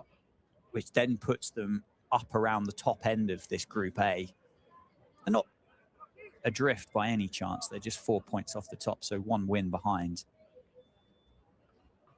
Steelbacks with 4 points from 1 game, with a net run rate of negative 0.315, just starting to look a bit of a sorry figure towards the bottom end of the table. 1 slip out for Luke Proctor. Already, Steelbacks just trying to go a little bit defensive. Well, certainly Patel plays aggressively, doesn't he? I don't know heaps of his cricket, as I did see that wonderful 100 here a couple of years ago. And obviously I've seen his scores, but not the way he's gone about them. But he's a shot maker, isn't he? Yeah, he definitely is. And it's kind of say, you can just say, Rishi, just go and play. Go and play as you see it. He is going to take the attack to the bowler. Yeah, and I mean, Eskenazi at the other end, he's another attractive stroke maker, isn't he? Yeah. I mean, I think this card is slightly misordered at the moment, but they've got Ben Mike at 3 at the moment. I don't think that was how it was written earlier today, was it? No. Who did we have? Was it Ian Holland at 3? Yeah. Shake at 4, Kelly at 5, Cox 6. Yeah. It's a very powerful top 7, top 8, in fact, top 9. And you think you got Tom Scriven at number 9. Yeah. Yeah, as you said earlier, it's effectively a full first team, I should say, rather than proper first team, a full first team. They're missing Rayan Ahmed, and I think Josh Hawley's available is not playing. Yep. I don't know the Leicestershire squad well enough to say this, but I suspect that is their strongest team they can put out, or very close to, with Ahmed away. Yeah. Yeah, I think the only one who's suffering from a bit of an injury at the moment would be Sol Budinger as well. Very talented white ball cricketer. Yeah. Top order batter. And another example of good recruitment from Notts. Yeah. Well, it's starting to get to be a bit of silly season, isn't it, in the county championship amongst the counties, the players switching around. We mentioned Rishi Patel moving to Hampshire at the end of the year. Finn Hudson-Prentice going to Hampshire as well. Sussex losing a few players. Nice shot down the ground. Bit of a half volley from Luke Proctor, and it's just punched down the ground by Eskenazi, straight off the middle of the bat. 4 runs for the Foxes skipper. Would there be anybody... It's a really tough one, isn't it? Because all of a sudden you hear this news come through, like Joey Everson, for example, has just moved from Kent to Sussex at the end of the year. You don't really have a transfer market, do you, as such, like you would do in a ball kicking kind of sport? But would there be players that Northamptonshire could or should be looking to recruit? Is there an area in this squad that you think like that could do with a little bit of bolstering? I would say always yes. I think you're always looking. I think that would be the first point. The coaches are always looking. Obviously, the difficulty is they don't want to communicate any of that within, to the players, because these are guys that you're telling they're fantastic and can pull trees up every day. So, but you're always looking. Yeah. And with the current squad, I mean, I would think seam bowling is an area that probably for me needs attention.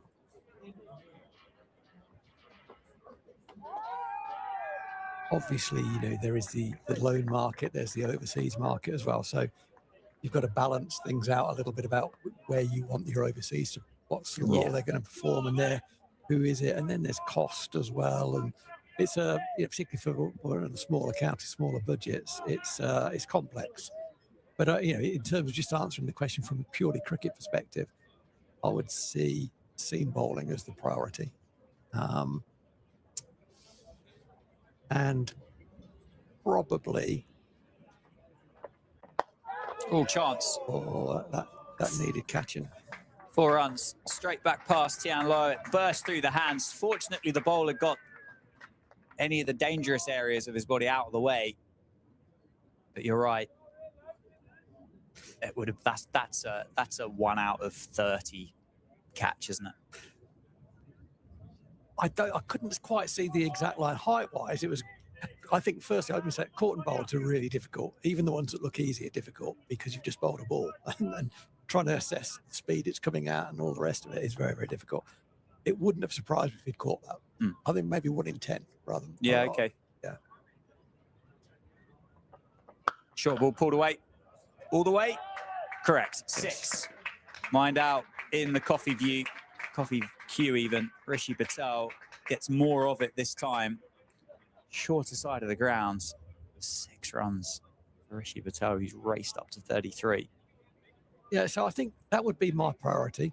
Yeah. Wherever that comes from, whether it's low, I'm including loan in that as well. Yeah. You're thinking domestic rather than... Well, no, I'm thinking also just as a cricketer. Well, I want 2 seamers to add to our roster, and then probably an opening batter. Yep. Okay.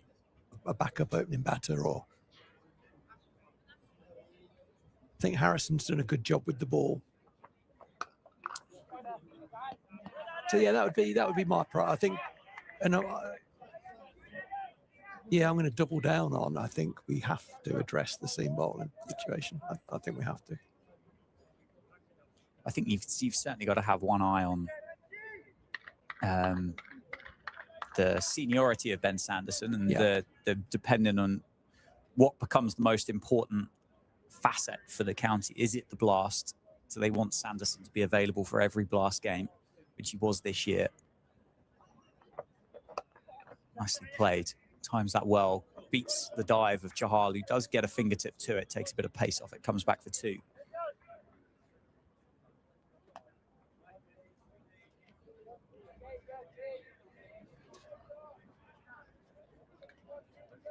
Yeah, I guess if you don't, for me, if they don't refill the seam bowling resources, then the Sanderson issue becomes even bigger because he's got to play even more in red ball cricket. So it's tricky. But that would be my, and one of the problems is that they are expensive. Seam bowlers are very, very of expensive. course.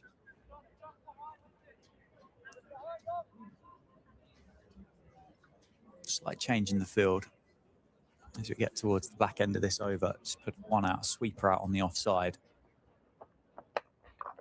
Nicely played. Might look for a couple here. Nice pick up by Adi Sharma. He has set the Steelbacks a very high standard in the field in this Metrobank One Day Cup as Adi Sharma. A game a week ago here against the Bears. He was at backward point, and I promise you nothing got past him. Okay, good. Good to hear. End of another over. 48 for no loss after 6. What about you, Dan? You've obviously, Yeah. last couple of years, you've seen a lot of the Steelbacks. I think seam bowling, yes. Obviously, I'd love to explore further options with regards to Harry Conway to make sure that he's available for as much as possible. I think he's more than just a fast bowler, just a seam bowler. I think he's just excellent to have around. Down the grounds, Rishi Patel all the way for 6 over long off. What a shot that is. Bring up the 50 for the Foxes. Wow. Get loose, Chahal. I think at this stage, we need Chahal in the power play. It's a kind of, there's a risk attached to that. He can only have 2 fielders out in the first 10 overs, but he has to come on for me. I think he's on, for me, he's on first change. Yeah, agreed. So yeah, seam bowling would definitely be one. Yep. I agree about Conway as well, on and off the field. Yeah. Yeah, it's a diamond. And then, as you say, I guess mate, somebody up the top of the order that just provides that bit of extra flexibility.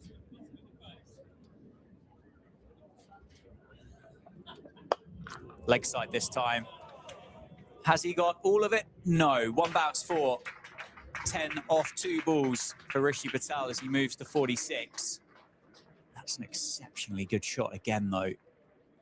Really taking this new ball bowling attack to the cleaners here at the Cinch County Ground. But I would say that would be if you had to pick one area to say this is the priority, it would be that, wouldn't it? Yeah. I don't think an opening batter would be a case of going, oh, that must happen. No. I think what is here at the moment is okay.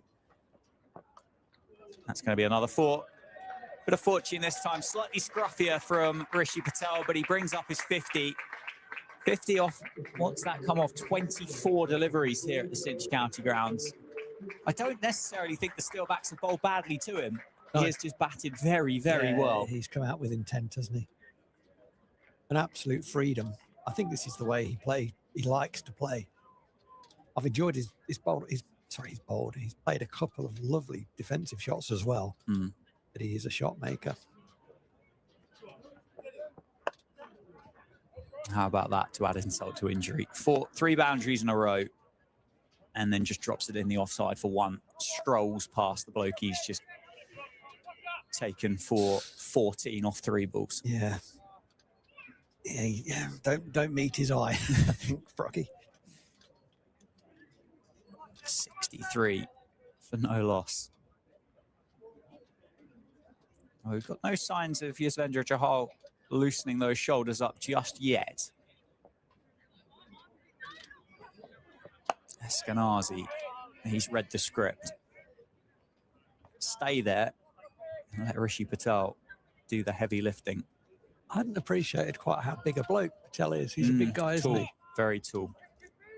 And he's taken margin away from Proctor. I think Proc's gone over length a couple of times to him, but the 6 down the ground over long off, he took that on the up.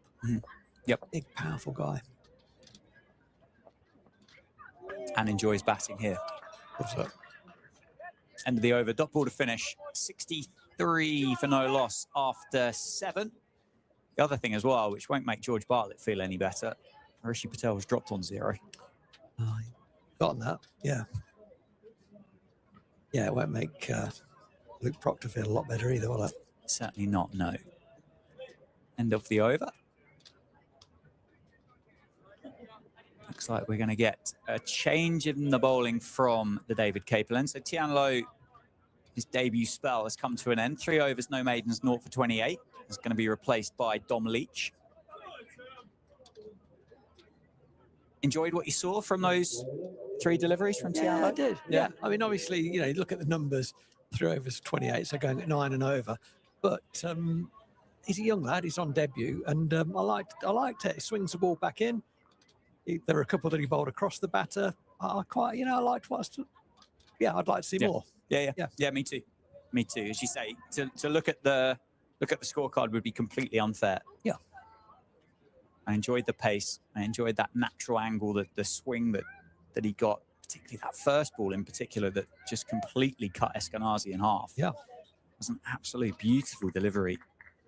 And then, much like Luke Proctor, he's been Rishi Patel for a lot of the rest of the innings. But Dom Leach has got to go and gets treated with the same disdain by Rishi Patel. Just one this time, though.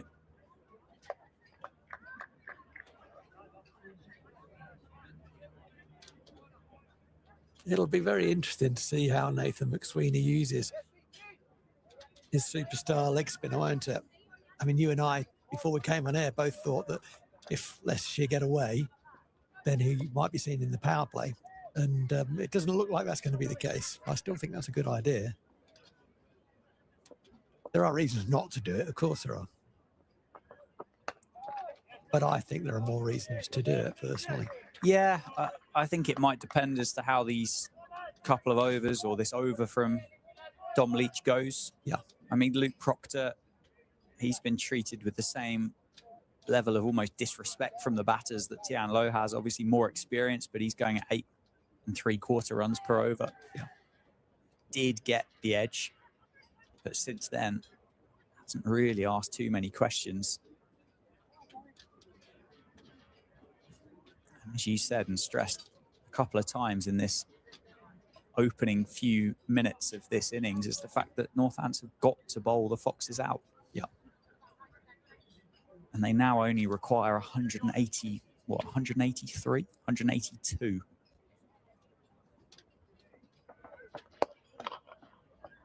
So well timed, isn't it? Sounded like a cannon going off, didn't it? Just absolutely flew down to Tian Lo at deep mid-wicket.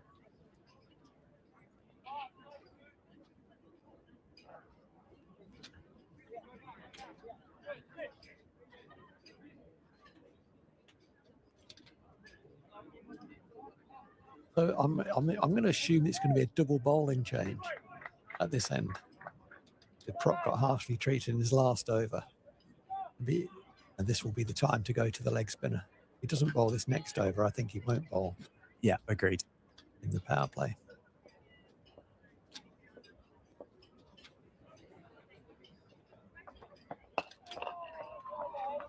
Nicely bowled by Dom Leach.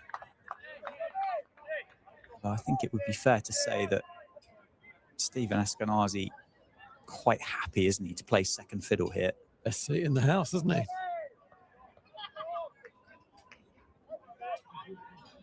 Interesting that he's moved from Middlesex. He captained Middlesex in the Championship, and then I think 2 years later was no longer at the club. Always thought he was a very good player. I think he is a very good player. Maybe it was a case of wanting to play multiple formats. I don't think he was a guaranteed pick each week in the Championship side for Middlesex. Spent some time with the Perth Scorchers in the Big Bash, didn't he, a couple of years ago? Right. And I think, like we've spoken about a couple of times on commentary, you don't get Big Bash contracts without being a very, very good T20 cricketer. Yeah. I see Gus Miller warming up at extra cover. That he may be the replacement for, if there is going to be a change this end. Yeah, it's been a good over so far for the Steelbacks and Dom Leach. Nicely played, Rishi Patel. I think with Dom Leach is a fascinating one too. I mean, he's been here on the books for what, 3? This is his 3rd season. Yeah, here. Haven't really seen much of him at all, have we? No. It's hard to know kind of what to expect. It's hard to know the pace. It's hard to know how long of a spell he might be able to put together, but it was a good start for Leach. He did slow the Foxes down a fraction. We are going to get a double change, and it's not going to be the leg spinner. It will be Gus Miller from the Lynn Wilson centre end. Yeah, I don't know heaps about Dom Leach. My, what do you call it, educated guess or view might be signed on a 3-year deal from Yorkshire, clearly to get that.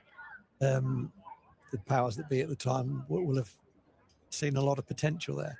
So it hasn't come through. I think that, the numbers will tell us that, and the fact that he hasn't played in the first team very much at all tells us that. Whether it's confidence, who knows? But there's been some potential there.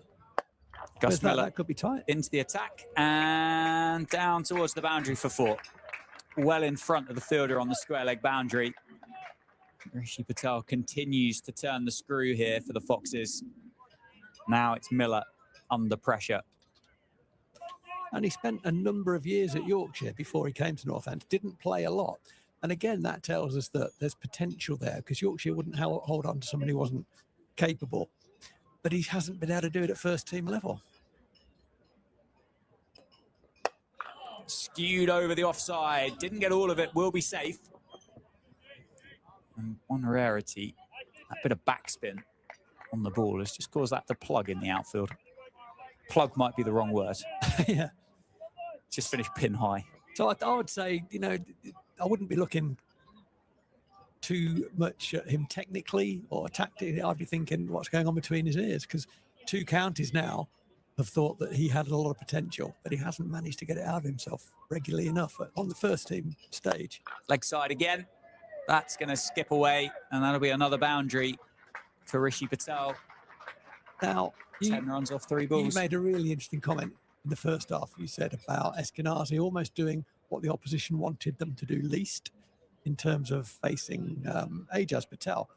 And I suspect if you ask the same question now in reverse, who would you rather face here, Gus Miller or Chahal? They're probably going to choose Miller. Yep. Only 2 fielders out, can't protect the boundaries. Guy who's on 50, the other guy seeing it well as well. The odds are stacked against the young medium pacer, aren't they? They certainly are. And I don't think anything's going to slow Rishi Patel down. 78 for no loss. Looks leg side again, goes offside, gets enough of it. 4 more. Pain keeps on coming here for the Steelbacks. Rishi Patel, I reckon, has got dinner reservations somewhere this evening. He is in a hurry to get this done. Needs to bring them forward. Yeah. This is like a scenario practice for me. He's just playing with absolute freedom. It's so hard to stop this when it's going as well. Like, he didn't get that, but he got enough of it over mid-off.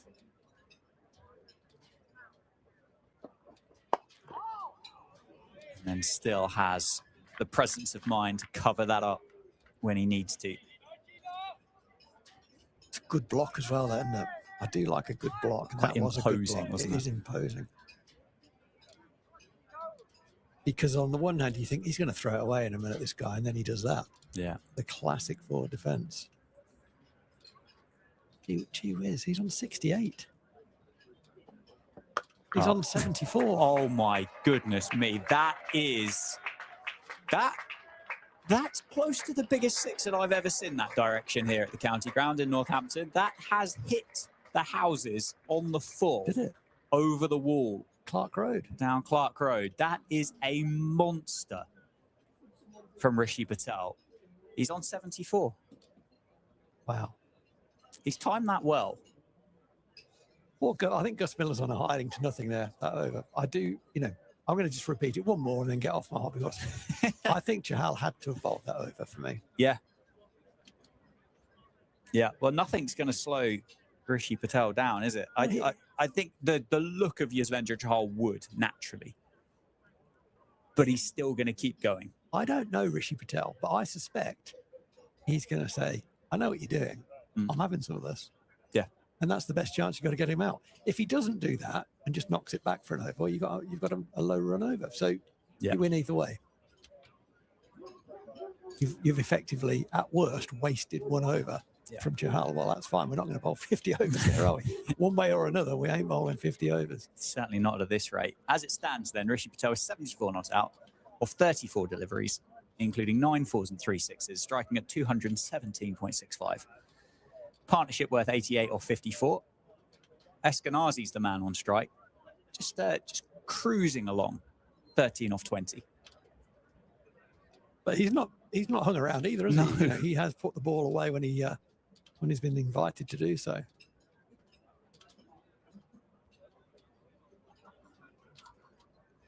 Right. Looks like we're about ready to get underway. They've just taken half a brick out of the ball, I think. They've taken half a brick out and maybe brought some spares out to the middle too. Yes. Yeah, he was. Final over of the power play then. The Foxes require 159 from 41 overs here at the Cinch County ground. And back over to Dom Leach. Good over, conceded just 5 in his first. Eskenazi on strike. Trying to find that single, bring Rishi Patel back on strike.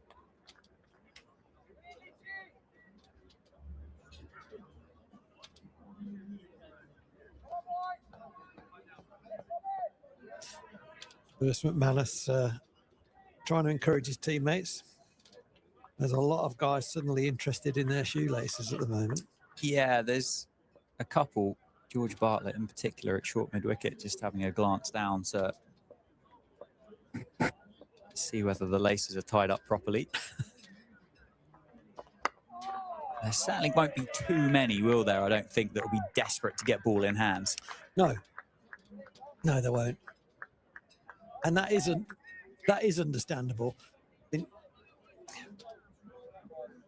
what you want is you want to meet the eye of a fielder or a bowler who's saying, give it to me, get me on, I want it. Let me take him down, I'm going to get him out. I tell you who'd be doing that if he was hit, is Safe Zaib. Yeah, certainly would. Just wants to be involved all the time. Eskenazi does get the single. Third time of asking. Thinks about 2. It's Rishi Patel with that shorter deep mid-wicket boundary. I think the Steelbacks are going to go and protect, aren't they, with 2 men out on the leg sides. One at deep backward square, the other one at deep mid-wicket.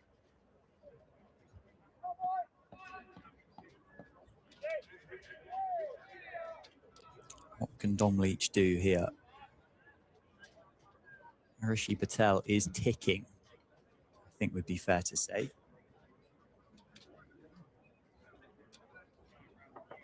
Short ball. Pulls in front of square, but straight at Nathan McSweeney at mid-on. A couple of yards either side, and that would have been another 4, wouldn't that? It would. Yeah, how's George Bartlett feeling right now, do you think? 34 balls ago, or thereabouts. It's starting to make his 66 look inconsequential in this game at the minute. He's Good. -8 at the minute.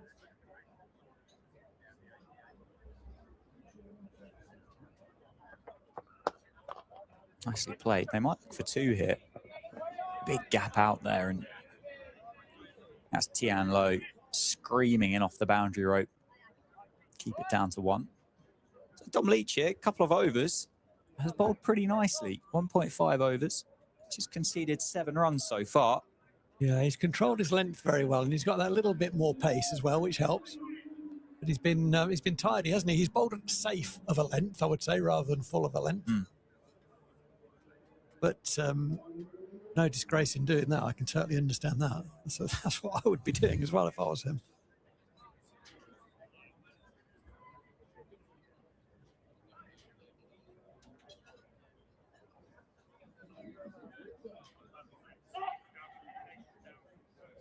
All right, final ball of the power play. Eskenazi, the skipper, on strike. Respectfully defends it. End of the power play then. 10 overs completed in this run chase, and the Foxes are 90 for no loss, requiring 157 from 40 overs to pick up the 4 points here in the Metro Bank One Day Cup against Northamptonshire. Yeah, so we are going to see Chahal And I mean, it's really interesting, isn't it? Just be interesting to sit down and have a beer with Nathan McSweeney after the game and just see how we saw that ninth over of the power play. And in terms of why Gus Miller, why not Chahal? I mean, if his answer is the risk of only having 2 men out for the leg spinner, I don't buy that personally. Patel was not going to respect that. There's been an ongoing problem, hasn't there, at the Lynn Wilson end with the hospitality box, the guys spilling out there. I happen to know one of the firms who have got a box, so I won't mention who it is.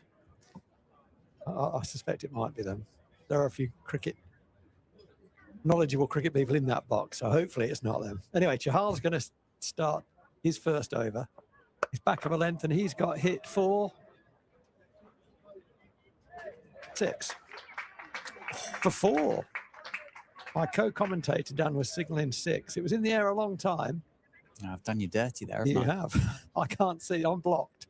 So that's why that was miscalled. But 1 bounce 4, so not a strong start. It was a drag down. But it just came off the bat of Rishi Patel, so I assumed it went for 6. Yeah, well, you absolutely. Why wouldn't you? And he responded with a very skiddy ball, did Chahal. And that has turned significantly. Why wasn't he on earlier? The crowd are crying. Well, I'm crying. That turned sharply.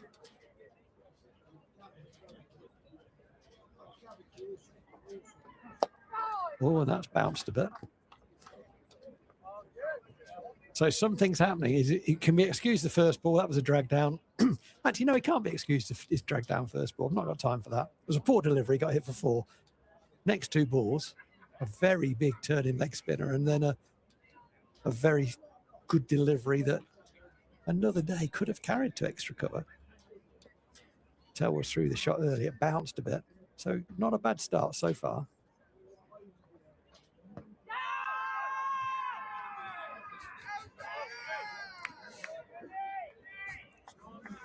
Lewis McManus absolutely loved that, didn't he? He did. And Yuzvendra Chahal went, don't be silly, Don't be that's silly. sliding, that's pitched outside leg stump. It wasn't convincing, was it, No. between the two of them? They need to get their story straight. There's an umpire locally who I appealed to once, and I think I was the only person who appealed. And then, unfortunately, very late in the day, the keeper appealed, like as an afterthought. And the umpire said, not out, all at once, or not at all, please. It was a lovely comment from the umpire. All at once or not at all, which would have been appropriate for that appeal. So something to like there. Chahal getting one past the outside edge of Rishi Patel, who's on 80 off 40 balls. 95 for no wicket off 11. Chasing the under par Northants score of 246. Yeah, it's quite outstanding, isn't it? The start to this run chase for the Foxes. They've earned the right to go and bat like this, though, haven't they? They got those wickets. They continually just pinned the Steelbacks back at every possible opportunity. Those 3 power play wickets for Ian Hollands. But Leach has done well, hasn't he? He's 2 overs so far for 7. And, he's got the outside edge of Patel. That bounced. Looked like it sort of straightened a bit on Patel as well. Got a thickish outside edge. It was a full-length dive from McManus, but he couldn't catch it up. It would have gone straight into first slip, but don't generally have a first slip when the guy's on 80 off 40. Nice bit of bowling from Dom Leach. And he's walking back to his mark, his head down, thinking, yeah, that sort of sums up my last couple of years, to be honest. A nice bit of bowling. He's been the pick of the Steelbacks bowlers. He's only bowled 13 balls, but the majority of them have been thereabouts. And it would have been fair dinkum if he'd seen the end of Patel there with that one. It would, but the start at which the Foxes have had and the low score that the Steelbacks put together no way there was ever going to be a slip in place, was there? As that brings up the 100 for the Foxes.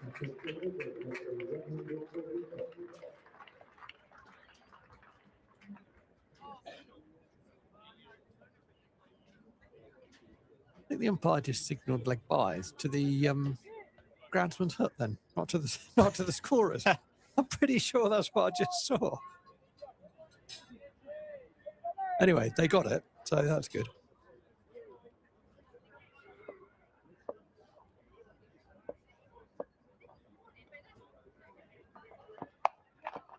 Well, that's smash square of the wicket. Tianlo's quick to it, though. They are going to get to. It's a long way out there, isn't it? Yeah, that's kind of the bigger pocket, isn't it, down towards those covers. Unique shaped ground, isn't it? The Cinch County grounds. It is. With the way that the buildings just kind of cut in at various different stages. Bit of a pumpkin overall. Nice way to describe it. Yeah, I like that. Yeah. The pumpkin ground. Certainly Richie Patel is pumpkin the bowlers all over the field at the moment. But what has been, it's not been indiscriminate, has it? It's been when it's in my area, the thing is he's got a massive area and he's hit it extremely well. But he has covered up at times when the bowlers have got their lines and lengths absolutely perfect, and it has had to be absolutely perfect, then both batters have covered up very, very nicely and shown respect to it. Rishi Patel has bigger and more scoring zones than most. Leach has bowled very nicely so far.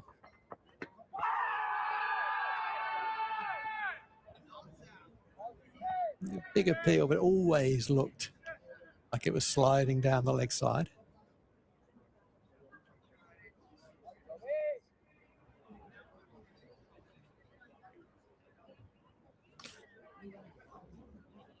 So at the moment, you kind of think from the David Capel end, banging it in and trying to disturb the surface, trying to get a thin nick is the tactic, and Leach has done that pretty well. And the skill and flight and guile of Chahal from the Lynn Wilson end. That's nicely bowled. Very nicely covered up. Just to underline the point I was making, when they've been asked to defend, they've defended very well. 100 partnership is 102 after 12 overs. 8.5 runs per over is a scoring rate. The rate required is 3.8. Steelbacks need wickets. Yeah, what I'm about to say on face value might sound a bit silly, but it's been risk-free cricket from the Foxes. Yeah. And I know one of the guys is striking at 200, but he's not taken a risk, has he? No, really? Not an undue risk. He's taken a couple of balls early and hit them over the top. He's pulled balls 6 off the bails, off bail height, but they're great shots. Just that he's got so many more options than a lot of players, and he's hit the ball extremely well. It's hard to stop that when he's seeing it so well and going. But this is the matchup. I think this is the only matchup that Northants want right now, with respect to everyone else, is Chahal to Patel. It's the only way back into the game.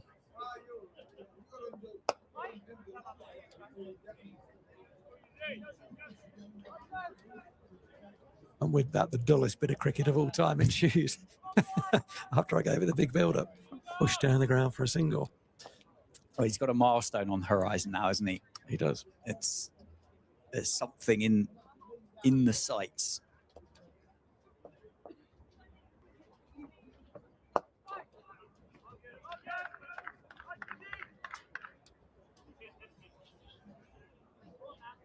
I think I'd find a slip from somewhere, Chahal did get one to turn, didn't he, sharply?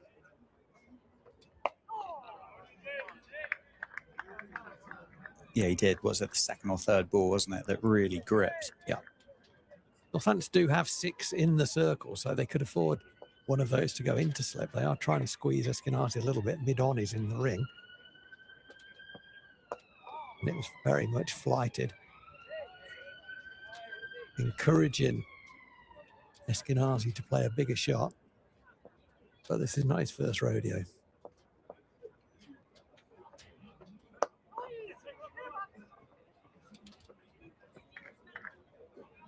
That's nicely bowled.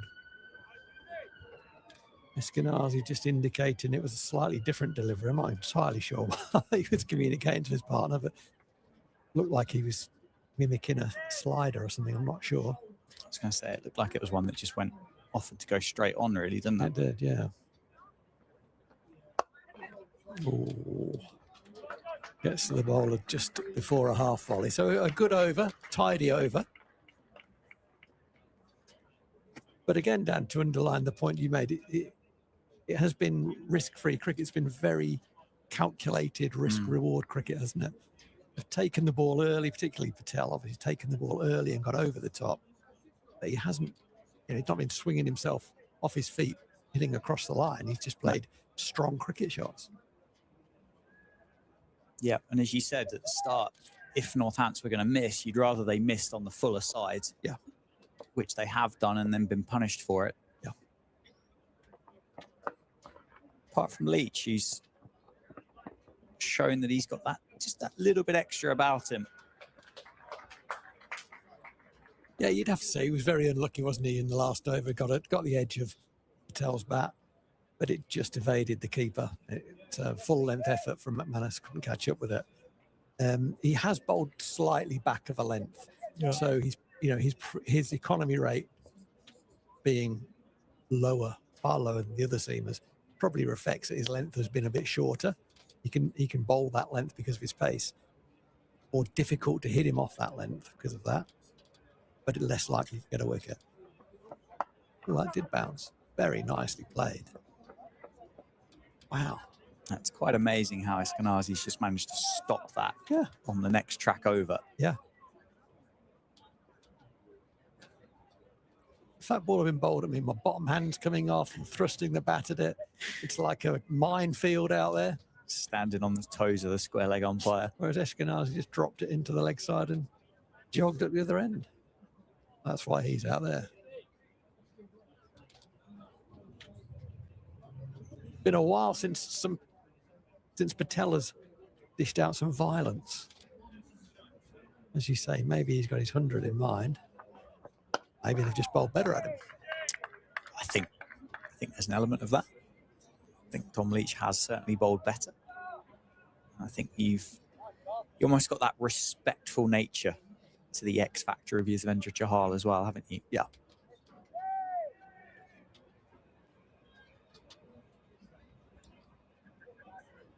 Plus, they've kind of broken the run chase. Yeah. Already. Yeah, that's true. That's very true. Kind of the ship has sailed, really. Yeah, that's very true. I mean, the required run rate from here is less than 4 runs and over. Yeah. Oh, there you go. Didn't have to wait long for you. No, it wasn't long in coming, was it? I mean, Tom Leach couldn't keep hitting the same spot over and over again. And that one was just slightly wider. And it allowed Patel to kind of free his arms. And he didn't get all of it, as you probably heard. It was a bit of a cloth, but Rishi Patel cloth takes 3 bounces to get to the boundary rather than 1. It'd come out of the middle of the bat. Yeah, it appears to be down that the going hard in the power play was a tactic, because it has been reined back a little bit since the extra boundary fielders have been in place. Oh, that's a beautiful shot. It's not going to be 4. It's going to be cut off by mid-on, who comes around to his right. Nice bit of fielding out there. Beautiful cricket shot. He's easy on the eye, isn't he, Patel? So, it's a good watch. So although the majority of the crowd being Northants supporters will be very disappointed to see 113 for no wicket, I think everyone here has been entertained by Patel.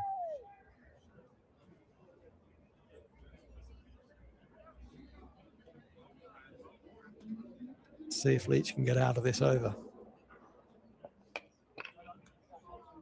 A big drive. Patel throws his head back in disappointment as that ball goes to the fielder at backward point. He hasn't hit the fielder very often. So Leach finishes his 3rd over. The scoreboard's ahead of me. It's already got Chahal's name and figures up. Chahal's bowled 2 overs for 7. And in all of the enjoyable boundary hitting that we've seen, the key thing in terms of winning this game is that Leicestershire are none down after 14 overs. 113 for no wicket.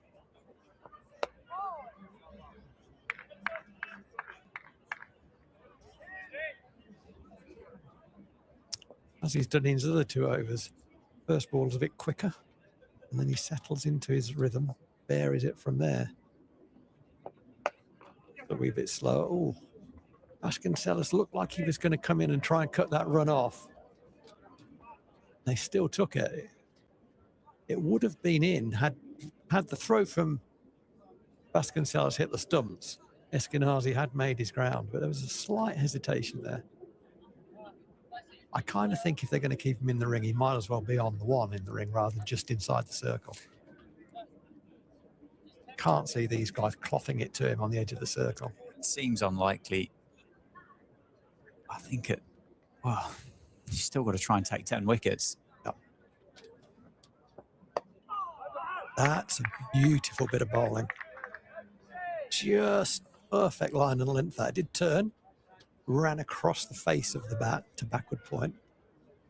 Nicely bowled.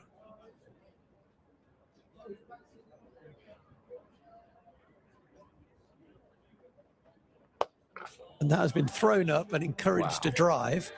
And boy, did it get a drive. That's gone for 6 and has hit the very top of the Lynn Wilson centre. Bounced back into play.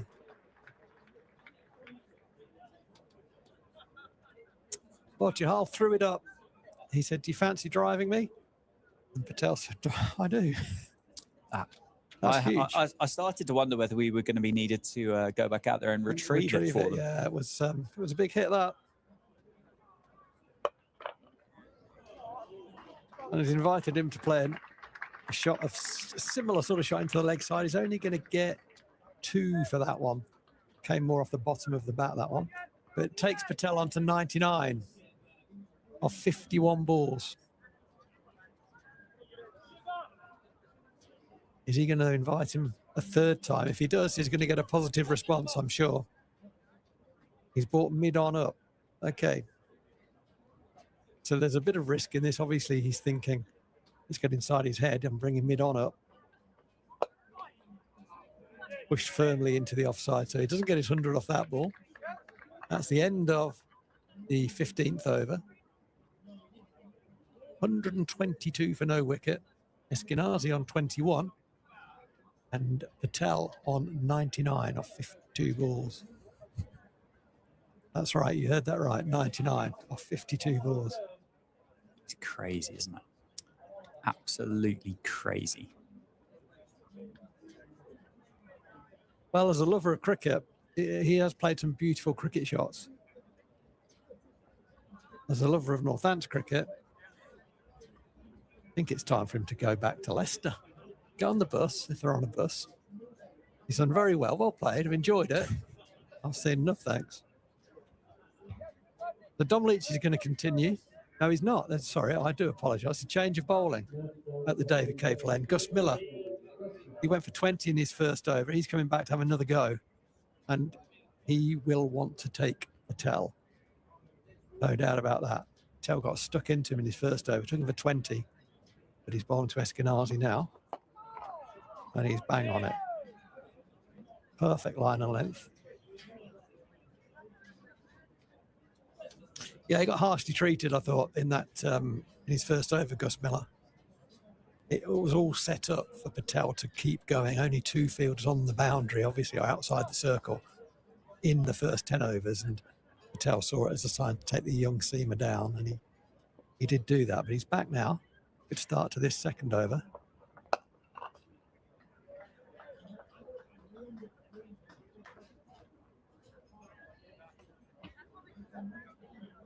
But I know Gus reasonably well, and this is the matchup he will want. There won't be many who want this matchup in terms of the guy on 99 off 52 balls. Gus Miller will want that.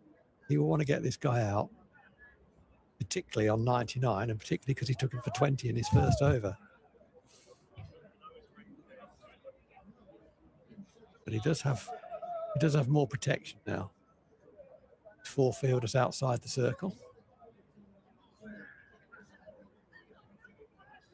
Tell just 1 needed for his 100. And he's going to get that as he firmly blocks it up to long on. Gets his 100. And absolutely rightly, warmly applauded by all around the ground, because that has been a very impressive innings. That's remarkable. That is as good of an innings as you're going to see in the Metro Bank One Day Cup today, isn't it? If not the best innings that you're going to witness in this particular round. He has played this game totally differently to everybody else that's been out there with a cricket bat so far. I agree. Nobody could have played those balls better, with one exception, and that is the one he nicked a slip on 0 and got dropped. But with that exception, he's been fantastic. And Eskenazi's been no slouch either. He's just ramped Gus Miller for 4, a very fine leg. Obviously, fine leg is never that fine. Nicely played by Eskenazi. Yeah, he's not had to do anything really, has he? He's not even necessarily had to put the bad ball away, knowing the way that Rishi Patel has gone about this. And I mentioned that net run rate at the start of the innings. I mean, it's all very, very possible now to get this done with, well, I think I mentioned 15 to spare, didn't I, at the start? You did. But I think with the way they're going, they're going to be looking at 20 to spare at least, if not more. Well, I hope you're wrong, but I fear you might not be too wrong. I think a lot depends on when Patel leaves.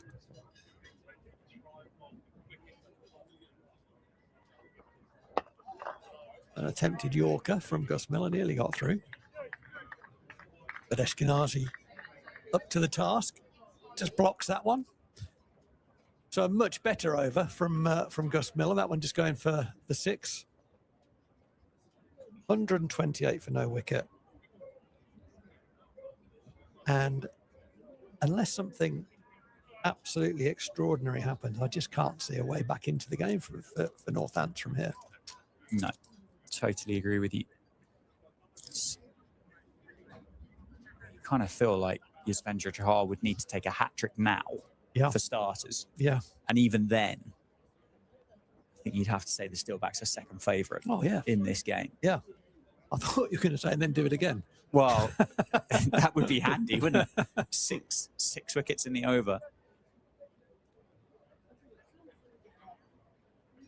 I'm very interested in the position of Ricardo Vasconcelos at long on, who's not really at long on to Rishi Patel. He was 20 yards off the boundary. So they get a 1 to him. If he middles it and goes there, it probably goes over his head. I just don't understand what he's doing there. Anyway, he's in the circle now with Eskenazi on strike. And he may as well not be, because he's not stopping that run either. No, it's really hard to know what the Steelbacks can do at this stage, isn't it? As he now drops down to long on.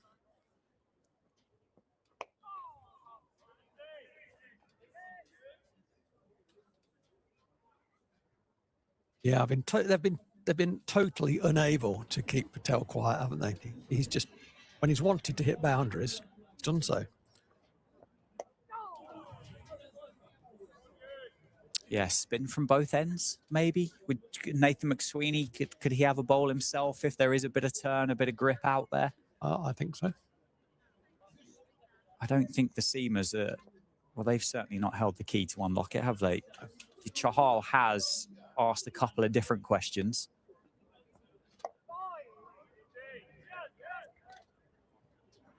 Or is it a game?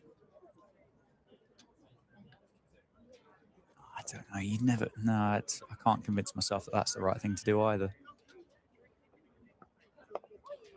It's not really a contest where it's like, well, we'll get some overs in the legs of Leach and Miller and Lowe and just see what we can learn about them. That wouldn't be. I don't think that would be the end of the world if that was where McSweeney went from here. I would like to see him bowl. Yeah. And then let the other guys come in, perhaps against a new batter. Might be an option. But I kind of think spin is. Because at this stage, Patel doesn't look like he's going to throw it away, does he? Yes, he's played some really expansive shots, but they've been good risk reward, good judgment, good decision making. Yeah.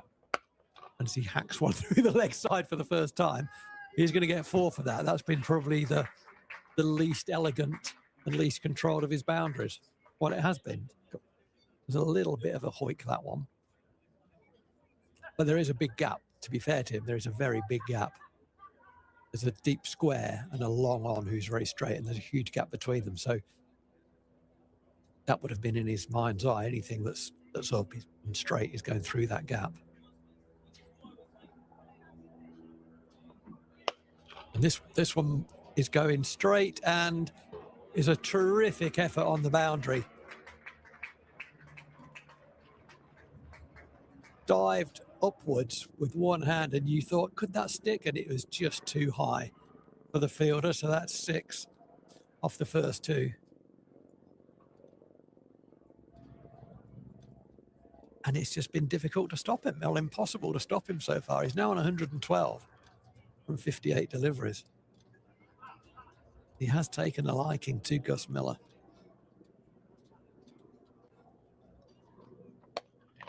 This time standstill goes inside out over extra cover.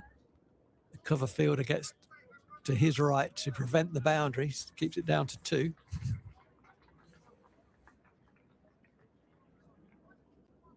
I'd like to see Gus maybe try a little variation of pace.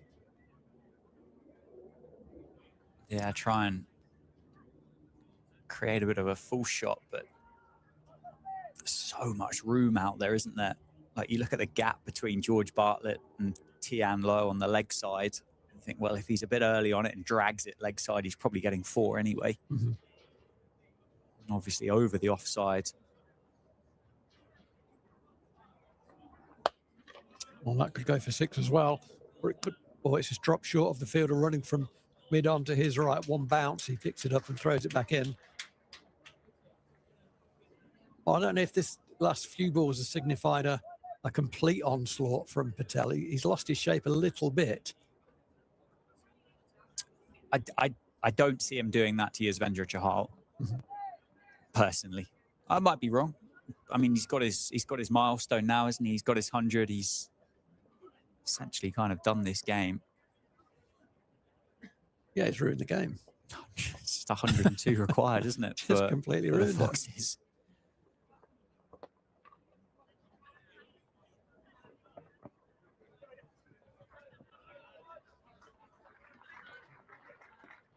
I mean, the fans have no answers, do they? They have no answers, and that's not to be overly critical of them. What do you do when a guy's striking at best part of 200? And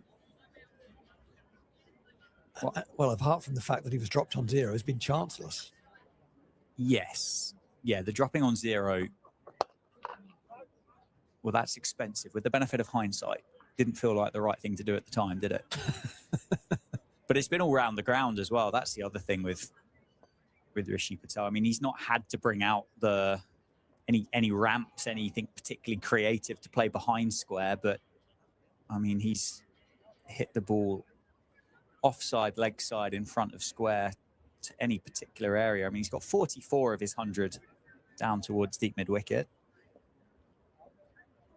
But well, we are seeing a bowling change. So Chahal, 4 overs for 19. He's off, and Luke Proctor has been brought back into the attack. He did get, as we've said, the edge of Patel's bat in the first over, and it was put down low, but very catchable at second slip by George Bartlett. So Proctor's going to get another go to see if he can get Patel. I was just going to say the game hinges on Patel. It doesn't really. Patel has broken through the barrier really for Leicestershire. Proctor drags it down first ball. Could be caught on the square leg boundary, and is caught. That's a good catch. That was swirling around. So a good bowling change from Nathan McSweeney. Proctor dragged it. There might have been a slower ball. Patel was through it a bit early off the bottom of the bat. Went very, very high. It was swirling around for a very long time. And in the end, it was a very nice catch. I think it's Van der Merwe who caught that. I think it might have been George Bartlett underneath. Oh, what do you think it was? Yeah. That's ironic, isn't it? It is George Bartlett. You're quite right. Well spotted. That's a very good catch. So the drop only cost 115. Patel walked off to huge applause, and rightly so. That was very, very impressive. Yeah, that's a world-class innings from Rishi Patel. 118 off 63 deliveries. As good of an innings as you're going to see in the entire One Day Cup this year. That was absolutely superb. Stylish, attractive, powerful, dismissive. Didn't matter what was bowled. Left arm, right arm, round the wicket, over the wicket, leg spin. It all got the same treatment. The ground was not big enough today for Rishi Patel. And we saw that 100 that he got in the blast. What was it, 2023, I think it was, in that tied game. And that was magnificent. And this one was equally stunning. Yeah, it was. It was of a different level to what we've seen from everyone else who's batted today.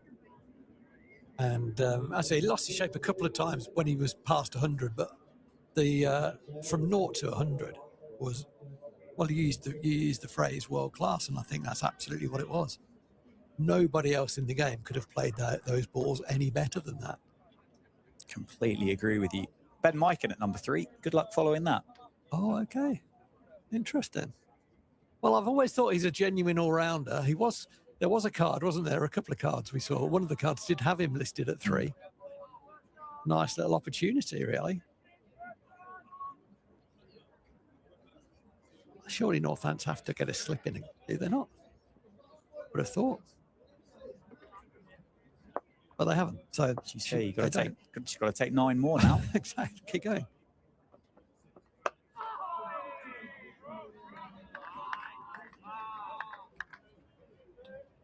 Yeah, Proctor started, going back an hour or so, Proctor started very well against Patel. And then, I don't even know if it was a poor delivery. There was a square drive, sort of on the up from Patel, and that got him going, didn't it? And he never looked back. Every ball that could be hit for 4 was hit for 4 or 6. Some that couldn't were hit for 4 or 6. If the bowler got the ball absolutely perfectly on a sort of a beer mat size spot, he defended it extremely well. His selection was good. His execution was incredible. Fantastic innings. Oh, where's my slip? Yeah, the Steelbacks haven't earned the right, have they, to go hugely attacking, but this is just one. Sorry. Well, cricket's just going to happen, isn't it? I really like Nathan McSweeney as a cricketer, and I think he's a leader. You have to have a slip in when you only need 100 more to win. Yep. A bloke's coming who's not on number 3, at number 3. Get a slip in. Anyway, he's off the mark. Yeah, come back. You heard the call. Very well fielded. He has come back, but he's very quick, Ben Mike. Good bit of fielding on the boundary there. Is that Tian Low out there? Yeah, I think that's the youngster out there patrolling that boundary edge today. Nice bit of fielding, but very good running as well. And as that ball went through first slip for 4, I did glance at Nathan McSweeney, who's at extra cover, and he was looking straight at the ground in front of him. I think he knows what he didn't do then was put one in, which is probably just as well, really. Because that would have been greeted with an ironic response, I suspect, from the Northants faithful. Yeah, as you said at the start, Steelbacks would have to bowl the Foxes out.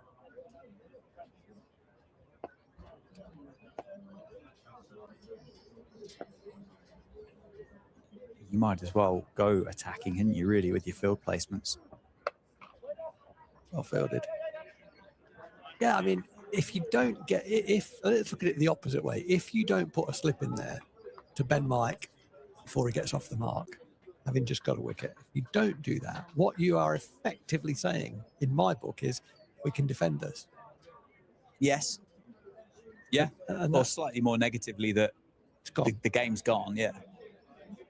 But I agree with you. It's not a case of saying that we're winning this game of cricket by not putting a slip in place. Yeah.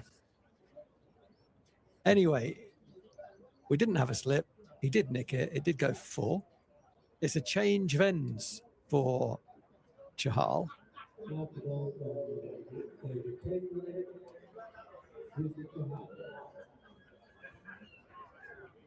He's bowled quite nicely so far without anything spectacular. There's one ball that turned past the edge of the bat. I think it was to Patel. Turned past the edge of the bat. Did turn quite a long way. But he's not really caused problems. And the 24 balls that he's bowled so far, he does have a slip. What's that say to Proc?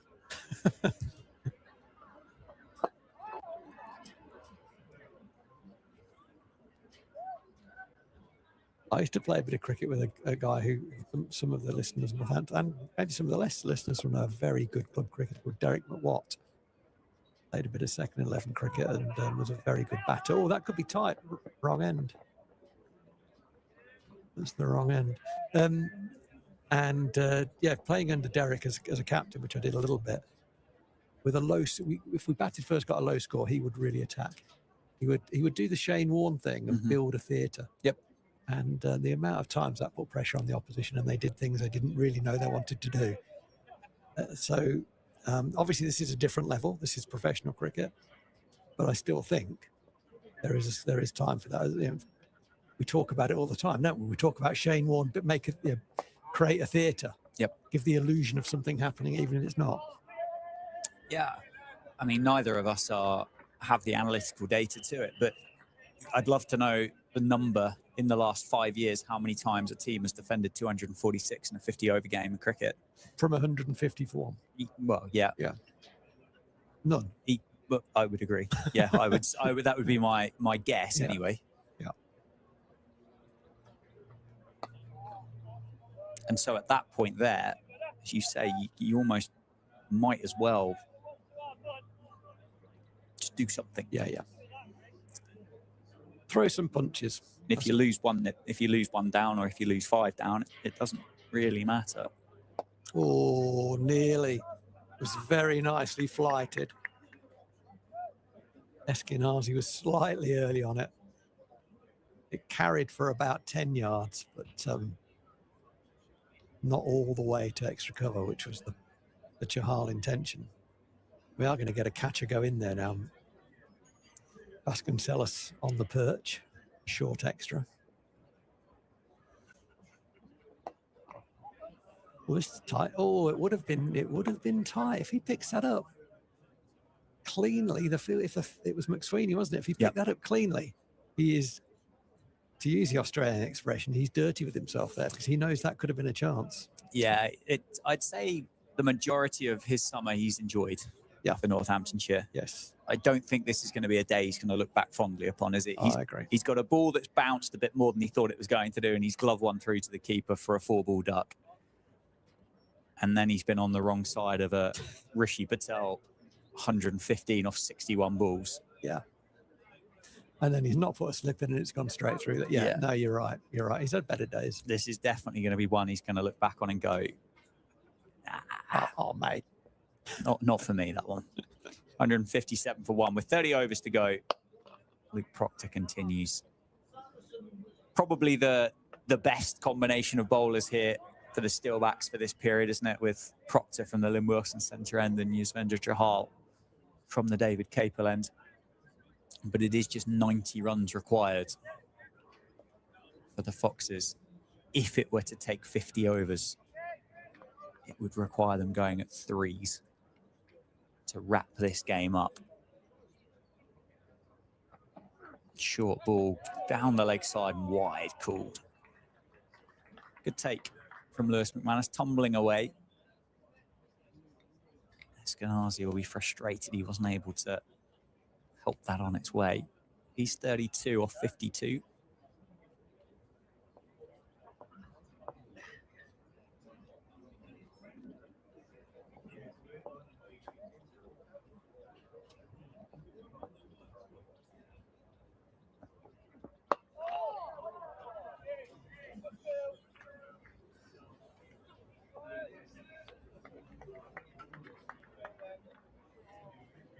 Oh, nicely, Brock. He has. He has indeed. Figures wouldn't suggest so, but yeah, certainly has.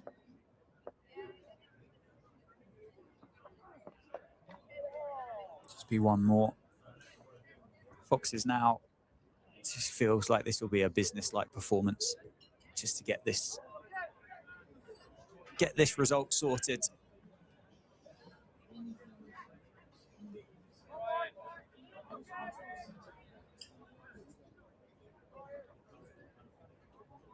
$15, $20 overs to play with, really, to make sure that they've got enough credit to positively influence their net run rates. That's pulled away by Mike. Yeah, Patel's innings was fantastic. It's kind of taken any jeopardy out of the game, hasn't it? Yeah, absolutely superb. Dropped on zero, as we've said. Amazing what happens, isn't it? How dangerous a batter becomes after they've been. Oh, wow. Would he have played the same way had he have not had that life or that bit of extra freedom, maybe? I don't know. It's hard to say. I think he probably would have played quite similarly. But it can sometimes free you up quite dangerously to... Yeah, well, the adrenaline's going, isn't it? Yeah. That's, if you can control that, adrenaline's about risk and alertness, isn't it? If you can control that, then it can be helpful. And he certainly did control it. Oh, well bowled, Brock. That was a strange bit of cricket from Eskenazi. Yeah, not seen that through the innings, have we?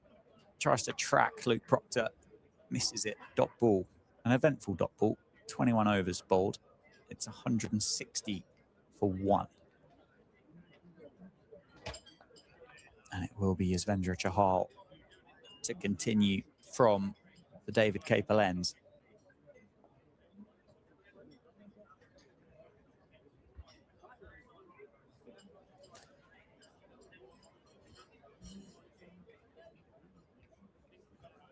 With the slip in place. Yeah, Ben Mike won't have faced leg spin of this quality very often in his career, and certainly not from number 3, when he's kind of got to play an innings from that. So, this will be a challenge for the young man. Yeah, I think you just kind of have to play your own natural way, though, don't you? I like his tactic there. Drop it into the leg side and get up the other end. Over to you, skipper. That's a good way to play it.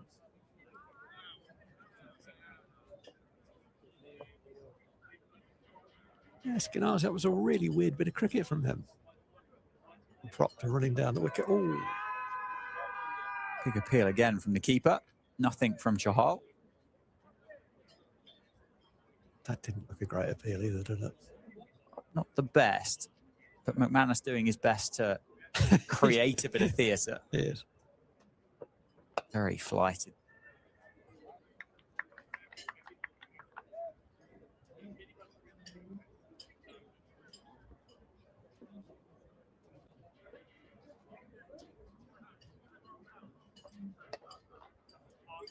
One more ticked off. Chahal, currently an IPL player. Yes. Yes. I don't watch all that much of it, if I'm honest. No, well, I don't, hence the question. I think there's conversation for a different day, but so much T20 pajama cricket, it's quite hard to keep track of everything as to what's going on. But I think he might be at Punjab Kings, I think, at the minute, or whatever name that they've got there of that franchise right now.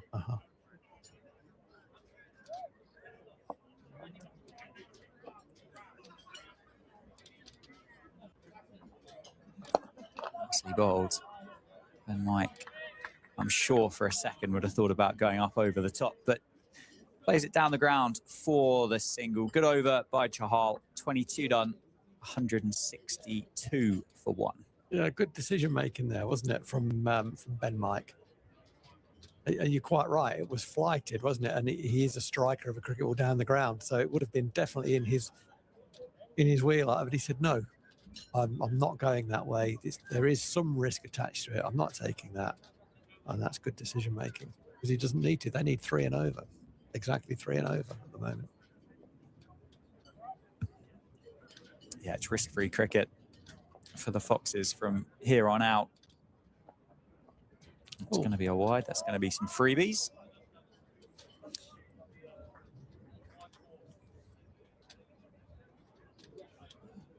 I think that's the other risk. Well, not the risk here, but with Chahal, the innings of Rishi Patel has kind of nullified him when you don't need to take a risk against the leg spinner in white ball cricket. And I kind of feel that's why leg spin doesn't necessarily work in Test cricket since the retirement of Shane Warne. Is if you don't need to take a risk, you know from a leg spinner you're going to get a scoring opportunity without having to wait too long. Yeah.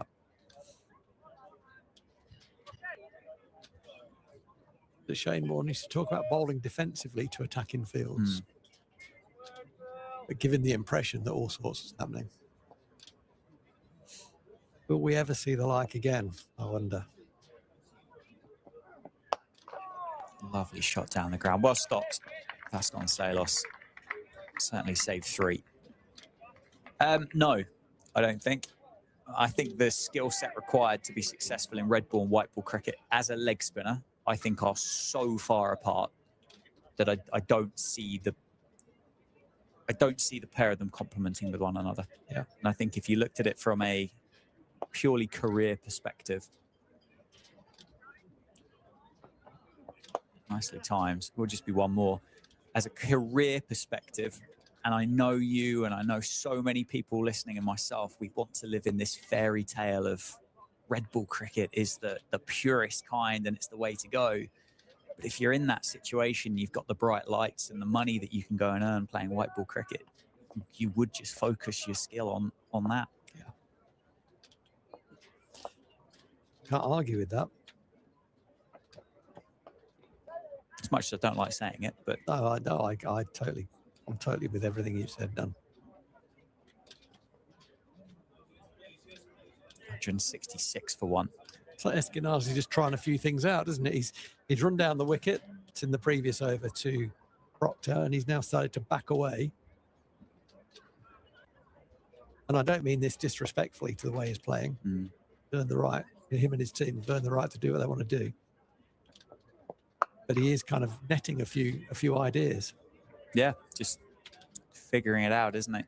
And it all does look, respectfully to Luke Proctor, a lot more straightforward against the seamers here than what it does against the leg spinner. Yeah. Of Yuzvendra Chahal. I still don't see him taking huge risks, if I'm honest. No. I think he'll want to be there, 50, 60 not out at the end, 70 not out. Well played, well batted, everybody. Thanks very much. Yeah.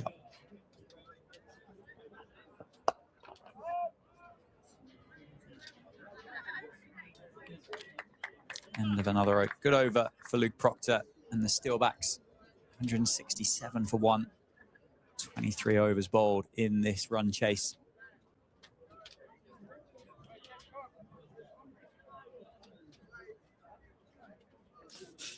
What do you do now if you're McSweeney? I guess you keep Chahal going, don't you?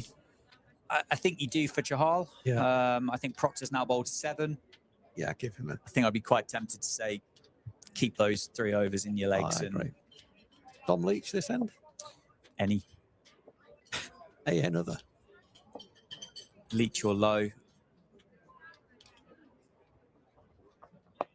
I think I'd throw the ball back to Tianlo. Yeah. I think is what I'd do. Change of ends. Have a look at a different end, slightly older ball. Different scenario where maybe these 2 batters aren't looking to take you to the cleaners every single delivery like Rishi Patel was. And just get another spell in, another bit of experience. And use this opportunity to go on then. I like that. Have a run. I'm changing my mind. I've talked you into it. You have. Vice Captain Jadzovic has talked in skipper row. Good work, I like that. That's going to be not out. Oh, did him in the air. Just held it back, didn't he, nicely? And Mike was through the shot early. In the air for an age, didn't it? It was. I thought it had gone straight to him initially. I think for a second, Leach thought that it was. I don't know whether if he'd have reacted straight away, he could have got a dive in, but diving forwards is about the hardest thing you can do in the field, isn't it? So, as Mike just takes the single into the leg side. Watch the spin well, though. Yeah, that's he dive at that and miss it, and it goes over your left shoulder. And you're the only person who's got to get up and go and run after it. Oh, that's beautifully bowled. Tidy work from McManus. Just a little bit. I don't think he was late to anything. I don't think Eskenazi's back foot moved. No. Nicely bowled, wasn't it? Good to see. That's why he should have been on a lot earlier. But we'll leave that. It's gone. End of another over. 24 bowled. Foxes cruising along here at the Cinch County Ground. They require 79 runs from 156 deliveries remaining. We've got 1 over to go before we take drinks. Well, I think there's going to be a change. I think so. Can't quite work out. Nobody knows. Oh, no. Who's this? Gus Miller, isn't it? It is. Gus Miller to replace Luke Proctor. 3 overs, no maidens, 0 for 41 for Gus Miller so far. This is his third spell. It is his third spell.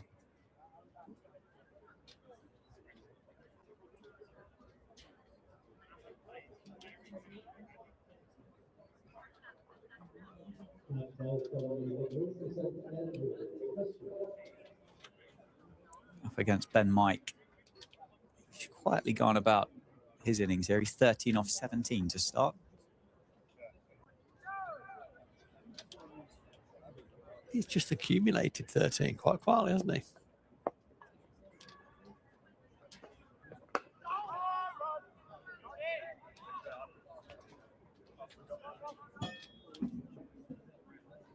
Well, I think the rationale will be give the youngsters some more experience. Yep.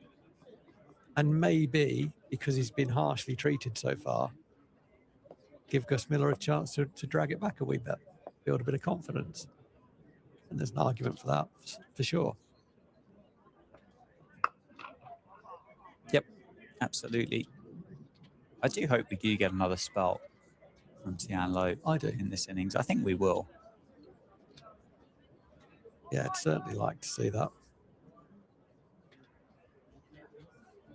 I've got one for you. Bumper. Yeah, don't mind it. Not really seen them, have we? No. Surprise bumper. 2 out on the leg side, 1 at deep square, 1 on the hook down at fine leg. Longer side of the ground as well. Sits on that back of a length.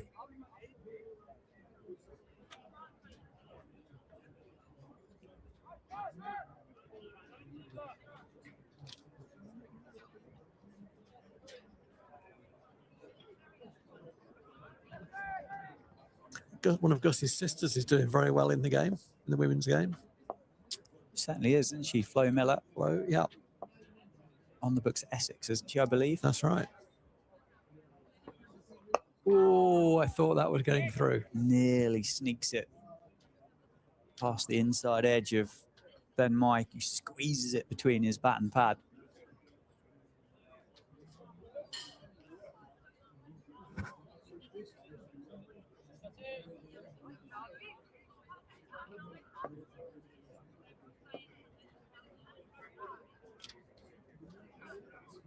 Come on, Gus. Good over so far, this. Lovely. 5 dots. Yeah, good comeback, isn't it? It is. Massively under pressure earlier on. But still, as you said, you made the point that he wouldn't have shied away from that challenge against Rishi Patel. No, he wouldn't. And that's what you're looking for, isn't it? You're looking for a competitor, and he is a competitor. Oh, that's good. He's got a maiden. Well done. A rare maiden in this inning. So rare, in fact, that's the first of them. Is it really? The first maiden in this second innings. It brings about drinks as well. So 25 overs done, 168 for one. The players and the umpires will take drinks. So will Phil Rowe and myself.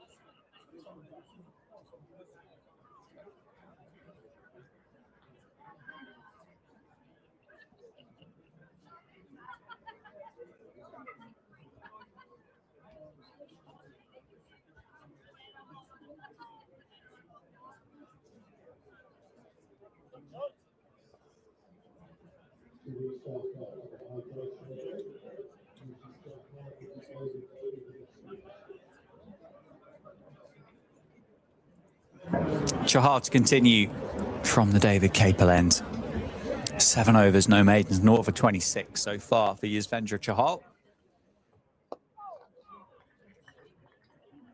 There's a mini squeeze. It seems to be. Yeah, mid-on is in the circle. There are 6 fielders in the circle. Vasconcelos catching a short extra cover. Big heave from Eskenazi. Nowhere near it. No. From that pace-off delivery from Chahal.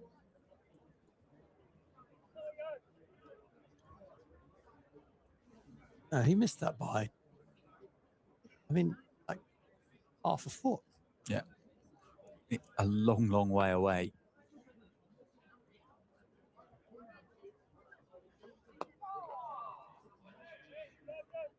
I guess slow turn can do that. Can make you look a right clown, can't it? Yeah, bounced maybe a little bit more than what he was. Bounced slowly, didn't it? And turned. Yep. Beauty gone. Beaten on the flight, beaten on the drift. Tidy work from Lewis McManus to whip the bails off. He's tried a couple of times. He's asked the question to the square leg umpire. Third time of asking, he does get the wicket of the Foxes captain. And Eskenazi is stumped by Lewis McManus off the bowling of Yuzvendra Chahal for 36. And the Foxes are 168 for 2. Lovely bit of cricket from Chahal, wasn't it? Held it back, drew Eskenazi forward. He wasn't trying to play an aggressive shot. He was trying to get closer to the pitch of the ball, but the ball pitched shorter than he thought it was going to. It dropped and turned past the outside edge, and McManus as I would expect Lewis McManus to do, took a comfortable stumping. A couple of things there, really.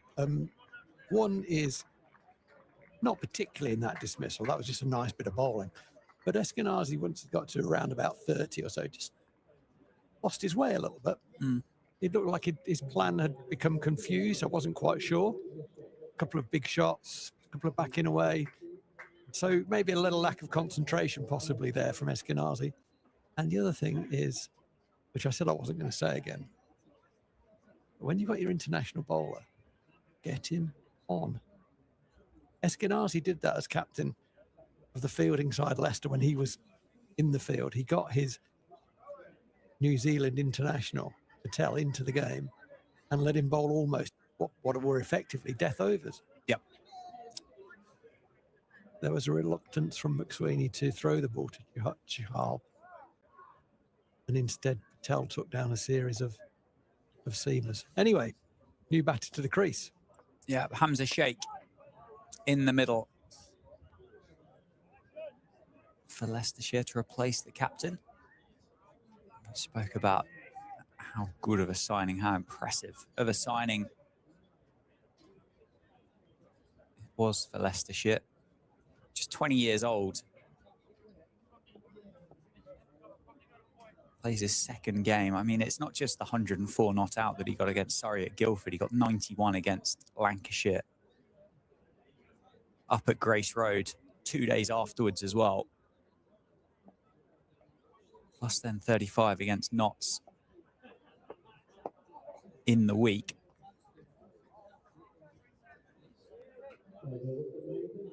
End of a successful over. Yuzvendra Chahal gets his first. 26 overs done, 168 for 2. He's bowling a bit more confident, I think, now, isn't he? He's found his pace. It's one of the things spinners have to do, and obviously the more experienced they are, the quicker they do it, is what is the right pace for this particular surface? And it is more variable than what one might think. And I think Chahal's got it dead right there. He's going to have a little bit of applause from the members as he goes back to his fielding position at third man as well. He might. That was a lovely bit of cricket to dismiss the Leicester captain.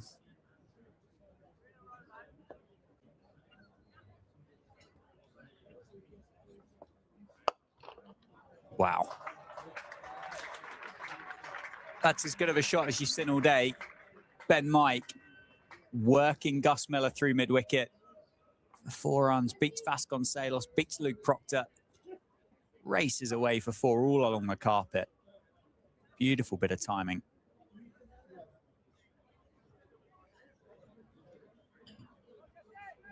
Yeah, by far the best shot that I think Ben Mike has played today. That was a beautiful bit of cricket. Didn't try to overhit it.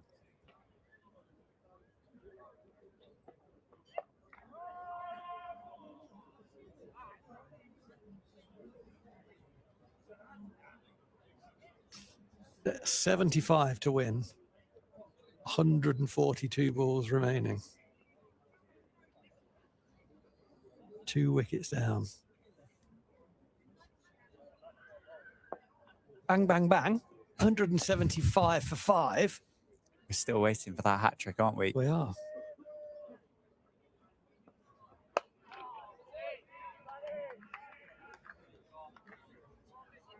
A lot of time, Ben Mike, there. I thought initially he was shaping up to pull that ball into the leg side. I thought that was the impression that I got when he started to shape up for it. Yeah.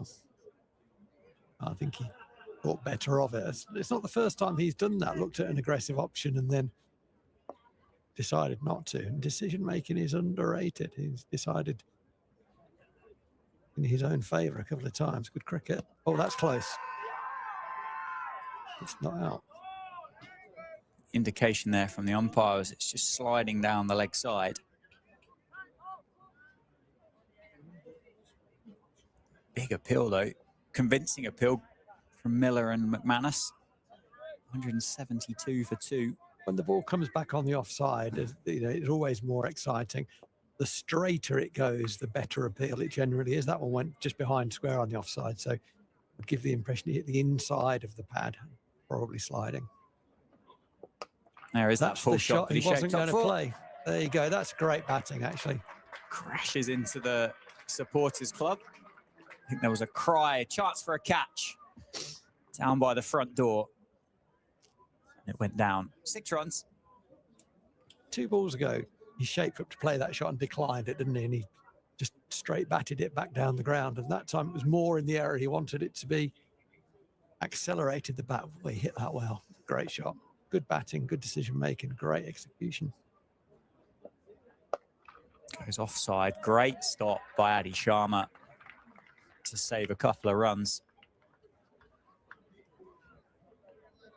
And the over, 179 for 2. Ben Mike keeps the strike on 24. Hamza Sheikh yet to get off the mark, only facing 2 deliveries, and it's 68 required from the 138 balls remaining in this innings.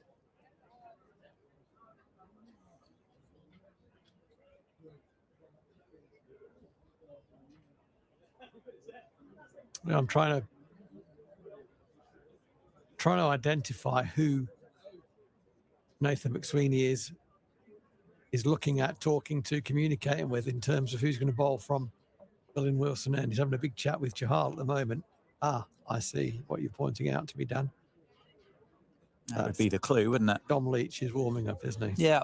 So it'd be a change of ends for Dom Leach to replace Gus Miller after a couple of overs here. Quite surprised that it's not Tian Lo. I am. Yeah. Yeah, I am surprised at that. Still a slip in place here. Mike on strike. Plays a convincing, stylish front foot defence. 179 for 2. Still a nice number of supporters in the ground. Well supported Metro Bank One Day Cup in 2026. If you're watching this from home, we'd implore you to get down to your local county side during August to enjoy a day at the cricket. Kind of feels like One Day Cup cricket's the perfect length of time, isn't it? You can, yeah. You can sit down, you can get yourself settled in, enjoy your day. Nice picnic, a few conversations. Lovely. Maybe a bit of sunshine. Guaranteed, isn't it, at the minute? It is at the minute, wall to wall, some might say. Whether you want it or not. A couple of hydrating and zesty beverages. Whether you want it or definitely want it. Certainly want it. Chahal is bowling overall slower and slower, isn't he?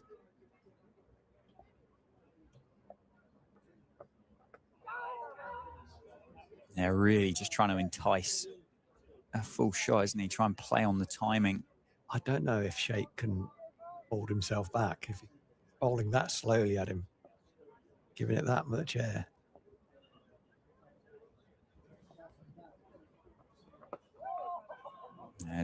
Googly that time, wasn't it? Tried to create something, the angle, yeah, and just tracked him off the surface. Played it well in the end.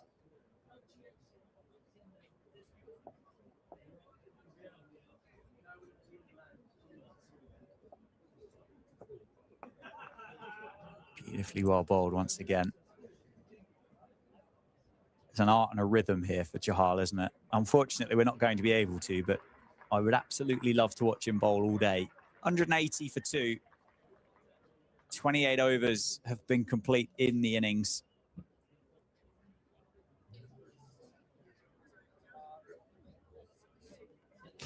So, yeah, it is going to be Dom Leach to replace Gus Miller. Gus Miller, 5 overs, not 52. He got harshly dealt with in his first over. And Rishi Patel got stuck into him, as he was doing to most of the bowlers at that time. Gus Miller was in his sights. So he's had a few spells, and he's generally bowled better. He didn't bowl badly, actually, but just slightly didn't get his line and length wrong, and anything offline was going at that point. Be interesting to see how Dom Leach comes back. Bowled quite nicely, didn't he, from the David Capel end? 0 for 22. Got the edge of Patel, didn't it, which flew past the gloves of McManus. different prospect, I think, at this stage of the game, isn't it? Where you can just knock bowlers around for singles. And Leicestershire don't need to do anything other than that. No, it's difficult to read too much into performance here, isn't it? Because the game's gone. Yeah. I guess all you can look around and monitor is intent and personal standards, those good things. But as a contest, it's done.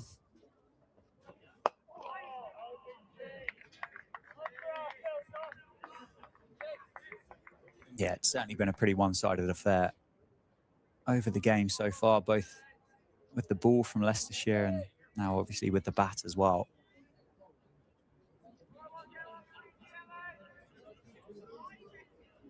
Yeah, they bowled well as a unit, didn't they? They bowled very well. Holland bowled some very good deliveries up front that were just too good for the batters. McSweeney got a nasty one that bounced and he gloved it. Good bit of bowling. Nicely played. Yeah, comfortable from Sheikh, just using the pace of Dom Leach.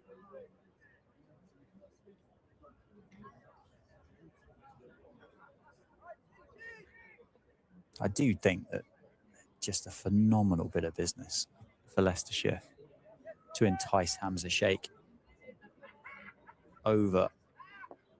I'm sure it's that kind of guarantee and that promise of 3-format cricket, first team cricket, opportunity.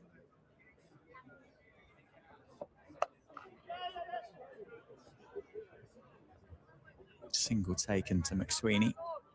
So there's the 3 off the over that Leicestershire require. Anything extra would be a bonus here. But he's just a run scorer. Hamza Sheikh, he scored 162 in the second 11 championship for Warwickshire a couple of months ago. He scored 91 for the England Lions in his first-class debut against Sri Lanka at New Road. Played England under-19s.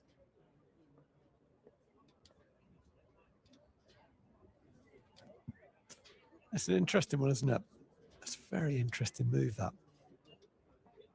In the modern world, where so many young players think, rightly or wrongly, think they need to move to a bigger club, that Sheikh's gone, you'd have to say the other way. He's gone from a test ground to a non-test ground. So no disrespect to Leicester.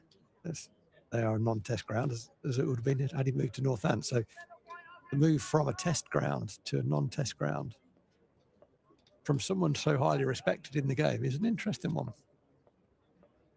Yeah, we've spoken a few times here, haven't we, on Steelbacks TV about players that felt blocked.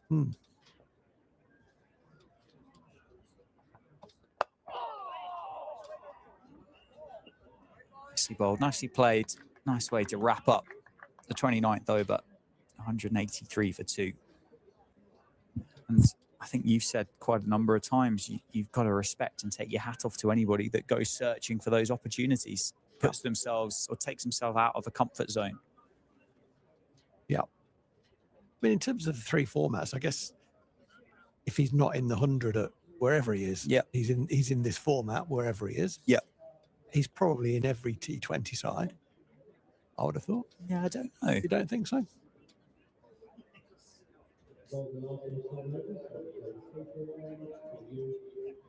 He played for Birmingham for Warwickshire against us, did not? Yeah, and that was his one and only. Oh, was it? Last game. Ah, okay. Because he played against us and because he's such a good player. Yeah.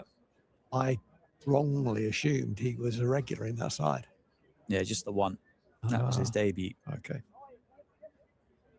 At the end of the group stage where Warwickshire had already been knocked out. Yeah, that's right. They couldn't qualify. Yeah, that's right. Okay.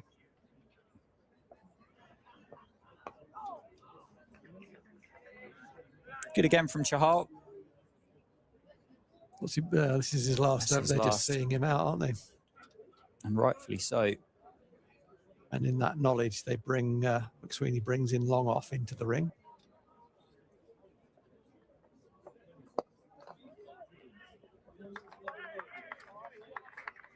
They just don't need to do anything else, do they? So it would have taken at least 5 from Chahal in this innings to have kept the Steelbacks in this game.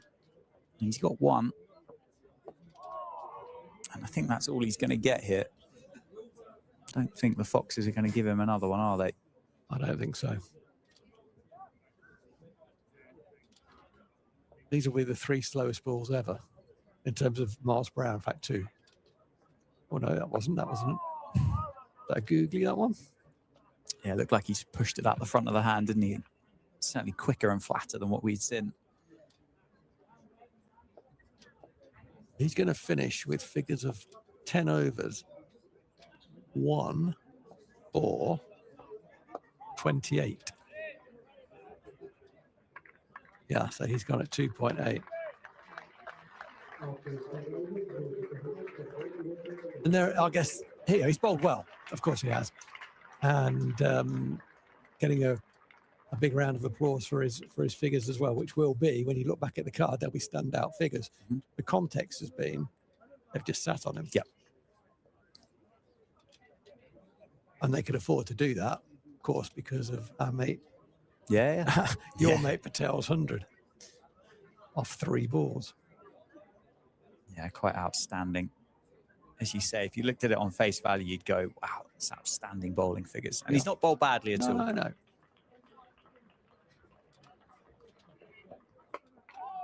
Tom Leach continues then. Bit of extra pace.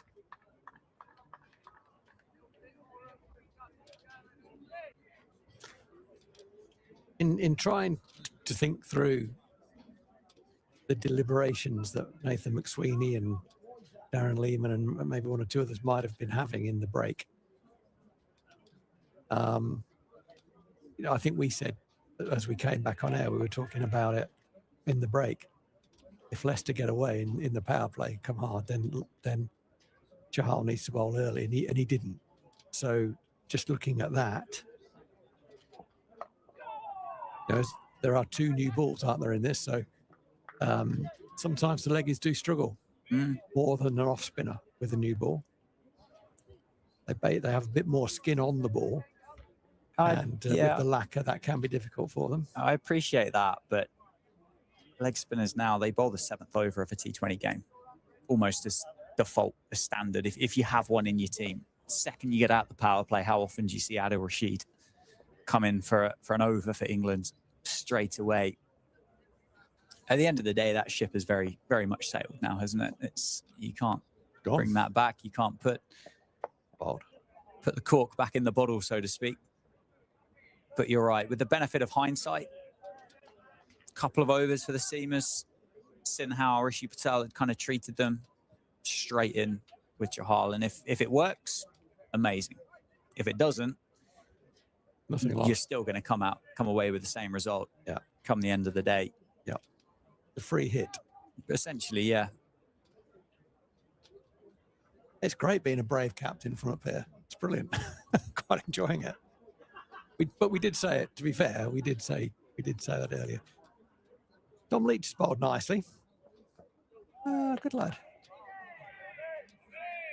I wanted a bumper. He bowled a nice bumper. Just slightly wider than would have been ideal. Not quite on the badge. I think I've seen Ben Mike flapping at a hook before. A vague recollection of that. Had nothing to do with that one and played it well. But yeah, Leach has not bowled badly at all. No, he's probably good pace. Yeah, I think that's good intent, isn't he? The most exciting thing, isn't it? The pace that he's had. Yeah. Held his length well. He's not gone. Well, yeah, he's bowled dry. Yeah. Arguably, as you say, on a day, maybe needed to push that length up a little bit fuller. Yeah, no, I've been happy with it. I think he's done well. He's a real conundrum, isn't he? And I'm sure that he's a conundrum for the Northants bowling coach, and I'm sure he was a conundrum for the Yorkshire bowling coach before, because he clearly has a lot of good attributes. And from what we're seeing here, and I believe this is the case as well from feedback I've picked up over the last few years, he's a good lad. You know, he'll run in, he's a good team man. He's not a problem in any sense. Just hasn't managed to deliver what he's clearly capable of delivering in any consistent way to hold a place in the first team and grow confidence from there, put some games together and, you know, kind of stay in the side. I feel for him. Yeah, I mean, I'm not convinced without going back and checking the archive. I don't think he's made a championship squad this year. He certainly hasn't made a championship fixture. Looks like we're going to get Tian Lo back into the attack. That's good. After his 3 overs with the new ball. 3 overs, 0 for 22.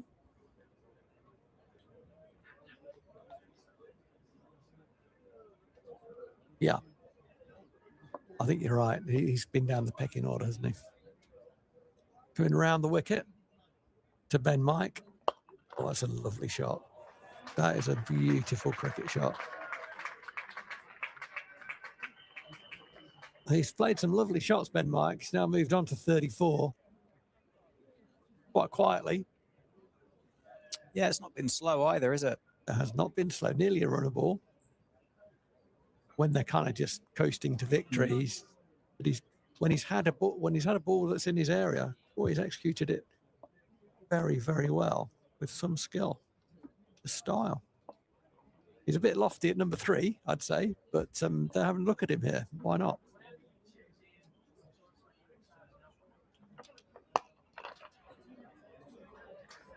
Well, if the other one was elegant, that one was effective. There wasn't a whole lot wrong with that delivery. It just allowed Ben Mike to free his arms up a little bit. Could have hit that ball in a number of different places and went through mid-wicket. Yeah, it was the length, wasn't it, that he targeted? It was. He would have been quite happy with that result, whether it had gone over extra cover or whether it had gone through mid-wicket, just depending on the time at which he would have met that ball. I think it's Rafi Weatherall was a sub-fielder that just couldn't quite stop it.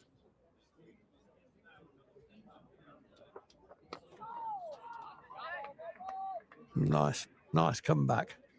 Having gone 4-4, got a nice delivery. Another day that rolls back and tickles the stump and the bail drops off. What have you made of these 3 overs, 3 and a bit overs of Tian Lo? I think there's something there. I'd like to see more of it. Yeah. You know, I'd certainly say that. Always good to see a young seamer. Left arm is different, isn't it? He doesn't have a typical fast bowler's build. Runs in nicely, uses his front arm well. He's bowled the bouncer and he's going to get a wicket, I think. No, he's not. It's evaded. Lewis McManus dropped safely over his head. He couldn't get to it. Great option. Surprise bumper. And it hurried Mike as he tried to pull it away. Got a top edge on it. I said earlier, I think I've seen him flap at a short ball or two before. And that one did him for a bit of pace off the surface, skidded him a bit. And I thought for all money that Lewis McManus was going to turn around and pouch it, but got a bit of top spin on it and carried away. So it was not a chance in the end. Yeah, it just got bigger and bigger, didn't it, on McManus? It's been one of those days, hasn't it? Yeah, I mean, it ended up landing kind of halfway down that carpeted bit of signage, didn't it? Which is no chance. A fair old way from the stumps. Well bowled, though. Moral victory. Whatever that is. Doesn't count for a lot, does it? 197 for 2.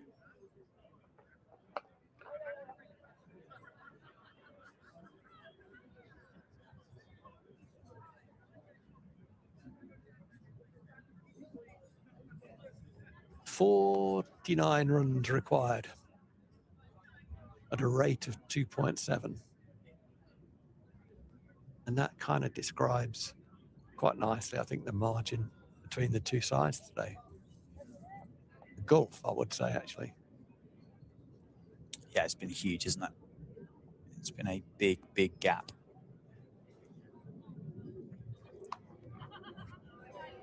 Half stopped by Vasconcelos at backward point. Good effort in the field. Oh, it wasn't Maskinseller, sorry. Adi Sharma, wasn't it? That's Adi Backward point. Sharma. It was. Yeah, good effort. He stopped probably 2 or 3 there. No lack of effort from him there. But yeah, I mean, golf is fair, I think. But also, you know, let's bear in mind that we are seeing effectively a first team from Leicestershire against a very young outfit from Northamptonshire. Northamptonshire missing 5 to the other competition that's on at the moment. 7, I think. Oh, is it 7? 7. David Willey, Save, Ben Sanderson, Louis Kimber, Calvin Harrison, Ben Sanderson, unless I've just said Ben Sanderson, James Sales. James Sales, 7. And I think there's just 1 from the Foxes in that other competition. So, yes, it is a gulf, but actually we knew that when we arrived this morning. But so it was proven. Short ball, nicely directed. Shorter ball from Dom Leach. Just tucked away, really. Knocked it on the top of the head. Did shake. Takes the score to 200. 200 is up. A change of bat for Ben Mike. I think that top edge might have just done a little bit of damage. Good point. At the end of that last over. Good point. So yeah, change of Willow. 41 not out. 41 or 43. Just 5 boundaries in that innings. Yeah, he's kind of built quietly, hasn't he? And actually, you know, good players do that, particularly in this format. They go about it in a sort of quietly creep up on you, which is what he's done. Has played a couple of really attractive shots. Yeah, that cover drive at the start of the last over was as good as we've seen, really. It feels a long time ago since Rishi Patel departed, doesn't it? It does. Yeah, it does. That was a different game, wasn't it? I think so.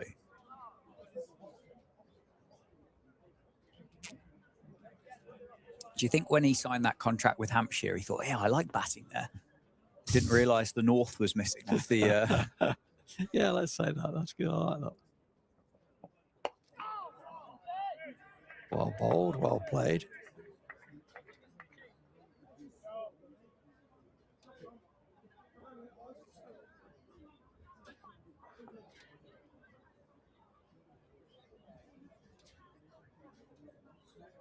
Yeah, he'll be a loss to Leicestershire.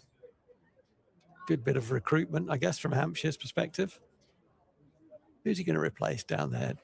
That's your neck of the woods, isn't it? It's closer to my neck of the woods, yeah. It's a good question. There's a few, isn't there, up around the top of the order for Hampshire? Well, chance at the non-strikers ends. Direct hit will allow the single to happen anyway.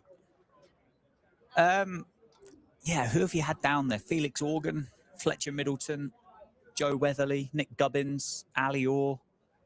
I think it's a gap or an area that Hampshire have struggled with for a long time. Yeah, they haven't really nailed down, have they?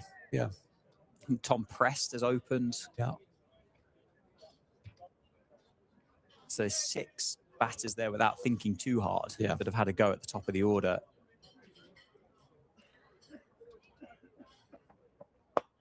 A bold attempted Yorker. I've enjoyed Dom Leach today. Got a few runs, didn't he? And played nicely. Yeah. Played very sensibly. And with some attractive shots. I think he's bowled quite nicely here.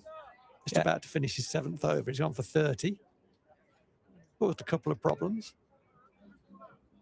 And he certainly looked at the races. He's been a bright spark, hasn't he? Yeah, he has. Certainly a positive to take away. Not that they've got a lot of time to dwell on it.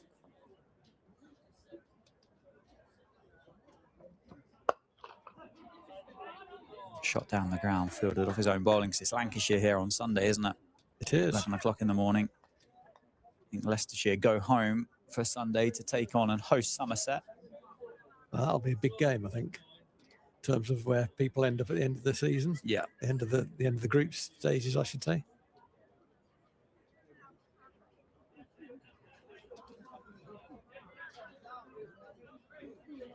If I made this up, I might have made this up because I do it. Is the final of this competition at a different ground this year? I think it's at Trent Bridge. Trent Bridge again, so it's think not. so. Okay.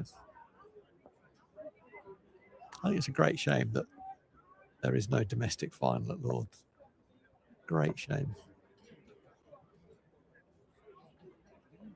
So Low to continue and go past the outside edge of Ben Mike. Hasn't played many false shots, but Low got him to play a miss at that one. He had this half escape really with the bumper in the previous over. And a little flap at it, top edged it over the keeper. But in that over, he played a couple of glorious shots for 4 as well. He's on 42. It's 201 for 2, 46 more runs required, or 8 wickets for a Northants victory.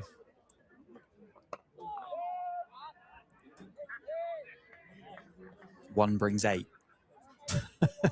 Is the call, isn't it? From somewhere. That well-known saying, isn't it? Here's a question: How many games on Saturday of club cricket around the country is Slip going to click his fingers? How many games of club cricket on a Saturday has Slip's been clicking his fingers? For years anyway. Yeah, I see what you're saying. Muscled away, overstepped from Tiam Low as well. Next one will be a free hit. I don't know. Call me cynical, but I suspect that isn't the first incident or the first club or the first team that's been doing things like that. But just evening it out, wasn't it? Everybody says it's a batter's game. Just trying to bring the bowlers back into it. It's a keeper's game. Yeah, I bowled well today, didn't I? I got 5 for. God. How do you sleep at I night? don't know. How do you? I saw an interview with Steve Harmison. It was brilliant. He said, he is ruining people's Saturdays. They work all week, look forward to the game of cricket, and he is spoiling people's weekends. That has gone for 6. So a free hit, maybe a short ball wasn't the right option with a free hit. Hitting with the wind. It's a decent carry to the leg side, but it's with impunity. You know, if he doesn't get there and it's caught, you're not out. So I'm not sure that's a great option from Tiam Low, and he's probably thinking the same as he walks back to his mark. But what it does do, it takes Ben Mike to 50 off exactly 50 balls. He's very grateful for the free hit and for the bumper as well, and he put it away nicely. Yeah, it's been a nice innings as well. Edge 1 through Slip, didn't he, first up?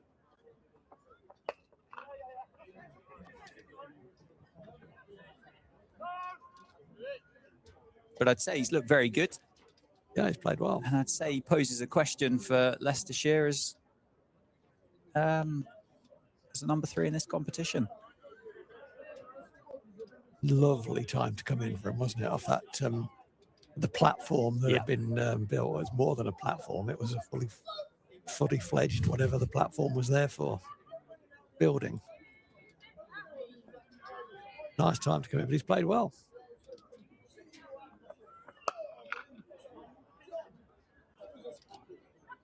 Yeah, it's just a case really for the pair of them, isn't it? Just to get the job done now. Ooh.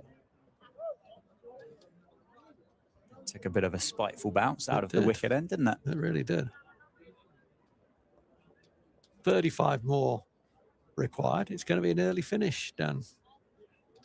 Certainly is. Should be done and dusted by, what, 5:30? Leicestershire should have at least 10 overs in credit for their net run rate.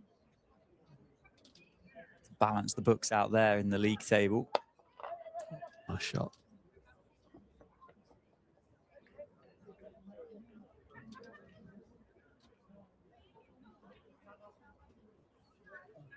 Yeah, it's got to keep their standards, haven't they? Keep doing the right professional thing. Get the win. Sing the song and enjoy the net run rate benefit that will ensue. What are the Vampires doing here? They're looking at the ball. Oh, they're not looking at either. Well, they're looking at both balls and then walking away. I don't think I've ever seen umpires wearing purple shirts before. No. What do you think? I don't like it. If I'm honest. Well, that's good. I like a straight answer to a straight question, wouldn't it? Yeah. I quite like the fact you refer to them as vampires as well. Heard them as penguins Yes. over the last couple of days. Yes, I've heard that as well, yeah.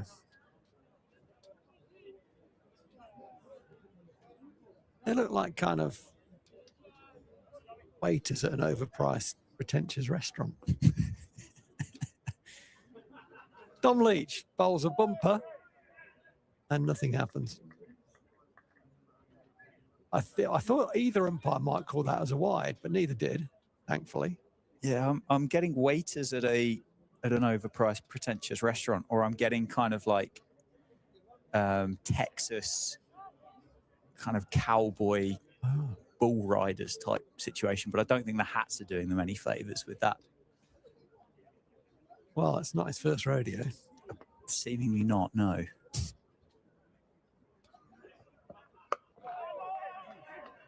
We've got to make sure we keep our professional standards up as well for the remainder of this game. Actually, we must do that because more than one performance, certainly the performance of Rishi Patel, does warrant that. It was a fantastic innings on any day, any ground, anywhere. It was just, I mean, wonderful stroke play. Recency bias is a classic thing, isn't it? When you talk about these kind of moments.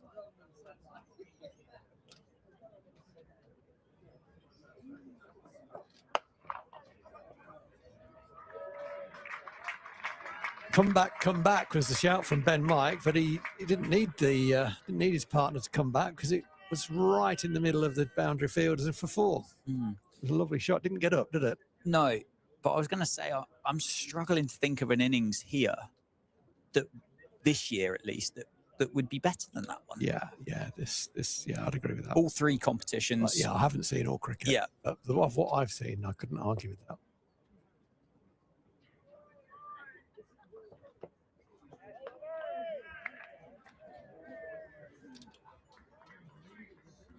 Yeah, I think that's good umpiring to call that as wide. Dom looks a little bit hard done by there.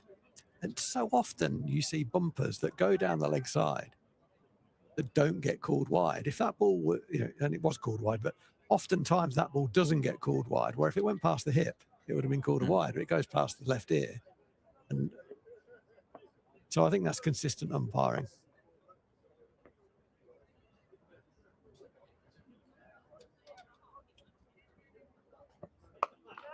That's nice batting.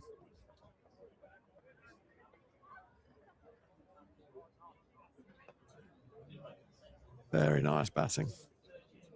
Just let the ball come into him, played it under his eyes, opened the bat face to miss the extra cover fielder. It's very, very nice batting. He's played well. He's played well in attack and he's played well in defence, as Ben Mike. Just really experienced, isn't he? Well, it's been an incredibly experienced performance from, as you say, or as we've said, a first team in the Metro Bank One Day Cup. It's a proper first team. Yeah. It's been a very, very good performance all round.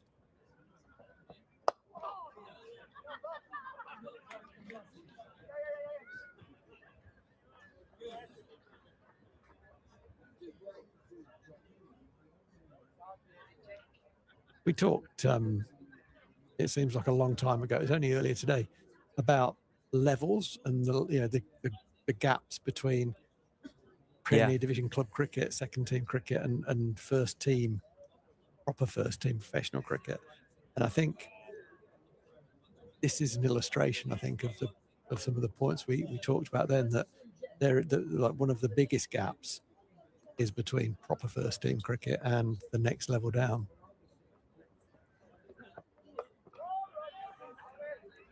Between an experienced attack and an inexperienced attack, for example. Yeah. It is a huge difference. Yeah, and I mean, you've got two bowlers there for Northants. And obviously I'm not picking on anybody, but Tian Low and Gus Miller have bowled 10 overs between them and they've conceded 104 runs. And they have predominantly bowled in second 11 cricket this year, haven't they? Yeah.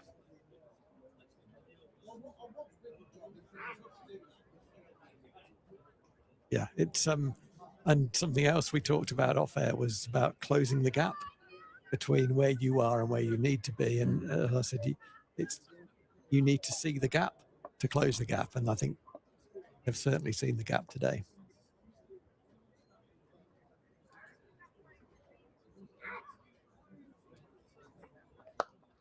There's another sumptuous cricket shot. 4-4. That might be the best of the lot, you know, because that was on the up. That was a good length delivery. And he hasn't overhit that. He has timed that so beautifully. Yeah, that's punched and crunched, isn't it, through the offside? We've seen some cricket shots today, and that's right up there for me, that one. It's on 61 now. 61 or 57.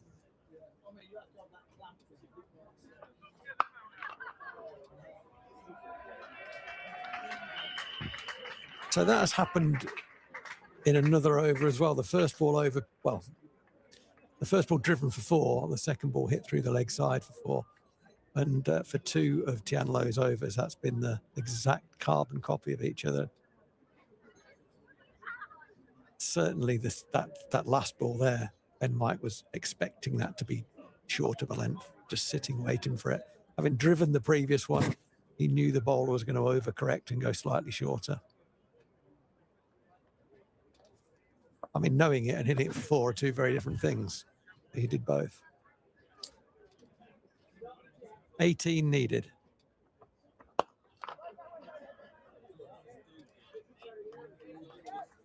Yeah, and it's when you look at the field as well, there is very little protection out there on the leg side for Tian Lo if he does drop his length back. You've got one fielder down behind square. And the pitch is kind of that pace that you're going to be able to play it comfortably in front of square wherever you want. I don't think we've mixed pace up enough our seamers.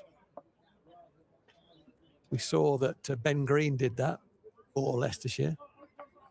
And Ian Holland did that when he came back from the David Capel end as well. Yep. They can pace off, recognising it's not a quick surface, therefore don't leave any pace on. And it became difficult to time the ball at times. And I don't think we've done that enough. There's been the odd one, but very odd. And I think that's something that the bowling coach will want to talk to the bowlers about in a debrief is, look, you know, it's a tough day out there. What more could we have done? And that would be something more we could have done. Would it have changed the game? No. But I think it could have helped balance it out a little bit more.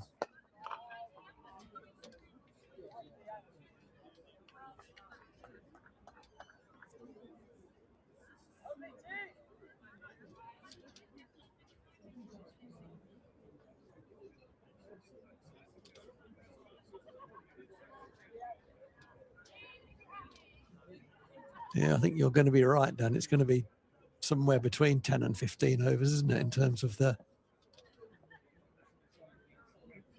finish? Yeah. More than 10, less than 15. In terms of the overs in hand that Leicester are going to have at the conclusion of this game, because at the conclusion of that over, which is the 36th over of the innings, Leicestershire 231 for 2, 16 more runs now required, 84 balls remaining, and a run rate required of 1.1 per over. As Vasconcelos turns his arm over in the outfield. Surely not. I'm pleased to see the umpire didn't stop him doing that as back practice bowling. That's good. Dom Leach is going to continue. Yeah, he's got 2 overs left. He's had a good day. Yeah. He's bowled really well. Okay, he's gone for it's 38 off 8, but in the overall scheme of things, that's very good. And he's run in hard and hit the wicket hard, and he batted nicely too. Kind of feel he deserves a scalp to take with him. Yeah, you kind of think so, don't you? Don't know if cricket works that way. It doesn't. But yeah, to be wicketless does feel harsh.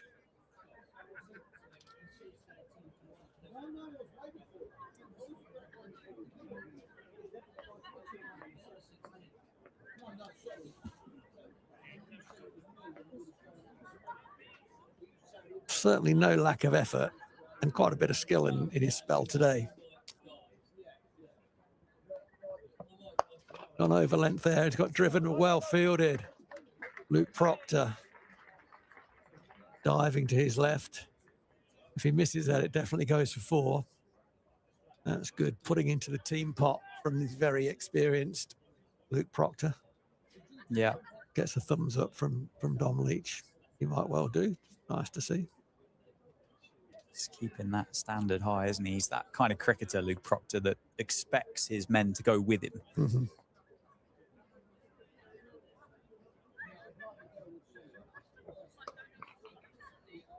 Turned away off the hip. Ooh. They do get 2 as the sliding long barrier was effective in stopping 4, but it was a bit of a knock on in rugby terms. That's the scrum now. Allows them to come back for 2. Another couple chipped off. I think David Willey called him a mongrel on the finals day. Luke Proctor's got a bit of bit of mongrel about him. I'm sure that was meant in the most complimentary of absolutely of ways. Absolutely right.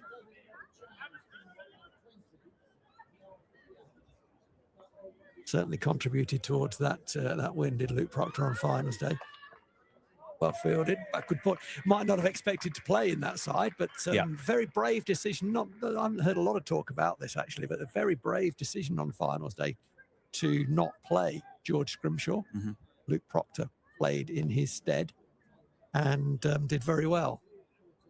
No disrespect to George Scrimshaw, but it was a brave decision because he'd played in pretty much every game last year and been the leading wicket taker the previous year, I think, George Scrimshaw. So a good bit of leadership and selection. Oh, that's hit hard. Well fielded again by Luke Proctor at mid-on. Proctor's first over, I think, went for 28 on finals day. Yeah, that was against Will Smead, wasn't it? It was. He got stuck into him. He really took a fancy to Luke Proctor. But then came back and bowled an over towards the end and went for virtually none. I think that's good man management from David Willey as well. He knew actually Proc will want to come back and fight here, and he did that very well. That's banged in. It's only going to get 1 unless there's a fumble. There's no fumble. Another 1 to shake. Takes the score to 2-3-4 for 2 at the end of that over. Dom Leach now 9 overs, 0 for 41. Yeah, looks like it's going to be Tian Low to continue as well. So I think this is good. Getting some miles in the legs of the younger bowlers. Getting a really good opportunity to have a look at Dom Leach. See what might be there for the second or the final third of this season, I guess, now as we get towards August. Yeah, I totally agree with that. Tian Lo's going to come over the wicket now. I'd like to see the captain go up to him and say, give me your tricks. I want 6 different balls. Yeah, we're going down here. Give me 6 different balls. We might get something. Take one with us. Absolutely right.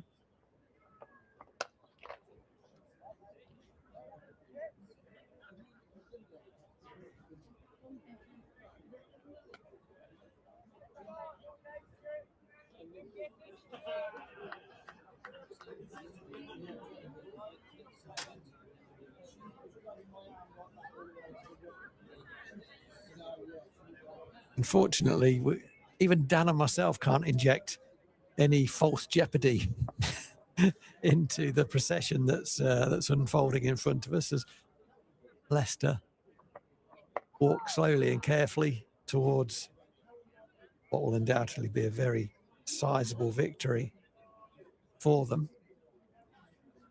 And they've been very good all day, haven't they? Yeah, I think that we're probably both struggling to add much more value to what we've already said so far. I mean, they were excellent in those opening 10 overs, both Ben Green and Ian Holland with the new balls. I mean, Ian Holland with 3 brilliant deliveries to pick up those 3 wickets. In those first 10 overs, kind of knocked the innings on the head, didn't it? Before it had an opportunity to get going.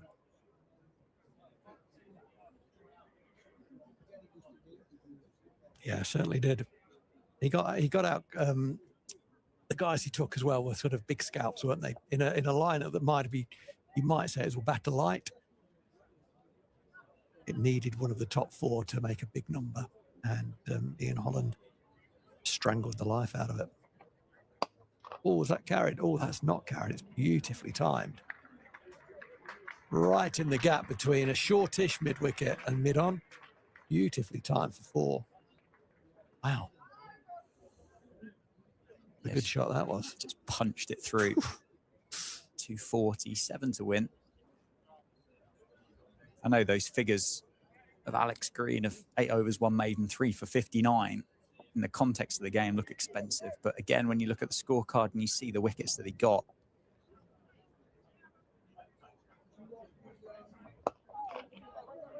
yeah, you're right what you say.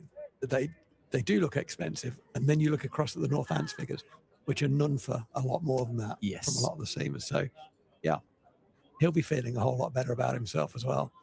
He got good players out too. He got in players out. He got in players out, which I think is worth kind of mentioning. Yeah. I thought they fielded well. There were a couple of bobbles here and there, but as you said, it's hard at the moment, isn't it? It is.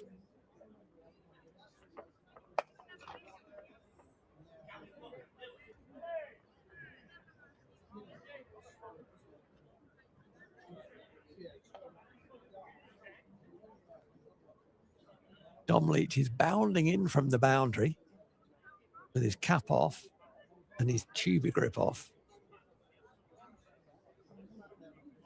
which I quite like. He's kind of indicating to the captain, I'm bowling this over. He's got one to go, isn't he?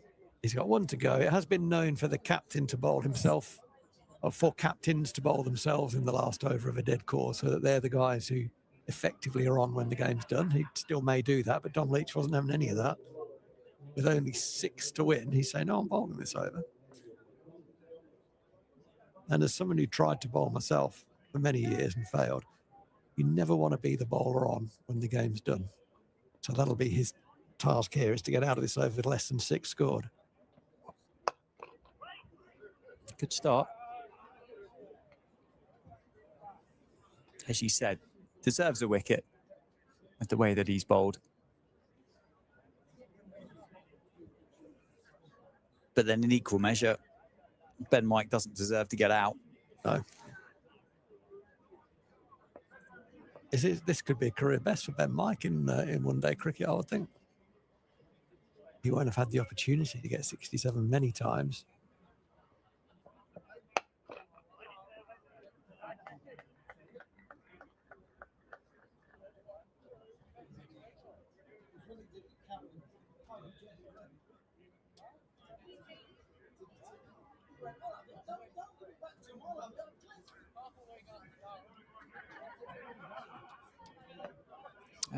Best is 72 not out. Oh, is it? So he needs all these to get past that.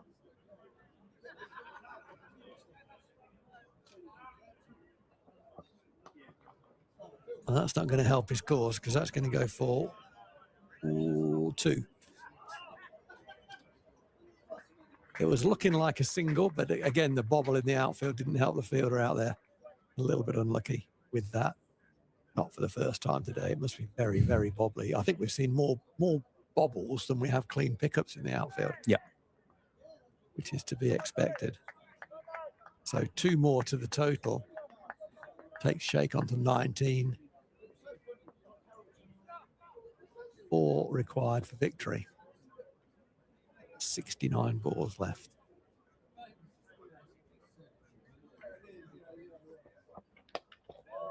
That might be 2 more as well, as it's pushed into the offside. Now they're only going to get 1. It's well fielded actually by Chahal coming off the 3rd man boundary.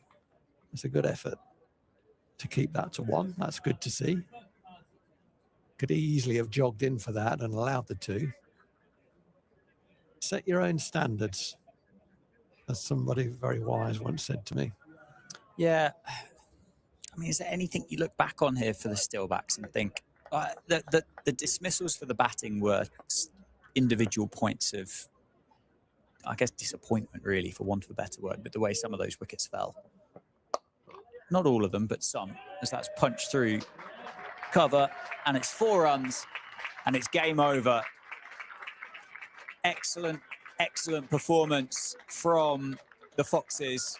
Ben White finishes 71 not out, Hamza Sheikh on 20, and they beat the Steelbacks by 8 wickets here at the Sitch County Grounds in a very, very one-sided affair. 11 and a bit overs to play with, so excellent news for the net run rate for the Foxes in this tournament.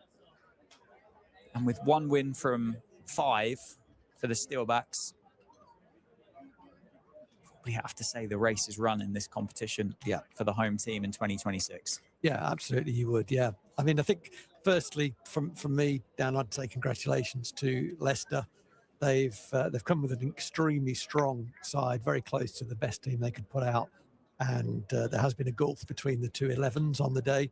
And it doesn't have to be the case. They've played well. They've turned up and played very well. They're still alive in this competition. And you can absolutely see why. I thought they played very well. You're about to ask me before the winning runs were scored, could Northamptonshire have done anything differently? I think they have to look at their first half performance in particular. And if someone gets you out early, you know, they get you out early. And you want to look at that as an individual. But if you get in and get a good start in this competition, in order to get a defendable total, you need to make a big contribution. And Vasconcelos, Bartlett and Van der Merwe made strong starts and played nicely, but then were all out quite softly. They weren't got out, they were contributors to their own downfall. And that's been a bit of the story of the competition so far, is 50s are not doing the job, ending up with a total of around 250. They've done that a number of times, and that's not done the job. So that's, for me, where the game was won or lost. Quickly, just to congratulate again Rishi Patel for his innings of 115. Played beautifully and just completely took the game away. If there was ever any doubt, he removed that within about 10 overs. So Leicestershire march on. Congratulations to them. Yep, absolutely right. Congratulations to Leicestershire and the supporters. Rishi Patel certainly will rewrite the headlines after that performance today. Thank you from Phil Rowe and I. We will be back Sunday morning when the Steelbacks take on Lancashire, and good luck to the Foxes on Sunday as they take on Somerset at Upton Steel County.